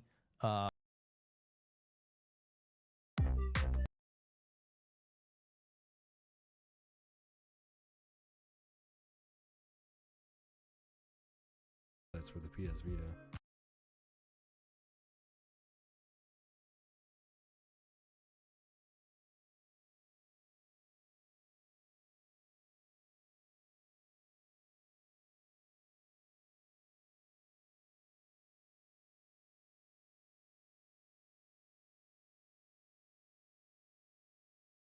T. I don't remember what that is. Yeah. AI. Do you know what I hate? When people call it chat. If you said that, I would have had a problem with you. Oh, I don't. But that just feels. Let's not whatever. pretend it's like a person. You know, like it's not like your friend. Well, it's like it's AI. It actually talks back to you too.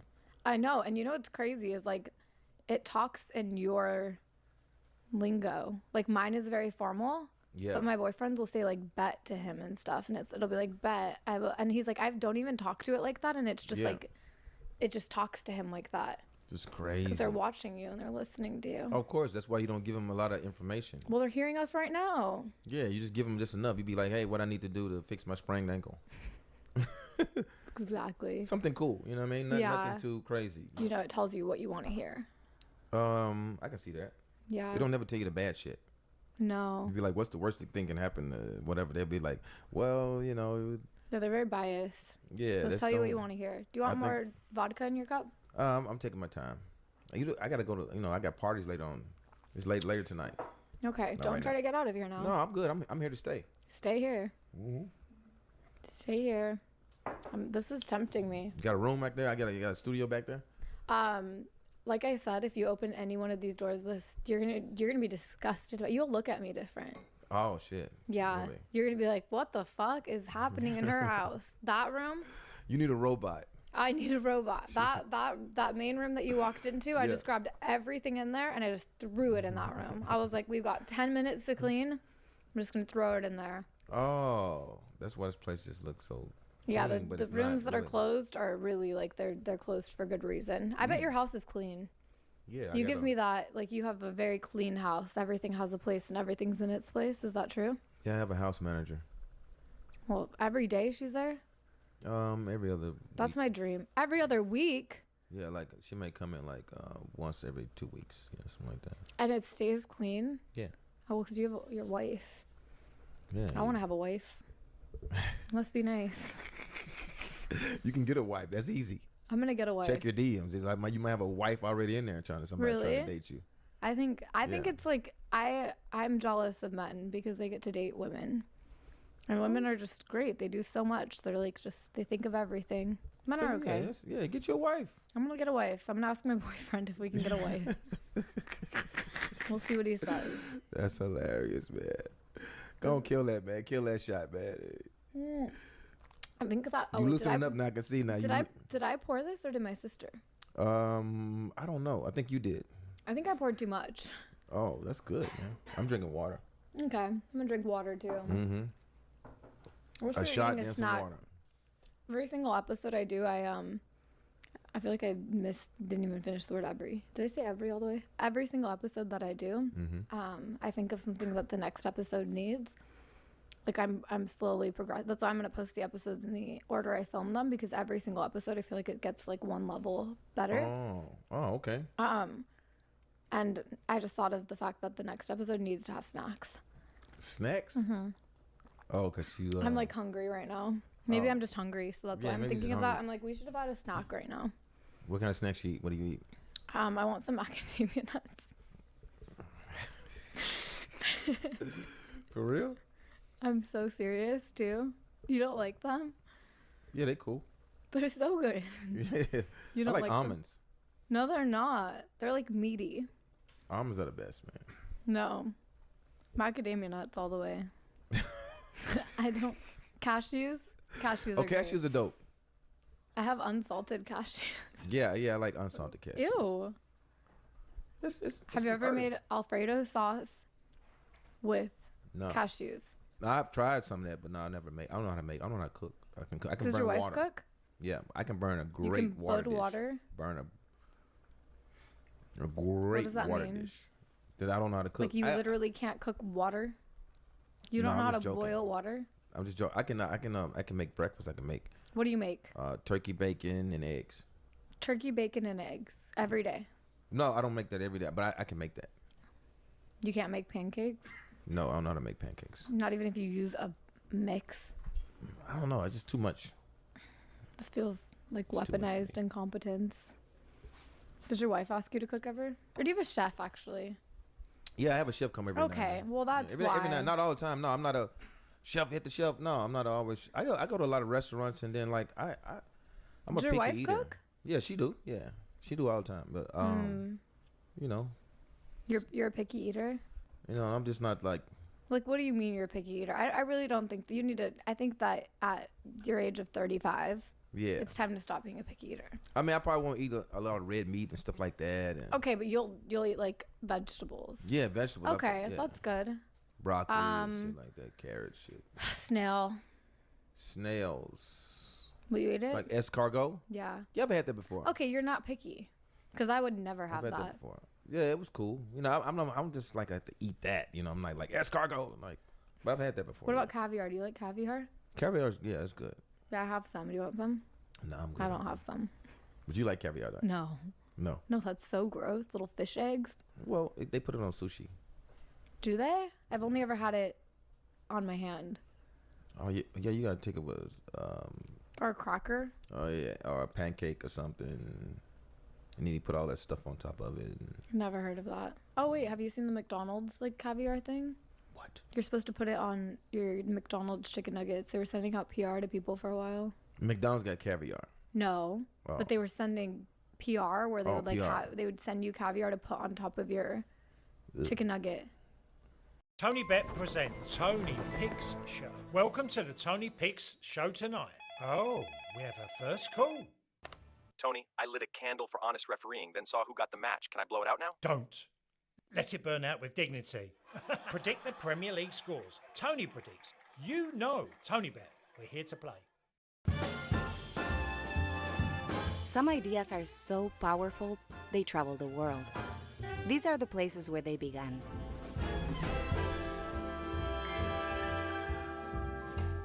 As a stage performer from Argentina, Broadway has shaped not just theater around the world, but artists like me.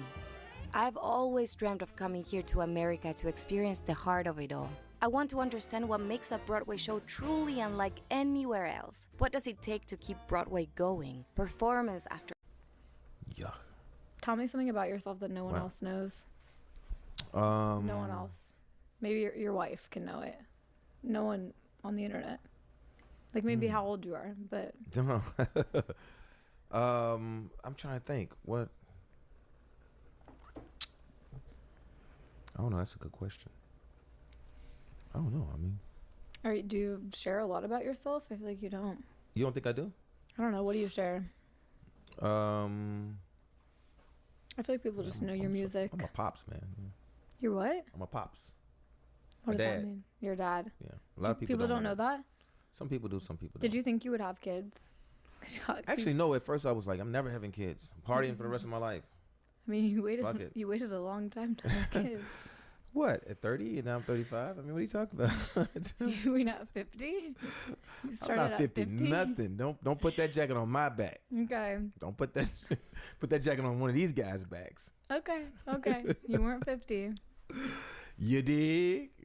I think you might be old enough to be my dad. No, I'm not old enough to be your dad. I No. think you are. What is the don't math on that? The what? The who? The math. Like, okay, if you had me at 20, Okay. I'm so bad at math that I'm gonna put 28 plus 20 in my calculator, even though I know. Okay, that's 48.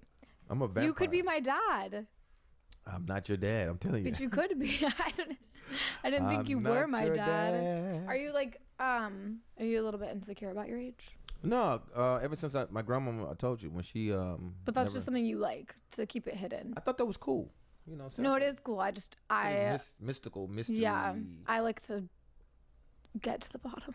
You like Well, you can get to the bottom of things that really make sense. I mean, Okay, like, what makes sense then? What makes sense besides how old you are, since that's something let's you're think insecure about something. What makes sense, man? Yeah, Let's think what about makes something sense? that makes sense. What makes sense, David? What makes What sense should we get these the bottom days? of that's not his age? Let's anything.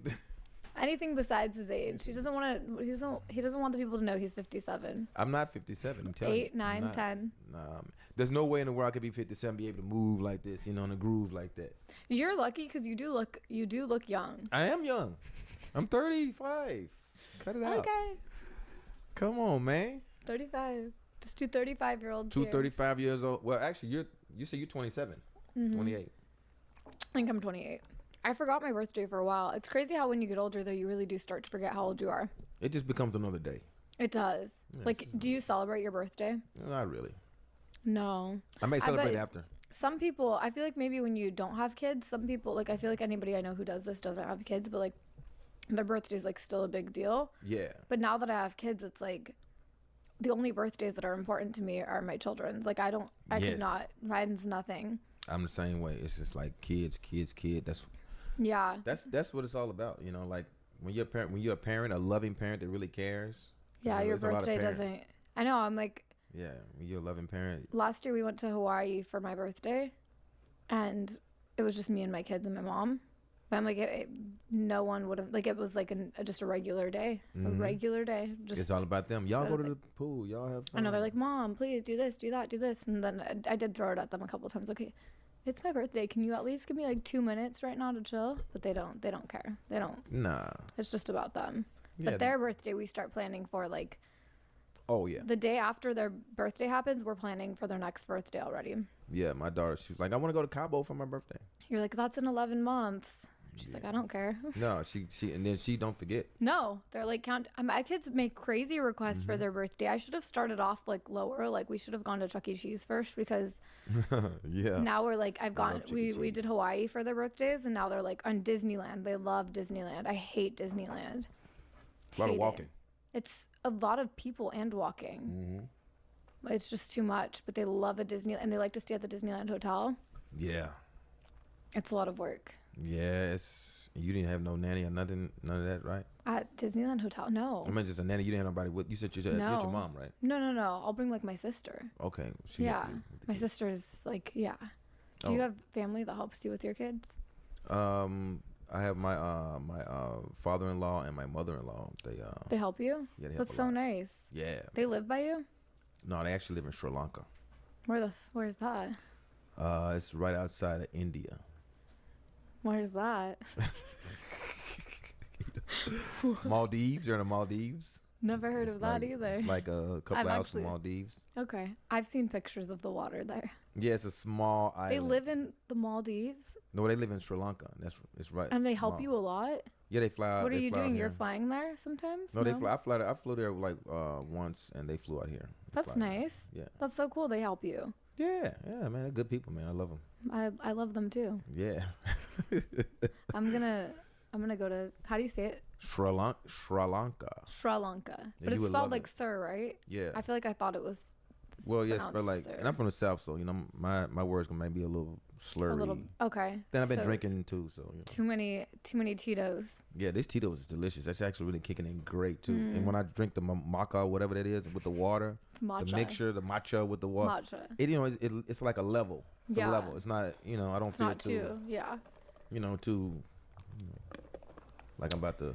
I like usually would have had frat party or something. I don't feel like that. I don't want you to feel like you're at a frat party. No. My house.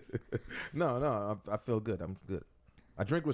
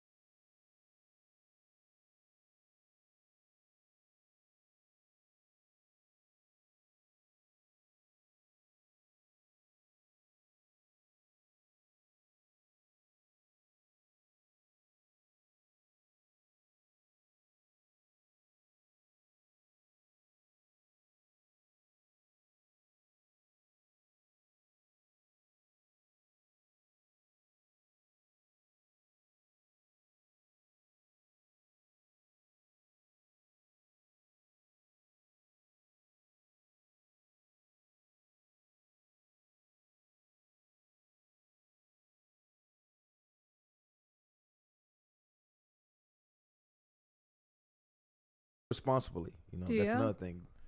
I drink responsibly. Good. Do you know what I think is such a disgusting thing people do? What? Drink and drive. Yeah, I don't do that. I feel like I've met too many people that do it so carelessly. If you Yeah, have that's- a single drink, I'm just okay. Obviously, one drink. I know. I don't think I wouldn't drink off of a single drink, but I don't think you should drink if you're drunk. Never. Well, Or we got over Uber. the You got yeah, Uber. just Uber. It's too easily preventable. Take a Waymo or whatever they call that car. It's a Waymo. Waymo. You're Waymo, close. whatever. You got it. Yeah, take one of those. Take a Waymo. Don't drink and drive. Yeah. I don't. Yeah, fuck that shit. I think man. that's so stupid, and people sometimes flaunt it. Like, oh yeah, I can still no. Yeah. Do you feel invincible right now, or do you feel like you could die? I don't really think about it like that. I just live my life. I don't. You're not scared of dying. I mean, you know, we've all thought about it, but I don't feel like scared. Like when I'm scared, what Oh, I'm so scared of it. what's What do you mean? I don't want to do it. well, what I'm saying I hate is that we all have to do it. I really do. wait, I feel what you're saying, but what I'm saying is like, why even dwell on that? Okay, but when you get in a plane, you don't dwell on it a little bit. I mean, you can die we could die here. Well, that's You could just I be sitting there hate talking, that. and you could drink that Malacca, and you know, And then maybe just she put the die. wrong stuff in there, and There's no possible could way die. Okay, that's true. you know, I don't like. I hate when people say, "Oh, when I get on a plane," like you can die anywhere. I understand that, but your risk is a little bit higher on a plane, right? Than like No, I think the car is No, the I risk. know that I get scared in cars too. Yeah, cars are like I get driving. scared anytime me and my kids take like a long car ride. The whole time I'm just sitting there, and so I say like I'm not religious, but I do pray. I pray the whole time I drive. Yeah. I'm like, please, no one be stupid. No one be drinking and driving around me. No semi truck forget to like fucking put their brakes on. Like, none of that. I would be more afraid on the road than anything. Yeah. The way people be driving nowadays, Yeah. they don't give a niggas high. Everybody's high, and they just running red lights and Yeah. doing all kind of weird shit. When's the last time you got a ticket? Do you drive yourself? Every now and then. I don't picture you driving yourself. I don't really like driving because I like to think and sit back and smoke and just I like hate come driving. up with ideas and I hate driving too. Sometimes But I I drive. do. Maybe I take an Uber sometimes. Yeah. Yeah. You take Ubers? Yeah. Why not? Does he have Uber on his face stub? Oh, so what? Oh yeah, the song. Yeah. Yeah. You said Uber on his pay, and I was like, what does that mean? Yeah, it's payroll. Yeah, I get it now, but I was like, I think we need to add a stub in there. You want to hear a crazy story? Tell me. I would So love I nothing just more. left Williamsport, PA, right? Yes. I had an Uber driver take me to Philadelphia, to get on my plane. How long is that drive? It's like 3 hours. He took you? Somebody accepted that drive? Yeah. Okay. And he was like, first of all, he was like, okay, well, I'll do it, but I don't know. It was getting late. I was like, well, look, man. It's like he pulled up and then he changed his mind. He's like, he got out the car. I guess he seen us. It was, he was a white dude and there's 3 black dudes. Me, my security, my engineer, my DJ. And he was like looking like, well, I don't know, man. And so I had to come out of my pocket. I gave him $100. I said, bro, you got the Uber pay and you get the $100. And he's like, oh, okay, that's cool. So we get in the car with him. He's just talking. He's talking. He's like, yo, man, I be seeing you. He said he sees UFOs. I'm telling you, this is true. So this guy, he's looking around. He's like, you see that UFO? And then Like he saw it while you were driving? yeah, I think it was a helicopter or something. Oh. And my engineer was my DJ was in the back seat. He was like, bro, he said that's a plane. He said, no, I think it's a helicopter or a UFO. He was just like talking crazy. Yeah. And then he was like, man, I think you got it wrong. He said, only thing that can fly that fast is a plane. And he said, no, I think it's a helicopter. He said, if it was like a Black Hawk helicopter, a military helicopter, it could go fast. But anyway, so as we riding, the guy was just looking around. He was talking. Then he pulls over and says, man, I can't do this. And it was like, dude, we're halfway there, bro. We're halfway there. He like, I can't do this. He said, you guys are not talking to me. He said, I feel nervous, man. And then he said, I'm from the ghetto too, man.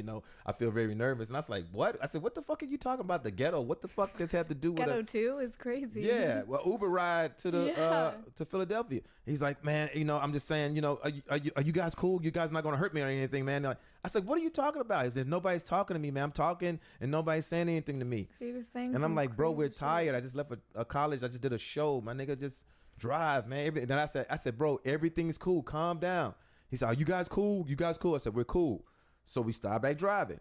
Then all of a sudden, he started talking like, he's like, yeah, man, I got Crohn's disease. I was like, what the fuck? motherfucker said he had Crohn's disease, and I was like, all right. Well, I don't want to talk about that, you know. So he's driving. Well, you better start talking about it. Yeah, or something. Then he pulls out a bowl. An Uber driver. He pulls out a bowl. He hits a bowl. He like, you want to hit this? And I was like, bro, what the fuck are you doing? He's like, man, I just got to get the edge off, man. It's just like, you know, I got Crohn's disease. He said he was a diabetic. Oh God. He said he hadn't had his insulin, and he had this is crazy. Before we got in the car with him, he opened his trunk up. He had like 10 boxes of cornflakes. I love that. He had by like 10 to 15 boxes of cornflakes. Okay. And a lot of clothes back. I don't know what the fuck he was doing. And I was like, and he's like, yeah, man, let me scoot these cornflakes over, man. You know, I had to get something for the kids. It's like 15 boxes of cornflakes. It's not healthy. That's why. But anyway, the guy was talking and he kept saying, oh, yo, man, these UFOs, I'm telling you, man, there goes another one. He kept, there's another one. Oh, yeah. And he's like, yeah, man, there's another one. And then he coughed. He went like, and he didn't cover his mouth. He went like, oh, God. He coughed real hard, and I let the window down. My security let the window down. Everybody's looking at this man like he's crazy. He's talking. For 3 hours? For 3 hours. I would have walked. Then he said he picked some girls up the other day, and he had a orgy. I'm sure he did. And he's like, man, and he was like, yo, man, the girl squirted all over my face. Oh and my I'm like, God, dog. I said, bro, shut. Bro, like, we're not talking. Like, hey, man, can you just drive? You know what I'm saying? He hit another bowl after that. You're lucky to be alive. Yeah. And I just had to get to the airport because I had to make it back to this. Yeah. Yeah, so I'm like, bro, I'm telling man, I think next time you should rent a car. Let's just drive, bro. I've heard you can like make it, isn't there a setting now where you could say don't talk to me? Yeah, and we always put it on don't talk to me. But he wanted to talk. He wanted to talk. Oh, and then when I got in, he had this fucking EDM music so fucking loud. And I said, dude, can you turn the music down? Bro, I got to have my music, bro. Bro, I got to have my music. How old was he? He looked like he was, I don't know, 50-something, maybe 40, 50. Did he? Takes one to know one. He's not my age. He could have been your dad, but look. Okay, yeah. Yeah, but not. He's playing EDM music very loud, and I said, bro, turn the music down. He said, no, man, I got to have my music. So I wasn't tripping because I was trying to, you know, get to the airport. Yeah. 3 hours? Yeah. And I don't think I would have got out. You gotta be late. What time did you get to LA today? I think the plane landed at 10 something. Maybe like right at 10. Oh, you've had a long night. Yeah, I mean, like, you know, from Philadelphia, straight flight. You almost got kidnapped. Yeah, it's crazy. What did you should bring that guy on your show. I would never. Is that my phone? Oh, I thought it was my phone. Okay. Yeah, you should bring that guy on your show. Is that your ringtone? No, that's... then why did you think it was your phone? I don't know. I heard someone go bing, bing. You know, shit. You just thought your ringtone changed out of nowhere? Yeah, man. I don't know these. Bottoms up. Go crazy. ahead. Yeah, let's go, man. Let's go, man. Today is what is today? Saturday? Sunday? I'm fucking lost. On Saturday. Oh, yeah. Cheers to the really good podcast. Really good. I missed Coachella to be here with you. Yeah, and when I saw that, I was like, oh, man. Me and my friend were supposed to go last night, and I was like, well, I have to be here for this. So she probably like, Juicy J, who the fuck is that? She did not. She probably like, what the who? No. She was. She probably don't listen to my music. No. She does. She Yeah. does? What's her favorite song? I've never asked her. Do you ever ask her like, hey, what's your favorite Juicy J song? Yeah, you should ask all your friends that. What's your favorite Juicy J? Should I ask her that right now? Yeah, she's gonna be like, what the fuck? Yeah. If I just text her out of nowhere. And I dropped a new album too. It's called The Trippy. Can I advertise my album on your show? Please do. While I text her and say, what is your favorite Juicy J? Go pick up my album. It's called The Trippy Tapes Volume 1. It's Juicy J, DJ Scream, Lex Luger. You know what I'm saying? That John jamming. It's some trippy shit. It's some club music. You just said go do what? Go stream. No, you did not say that. What I say? Go get it? Go pick it up. I'd probably say go pick it up. Oh, really? It almost sounds like something a 56-year-old would say. Go pick it up. Who picks up? I mean, like, who goes and first picks of all, up your favorite album? Hey, you know you can buy albums too now. Oh, that's been a thing. Yeah. So when did that stop? We're drinking. We hadn't started smoking yet. We're drinking this mamuka, whatever this shit is. Why can't you matcha? Okay, matcha, and I'm mixing it with vodka. And I ain't gonna lie, I'm feeling a little woozy. Okay, so now you're just. That's a tilt. Oh, so it's making you act a little older than you might be. No, yeah, say what? It's, okay, it's making me. It happens. I get it. Okay, go stream. Mm-hmm. But look, you can go buy the vinyl too. Go stream. And the cassettes. Go buy a Juicy J's cassette tape. But they're buying cassettes now. Are they? Yes. Oh, it's they nice that are. it's coming back, huh? You should Google Does it feel nostalgic for you? Hey, look, I think you're out of touch. You should really Google it. I believe you. Everything comes back from like when your and parents look, I've made like hundreds of a lot of money. I can't say off of cassettes. Cassettes and albums. Like recently. Recently, yeah. Mm-hmm. A lot of money. It's so much money. Cassettes? Yes, you can sell them for like $50. What do you put a cassette in? Man, what do you play a record player on? I mean, like, who's selling record players? I don't know. I think people just want to have the physical. they just hold on to it. Yeah, they want the physical, and if you sign it, you probably get more. Okay, I'm gonna get a cassette player. What do you wait? Actually, though, where do you put a cassette? Well, you Oh my god, in those little headphones that like. Well, you got to get a cassette player. Yeah. But I don't know what to find a cassette player. You don't know what a cassette player is? I don't know. I mean, I might have one in my studio. Okay. I might have to Maybe blow the dust one out from of your it. childhood. Oh, why are you blowing the dust off a cassette tape? Because I don't have one to blow the dust off of. Do you know what? First of all, do you know what that is? I have never seen one in my life, like physically. Oh, but I've heard of them. Okay, all right. I know what a CD player is. Oh, yeah, of course. Well, why is that? Of course, because the young people don't even know what that is. Well, I mean, do you say you're 27? So Yeah, like so when I was younger, we used to my brother bought me an iPod. Yeah, iPod. Yeah. And I would use LimeWire to make CDs. Oh, that's not even related to the iPod. I used to sell. I've been like a bit of a entrepreneur from a young age. I used to sell to my classmates. Like I would download music onto CDs. Wow. And like sell it to people. Like, what songs do you want on yours? And I would use LimeWire to like put music on CDs. Wow, that's like burn the disc and then sell it at school. Like, oh, you want some Taylor Swift on yours? Here you go. I'll put that on there. And I would like illegally download songs and. Wow. Guess what I used to sell back when I went to school? What? I would try to sell crack, weed, and porn magazines. Okay. Yeah. Where'd you get those? Off the street. Happens, yeah. It happens, yeah. I was selling jeans and. You sold jeans? Yeah, I would take my mom's jeans. And you would sell them? I would like bleach them and sell them. Wow. What else did I sell? I used to sell duct tape wallets. Duct tape wallets? Yeah, you could make a wallet out of duct tape, and I used to sell that at school for like $5. Amazing. I would sell comic books, TVs too. Stolen TVs. What the hell? I'm glad you're not in jail. No. I mean, I was a dumbass kid. I just did dumb shit. I mean, I was stealing out of my mom's closet, so that was pretty bad. Oh my God. Mm-hmm. Yeah. Can I have some water, please? Yeah. Lexi. Sounds like Ojo time. Feel the fun with all the latest slot and live casino games and no wagering.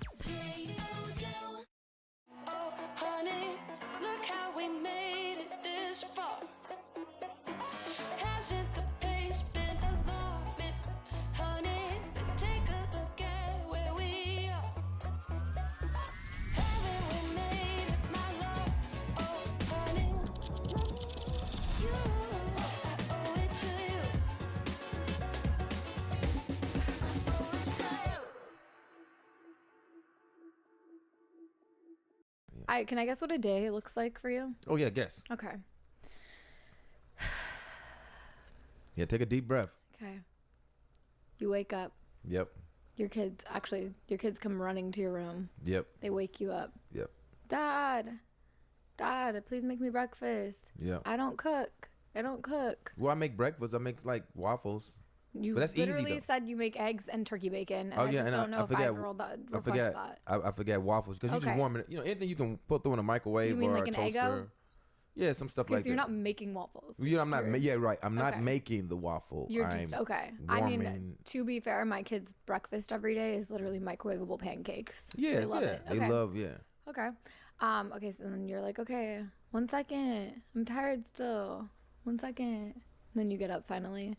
And you're like, okay. And then you tell your wife, you could sleep in for 5 more minutes. I'm going to go get the kids breakfast. And you go get them breakfast. And then they eat. And then you're like, go get dressed. And then they get dressed. And then you're like, okay. And then your wife has to actually get them ready because she doesn't trust what you did with them. So then she goes and gets them ready. She does their hair. And she's like, okay. And then you're like, I'll take them to school today. And then you go work out. I feel like you do You work out at, what's that place that everyone works out at? Where do you work out? No, I work out privately. Oh, of course. That's what was next I'm guest chill. was. I'm chill. I'm That's local. not chill whatsoever. Yeah. There's nothing chill about having a private trainer. Yeah, I don't try to be all in nobody's. Okay, so your private trainer comes to your house and says, "Let's work out for 45 minutes, juicy," and then you do a little workout. Yeah. And then after that, you go to the studio. Yeah. Yeah, you sing some songs, Mm-hmm. smoke some weed, Yeah, smoke a little weed. Yeah. and then it's time to pick up your kids from school. Yeah. You pick them up and you go home and you're a parent. Is that what your day is like every day? Yeah, that's pretty much my day. How'd you know? How'd you guess that? Just lucky guess. You just the vibe. I did. just- This is so, crazy. Yeah. It was like such, like, what are the chances of me getting that right? Yeah, because I mean, like people do other crazy. Do stuff. they? Do parents do other things? Yeah, they do other things. I think we're all living the same life. Yeah, but everybody's not a parent. It's a lot of people with kids, but they don't know how to. That's true. They don't know. They What don't do you know have to say to them? Well, just take care of them. I don't want them running me over. You take care of them little motherfuckers, man. You know, for real, you should. They're yours. Take care of them. I don't care how many. If you got 85 of them, just take care of them. Please, because they're running over people. They're crashing out. You know what I mean? They're running over people. Well, if they high or something or don't have the right guidance, you know, you got to guide these kids. You know what I'm saying? Are you a good dad? I'm the best in the world. Okay, well, I'm the best in the world. I mean, I'm like, I think everyone fuck thinks weed, that. fuck alcohol, fuck everything. I'm just saying. For like, when your- it comes to my for kids, them. yeah, I ain't doing none of that shit. You know, I'm sober. Mhm. I'm right there on point. You're with them every day. I'm talking to them. You know, if I'm not. Well, they're on the road. 5. 5 and what? 5 and 8. But I talk to them and like Your 8-year-olds. we're friends. Yeah. I feel like that with my almost 6-year-old. Yeah. We're buddies. Yeah, you gotta be buddies with your kids. Yeah. And like this stuff here, this is my job. Yeah. I have God fun for- with it. Yeah, no, I hate being here too. No, Yeah, I hate you. I'm No, I so love mad doing that we this have shit. to do this right now. I made sure I got here. Like once again, I had the craziest Uber driver in the world. I didn't let that and you stop still me. didn't. I'm happy. Do you know how mad I would have been if I missed Nah. Coachella and you canceled? You should come to Stagecoach. I got to perform at Stagecoach. You perform at Stagecoach? Yeah, with Diplo. He bringing me out, and I'm doing like a 30-minute set. I'm not. I know I look like I'd be like the vibe that goes to the person that goes to Stagecoach, but I'm not. I know you like. Stagecoach is turned up. I never been, but I heard it's turned. You've never been? Never been. I just know you think that there's a bunch of me's everywhere. It probably is, but there's nothing wrong with that. It's a bunch of me's everywhere too. It's just not at the Stagecoach is all me. Well, maybe in the jailhouse there might be a country- bunch of me's, but That's- Stagecoach, I just heard it's a great party. It's a lot of country music, Mhm. a lot of cowboy boots and shit like that. Well, you have to like be a fan of it because you're performing there. Yeah, you know, but you know, Diplo, it's gonna be like a different set though. On our set, he's gonna play, you know, some house music or whatever. Diplo's at Stagecoach. I feel like that's even. Was different. Yeah, they Does trying he do to. country? Well, it's not gonna be country music. His set is not gonna be country. It's gonna be like, you know, his sound of music, EDM. Are you? -ish. Will you ever pivot into country? Oh yeah. Oh, would I? Yeah, I've done some records for country artists. No, but will you be a country artist? I doubt it. I can produce some country music. You But I could. doubt if I'll be a country artist. Why not? I don't think this.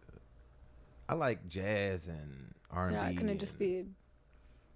Baby, Yeah. lock them doors and put the what's that song? I know some too about you. A lot of people. Oh like God, to- what do you know about me? They like to. I've heard things like, she's an industry plant. Like people just love to say. Oh, say bad anything. things about Yeah. you. And They I do. hate you have to go through that shit. Oh, it's okay. You know what I mean? Because It they need happens. to, like a lot of people that don't know you, they just be like, oh, they just judge by what they see. Yeah.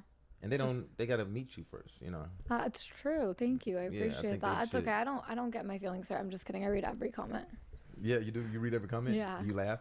Laugh? I mean, like, do you feel like they just bullshit? No, sometimes like You get- industry plant, I'm like flattered. I'm like, oh, you guys think that the industry would like plant me? That's pretty flattering. But also, It's crazy how people just do there, dumb shit. but like people make a lot of like money Yeah. off of videos hating on me. So if they want to do that, then go ahead. You get it monetized and Yeah, if I was irrelevant, they would make $0. So True. just is what it is. I mean, look here, man. So- They talked about Jesus, man. So. Hey. I'm not gonna compare myself to Jesus today. But I mean, I'm just Yeah, saying. same thing. They talked about Jesus. I They talked mean, about me. But you know, use it as motivation. You know what I'm It saying? is. It is. No, this is a good year. Yeah. Finally. Oh yeah, I For- can tell you having a great time. I am. This is a great. I'm back from my depression and sadness and sorrow. Man, look here, it's a new day. Mm-hmm. Tomorrow's another day. What do you get depressed about? I mean, contracts. Contracts? Yeah, sometimes I don't like, I do deals and I be like, yo, put a little bit more, put like on that contract, and they be like, well, no, we can't afford that. I like, well, fuck, telling my man, fuck them. Well, it's great you're at a place that you can say that. Well, I mean, but at the end of the day, you gotta know your worth. But it's not. Well, yeah. Don't go in the hide and stay out there, man. Stay swinging. I'm going to do that, but I do think that you're in a place where you can say no to things. Well, in my time when I was in a place where I couldn't say no, I would actually. You would say no still. Well, I thought I was the shit anyway. You need to hang out with me, man. I'm a great motivational Are you a motivator? Because I don't give a fuck. Mm-hmm. I wake up every morning, I feel good, man. This air is so beautiful. I mean, this is free air. It's probably not going to be free for long with the way things are going. Breathe in while we can. Yeah, and fuck that bullshit. You don't get fuck the haters, you don't get man. depression about like the state of the world and planet. I mean, I can't control that. Why would I get? It's true. I just look at the shit like it is what it is. I see, it's sad, but what's going on. I see a lot of sad shit, but I just try to be in a more positive mindset. Yeah, just having kids in this world makes me depressed because it's like the world is so scary. Yeah, but you still gotta stand on that. You gotta be like, you gotta tell yourself that I'm gonna be a good mom. I'm gonna be a good dad. Yeah, but you can't control other people. No, you just stand on business. Yeah. I'm so scared of this world. You shouldn't be. I'm gonna bubble my children and bubble myself. No, don't bubble yourself. Cause you'll be crazy. Cause I've been in like in a bubble, like like you don't let nobody in and nobody gets out. It's kind of like my crew. Mm-hmm. But that'll make you kind of crazy too. Yeah. It's cool to I wouldn't say don't let everybody in, but like just try to make some friends. I mean, cause there's some good people out here. Everybody's not rotting and all in the comments talking crazy or spreading rumors or just being evil. It's some good people out here. You just gotta mingle around. Maybe you gotta get out of LA for a chance. Go to the South. Go to the South. Go to the South. I'll go to the South. Yeah, go to like Memphis or Atlanta or Florida, New Orleans, Texas. Go down there. Go just get some cornbread and some brisket and some barbecue and chill with some What's your advice? Southern folk, man. You know what I mean? That's all I need to do to cure my depression. Yeah. Just sometimes you got to get out of Hollywood. I'm not in Hollywood. You're not? Not really. Not the way other people are. Well, you probably don't be at all the parties. I don't go to any of the parties. Not one? I've maybe been to not a party, like a club that people are at maybe once, but no, I don't go to parties. Well, well, that's good. It's good to you. It's nothing wrong with being low key. It's good you being low key because you're a mom. You don't want. Well, I just also hate leaving my house. I just hate. Well, take your boyfriend or something to the club. To the club. I thought I wouldn't have fun. I'd be miserable. I'm not gonna. What am I gonna do in a club? I can't dance. Well, you can't slow even dance. stand right. I cannot. No. Bring back slow dancing. I can't slow dance. I would be so afraid to have a wedding and have. Did you dance with your wife at your wedding? No, I didn't. I'm not a dancer. Did you guys have a wedding? No, we had a wedding, but it was like just small family, small. Would you have a big one? Like a little 10-year? I mean, yeah, I would do that. Yeah, but I would like to do it like on an island somewhere. You know what I'm saying? Like Greece or Ibiza or some shit. Where it's turned up.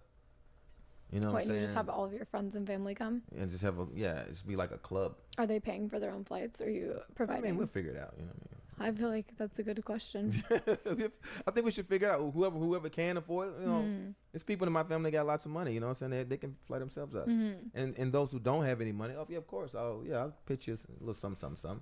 I think that's why I wouldn't have a destination wedding. There's no one in my family that's gonna pay to go all the way out there. You can do get married. You do it in advance, so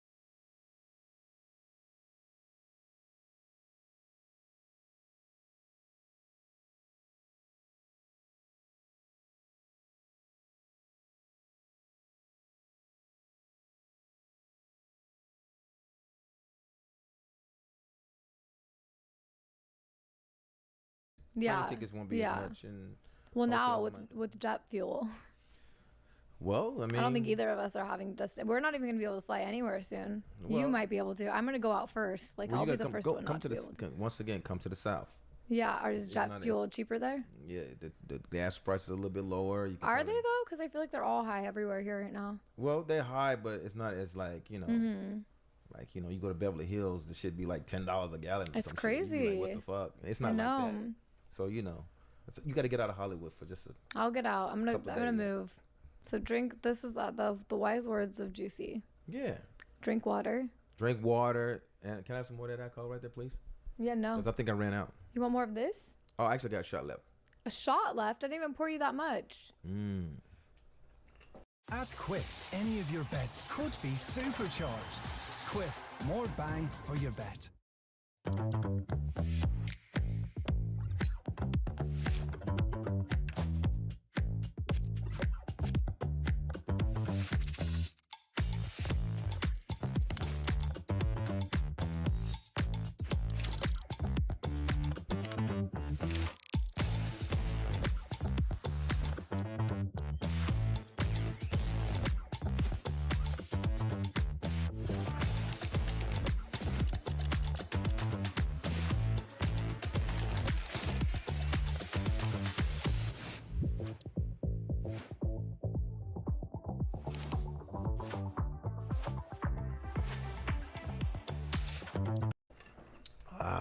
Jet fuel.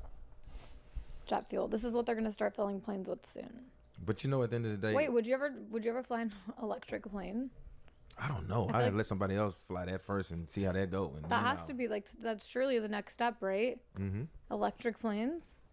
I don't trust it though. They I have to wouldn't have do that. backup batteries and shit. What if the battery's low or some shit, or somebody didn't charge it? Yeah. Well, I would imagine they wouldn't do that. But Well, you don't yeah. never know, What if man. it gets hacked? You know what I'm saying? And if somebody be like on the plane, like, "Yo, passengers, we gonna fly y'all to some island or some place, some crazy place." That would not. I mean, yeah, some hackers. I mean, it's some weird shit. That could happen though. If somebody, Yeah. if it was all electric, yeah, that could happen. That'd be crazy. That's pretty scary. What type of TV do you watch? So what type? What's what? your favorite show? Oh, my favorite show. It's about to come on right now. It's called From. They have like different seasons. Oh, you watched that? Yeah, I love From. Yeah. What was that about? It's about some supernatural, some Wait, I've seen it, but I can't remember it monsters now. and shit, and they coming out eating people, and you got. Wait, I feel like it wasn't that good. They're trying to. It was really good. They're trying to figure out the way to get out of the world. And I like this other show on Netflix. It's called Beauty and Black. Real ratchet. By I've the never strip heard of club. You that. got to watch that. I think you'll like Beauty and Black. Okay. You'll Beauty and love Black. that. You should watch that first. Oh, I think this is your favorite show. Wait, isn't it like where they get? Oh yeah, Yeah, they get that's- trapped in a town. Yeah, trapped in a town, and they trying to figure out a way to get out. I like that show. I like every Apple TV show. I feel Oh, like yeah. they really are like. They're spending their money very well. Oh, because yeah. Every show is good. Yes, they're doing really good over there. Did you watch Pluribus? I think that's what it's called. Favorite show. And it's another show, Pluribus, and what's that other one? Severance. Severance. It's a good one. Yeah.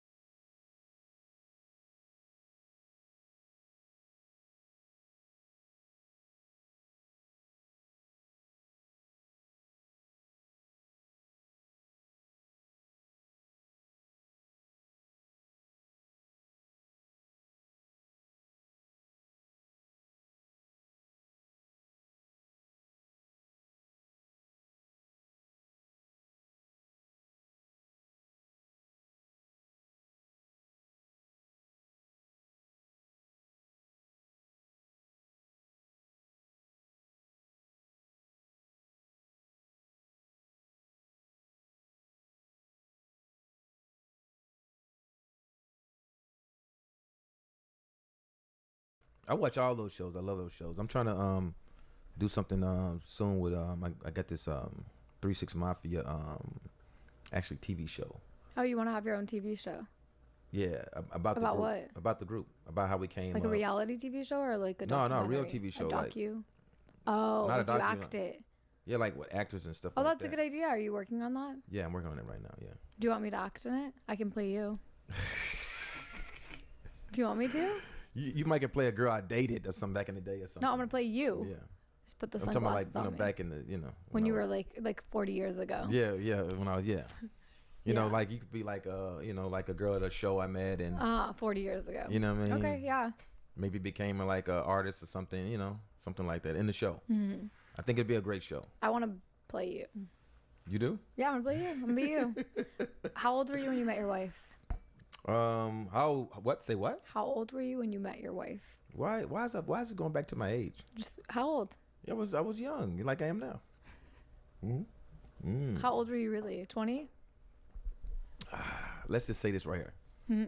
I met my wife. I was Drake was in Memphis. He had a show. Mm-hmm. He called me. He's like, "Yo, man, I want you to come out. You and DJ Paul to come out and do just jump on stage and do a few songs."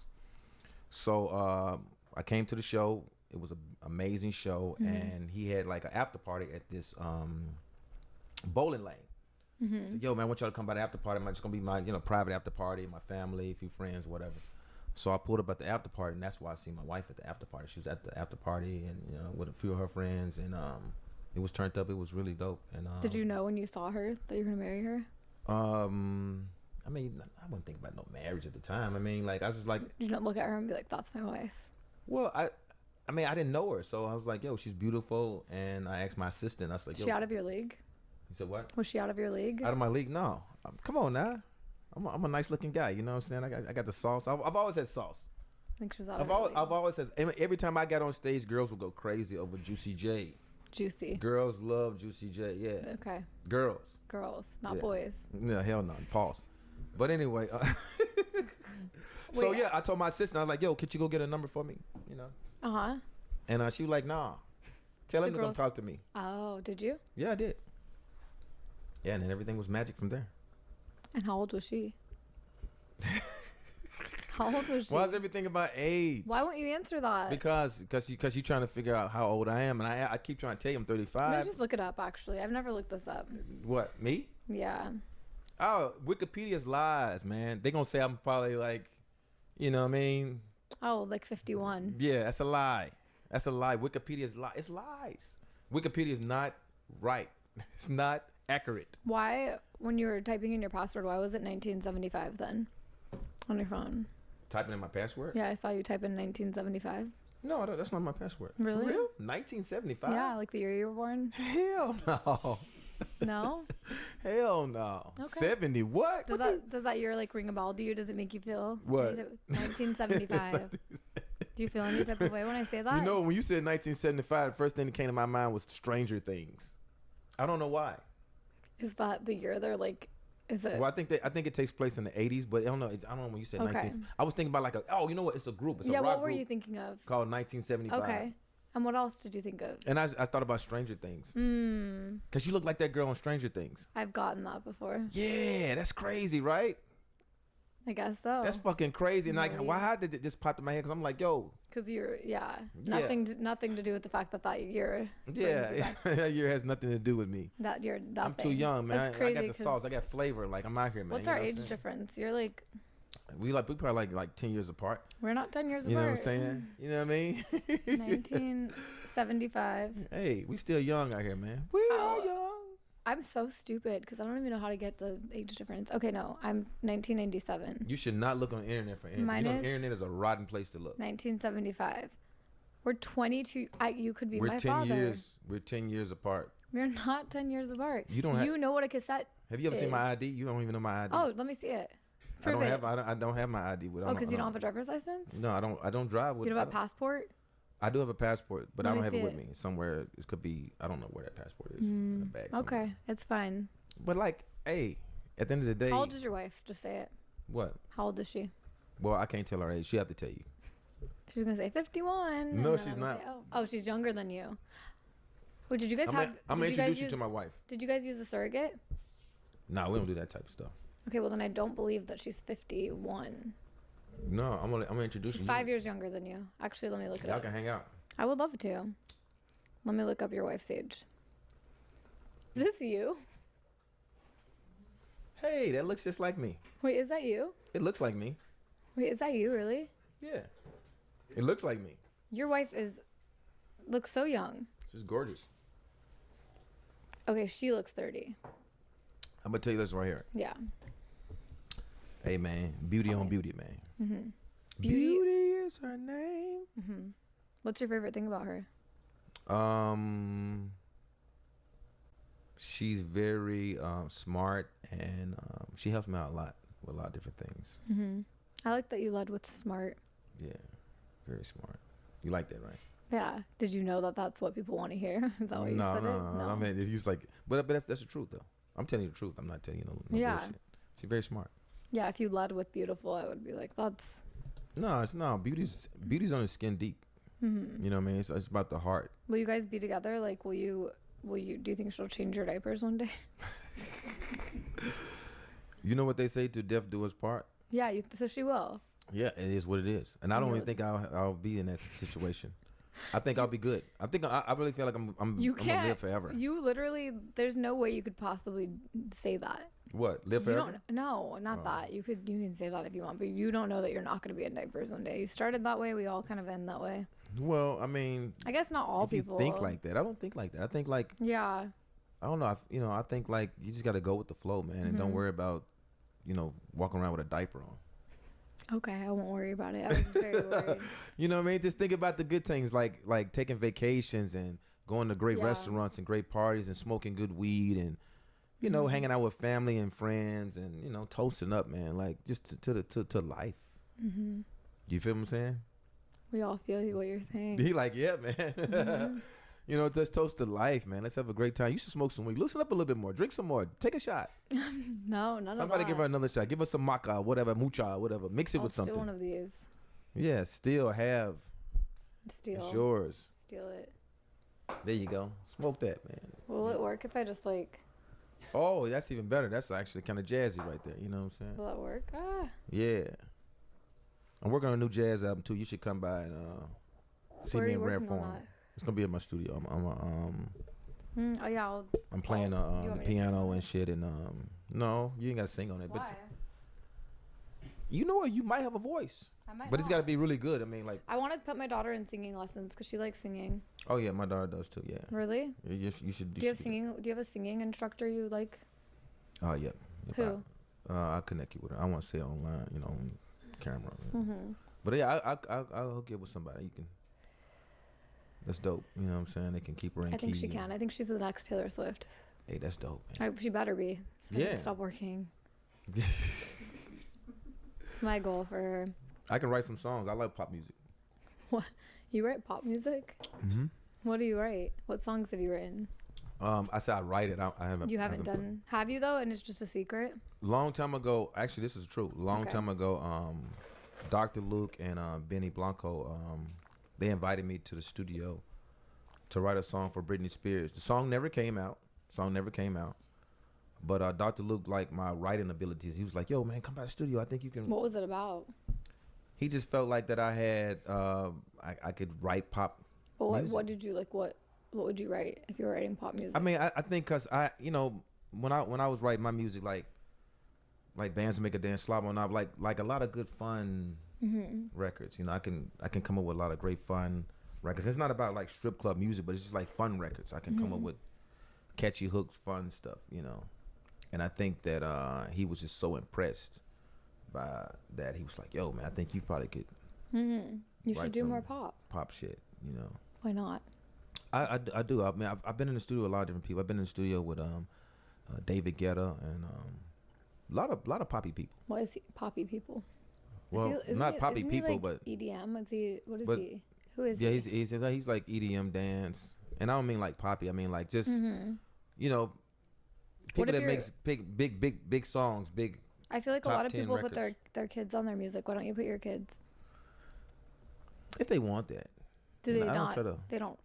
My daughter wants to be a singer, but I don't want to. I'm putting her. She plays piano. She's taking piano lessons and voice lessons, but I'm not like trying to like, you got to do this. Yeah. You're supposed to, I just say, if you want to do it, let's do it. Mm-hmm. And, if you ever get bored with it, or don't, want to stop, just let me know.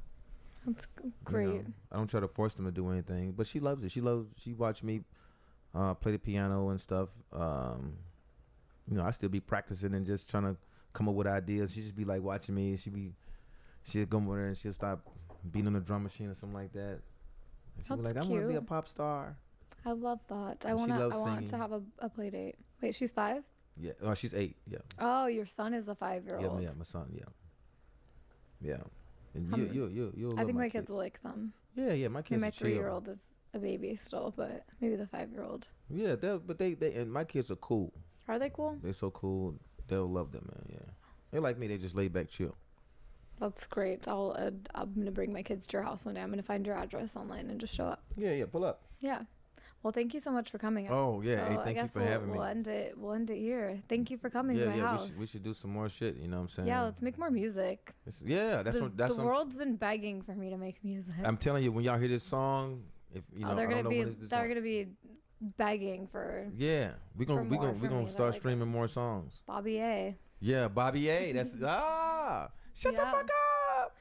Exactly. Well, thank you. Thank you too. I appreciate it. I'll give you this back too.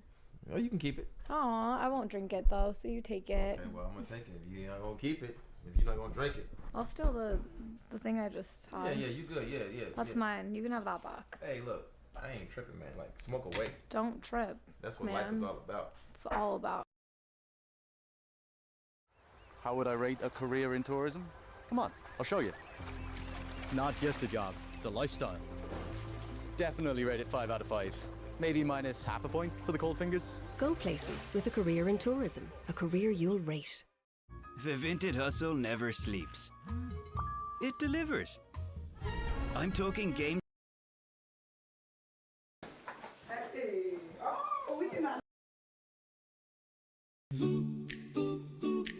Barry Keoghan, his heart is frozen. Okay, Barry Keoghan, or is it Quaggan? Barry Keoghan, he came from the old land. Jack, you excited for Barry Keoghan? Keoghan. How do you say his name? I don't know. I think you just said it. I don't know. Kogan. Keoghan. Barry Keoghan. I thought it was Quaggan. I'm gonna say, hey, Barry Keoghan.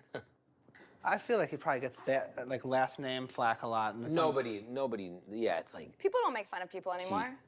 what? Everyone makes fun of everyone. I don't make fun of anybody. Mm-hmm. Hey, enough. Okay. You know why? Why's that? I think it's really important for us to get a little fancy. Oh my A little God. classy. You're a man with a pan, pied. These boxes do look classy. Are these? They're black. These are classy. Do you know what looking this boxes. is, Jack? Pizza. Not only pizza, but do you know what type of pizza? You always got to surprise me with the pizza. And I like that because I'm hungry. It actually looks incredible. Yep, it's incredible. It You know happens- what makes it even better?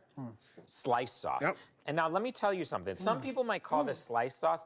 What I call it is heaven sauce. It's good. It's the best sauce I've ever tasted in my life that's pizza related. Really? That's pizza What an related? endorsement. This is a food man. This guy has a reputation in the food industry. It is good sauce. Let's put it away. Why? Because I don't want this man to come into this. You know this is hand-rolled pan pie you're talking about. You want to just put away hand-rolled pan pie? I think everything should be put away at some point. Well, You don't think he wants to see us? Nope. I think this is a man from Europe.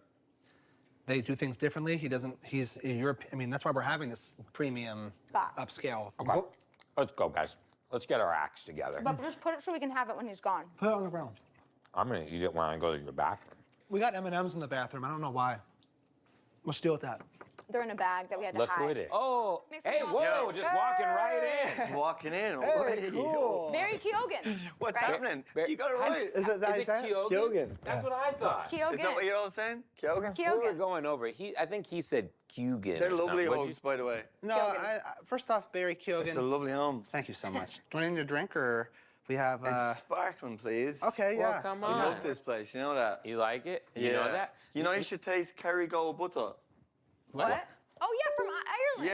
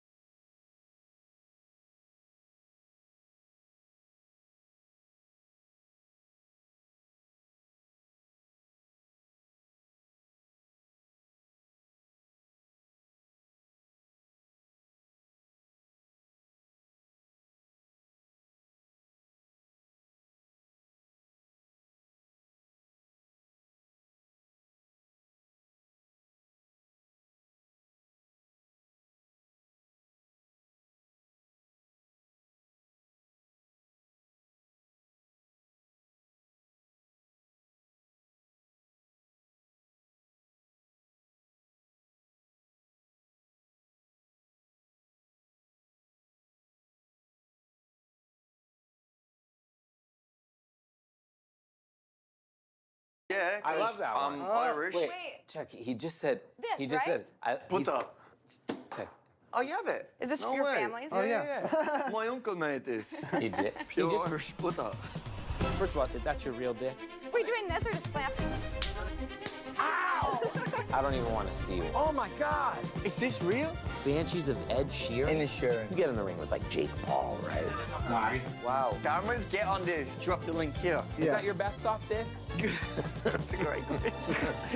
That's what I want to know.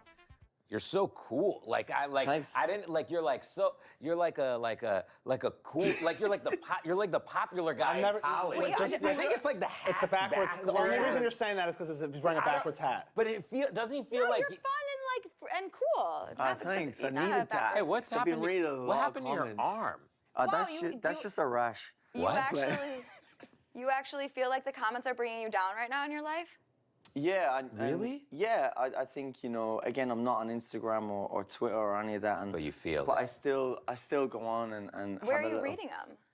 You know, I'll go on my... The public, that not his. Do you Google your name? Instagram.com. No, I'll go on my brother's account or like, you know, I can access it that way. Oh no, you're like, are you sometimes like you're hanging out and you're like, give me your phone?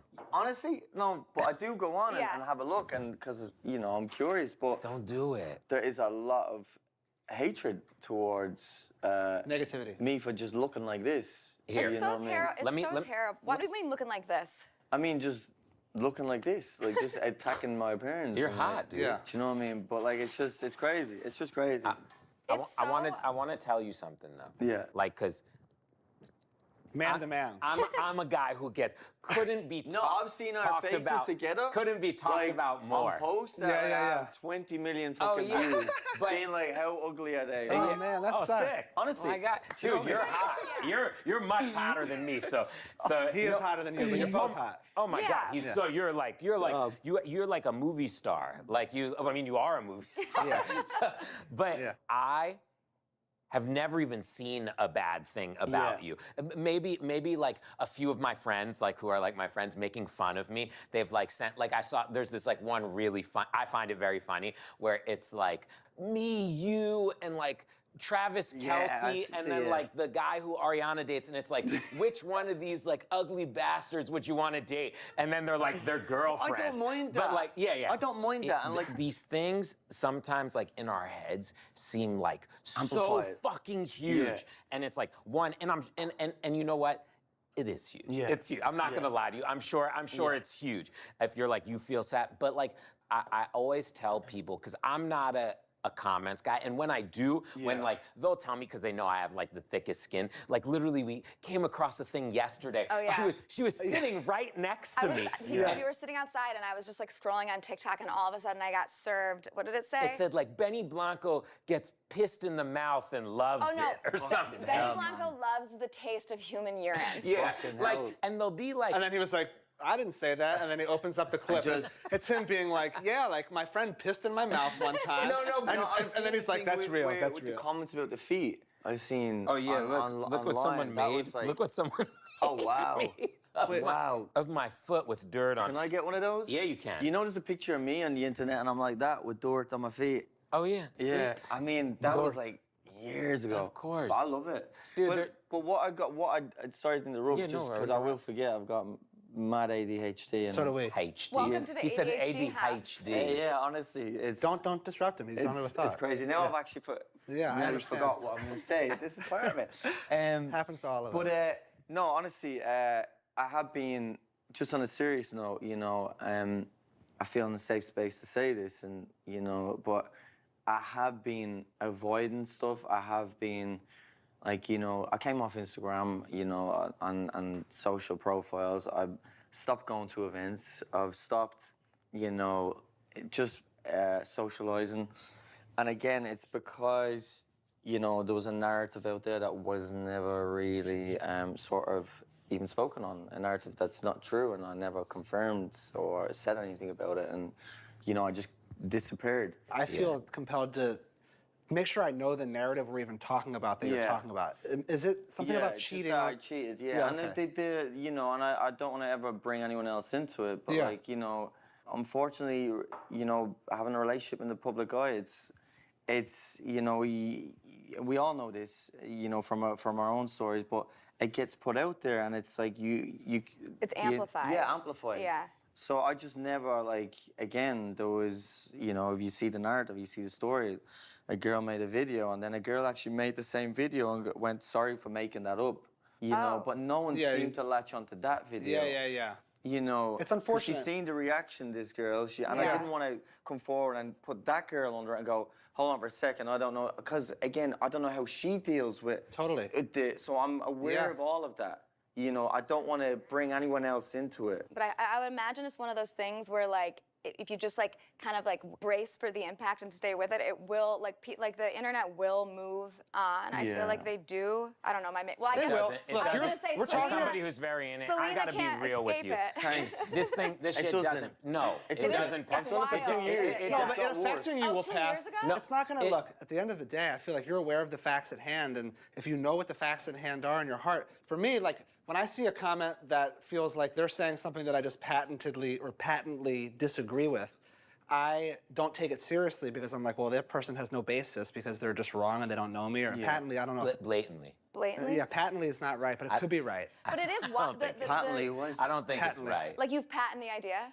Yeah, something like that. I thought you meant blatantly. No, blatantly is wrong. Blatantly is right. But I'm just saying, for me, that's right. I'm the same way, and I get a lot of positive comments, but I am numb to them. But if they're the right positive comments that really speak to like, oh, you're appreciating me in the fullest way, I want to be. That's lovely. That's the best. And I'm not asking for people to become my fan and like me because that's not normal either. But I'm asking for people to stop assuming and also stop jumping on this narrative and attacking me and dragging me down in any way you can, involving my parents who are no longer with me, and my parents, fine, whatever, but just absolutely disgusting, vile. Like, there's videos on TikTok literally going, I hate him because for someone who's went through that, and I'm not saying this for a pity card or pity me, why is it cool to hop on and beat someone who's come from a lot? Yeah. Kick somebody when they're down. No, but like someone like myself or kids like myself, to survive and stuff I seen as a kid, and stuff I seen my mom, you know, lay on the ground after fucking injecting herself, and shit that I have to fight with every day and do a lot of therapy and went through addiction myself and in sobriety, and to battle all of that, to then want to drag that person down. It's a terrible culture. And it's sad because it takes away like somebody like you who's had a lot of like life experience, and you can probably connect with a lot of people if you felt like you had a safer space to be yourself, like publicly. It's sad that, I mean, I know I feel like I'm being naive for even phrasing it this way, but don't even take it seriously. They have no idea of the facts at hand. So it totally discredits whatever they're saying. I can't take anyone seriously who has a passionate opinion without having the facts at hand. So whenever I receive that information, I'm like, oh, it's meaningless. Now, if they're saying something that really, I'm like, fuck. That's what I'm saying. Or if it's someone you know. It's hard for people, like, Selena will come to me and she'll be like, I can't believe how well you can like she's like, oh, I'll see things and I'll want to like write back in the comments about things. And I have a very unique perspective. And, you know, for me, I became really big in a certain field when I was like 17, 18 years old. And I'd been doing it publicly since I was a kid. And then I got to help all these other stars get their thing going. I didn't become famous until 2020. So it's only been like 6 years for me. And it's like... That's when you met me, right?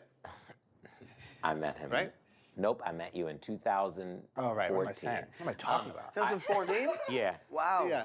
And then I got famous, and then I was like, ooh, I don't like this. It's a hard one because I never want to speak on behalf of other people, and I also never want to, you know, mention other people or involve them. Yeah. And even if it is those people that I was in a relationship with, it's not my place to, or it's not their place to come forward and speak on my behalf. Yeah. It's unfair to them. Yes, absolutely. They're also in a relationship. Yeah, of course. It's also both of us being out there for like, you know, so I'm very aware of that. I have a question. Yeah. Before you ask your question, I would just like to say patently is an adverb meaning clearly, obviously, or plainly, often used to emphasize that something is unmistakably true or evident. You guys want to hang out outside for a little bit? You have such a good vocabulary. Wait, I have a question. Yeah.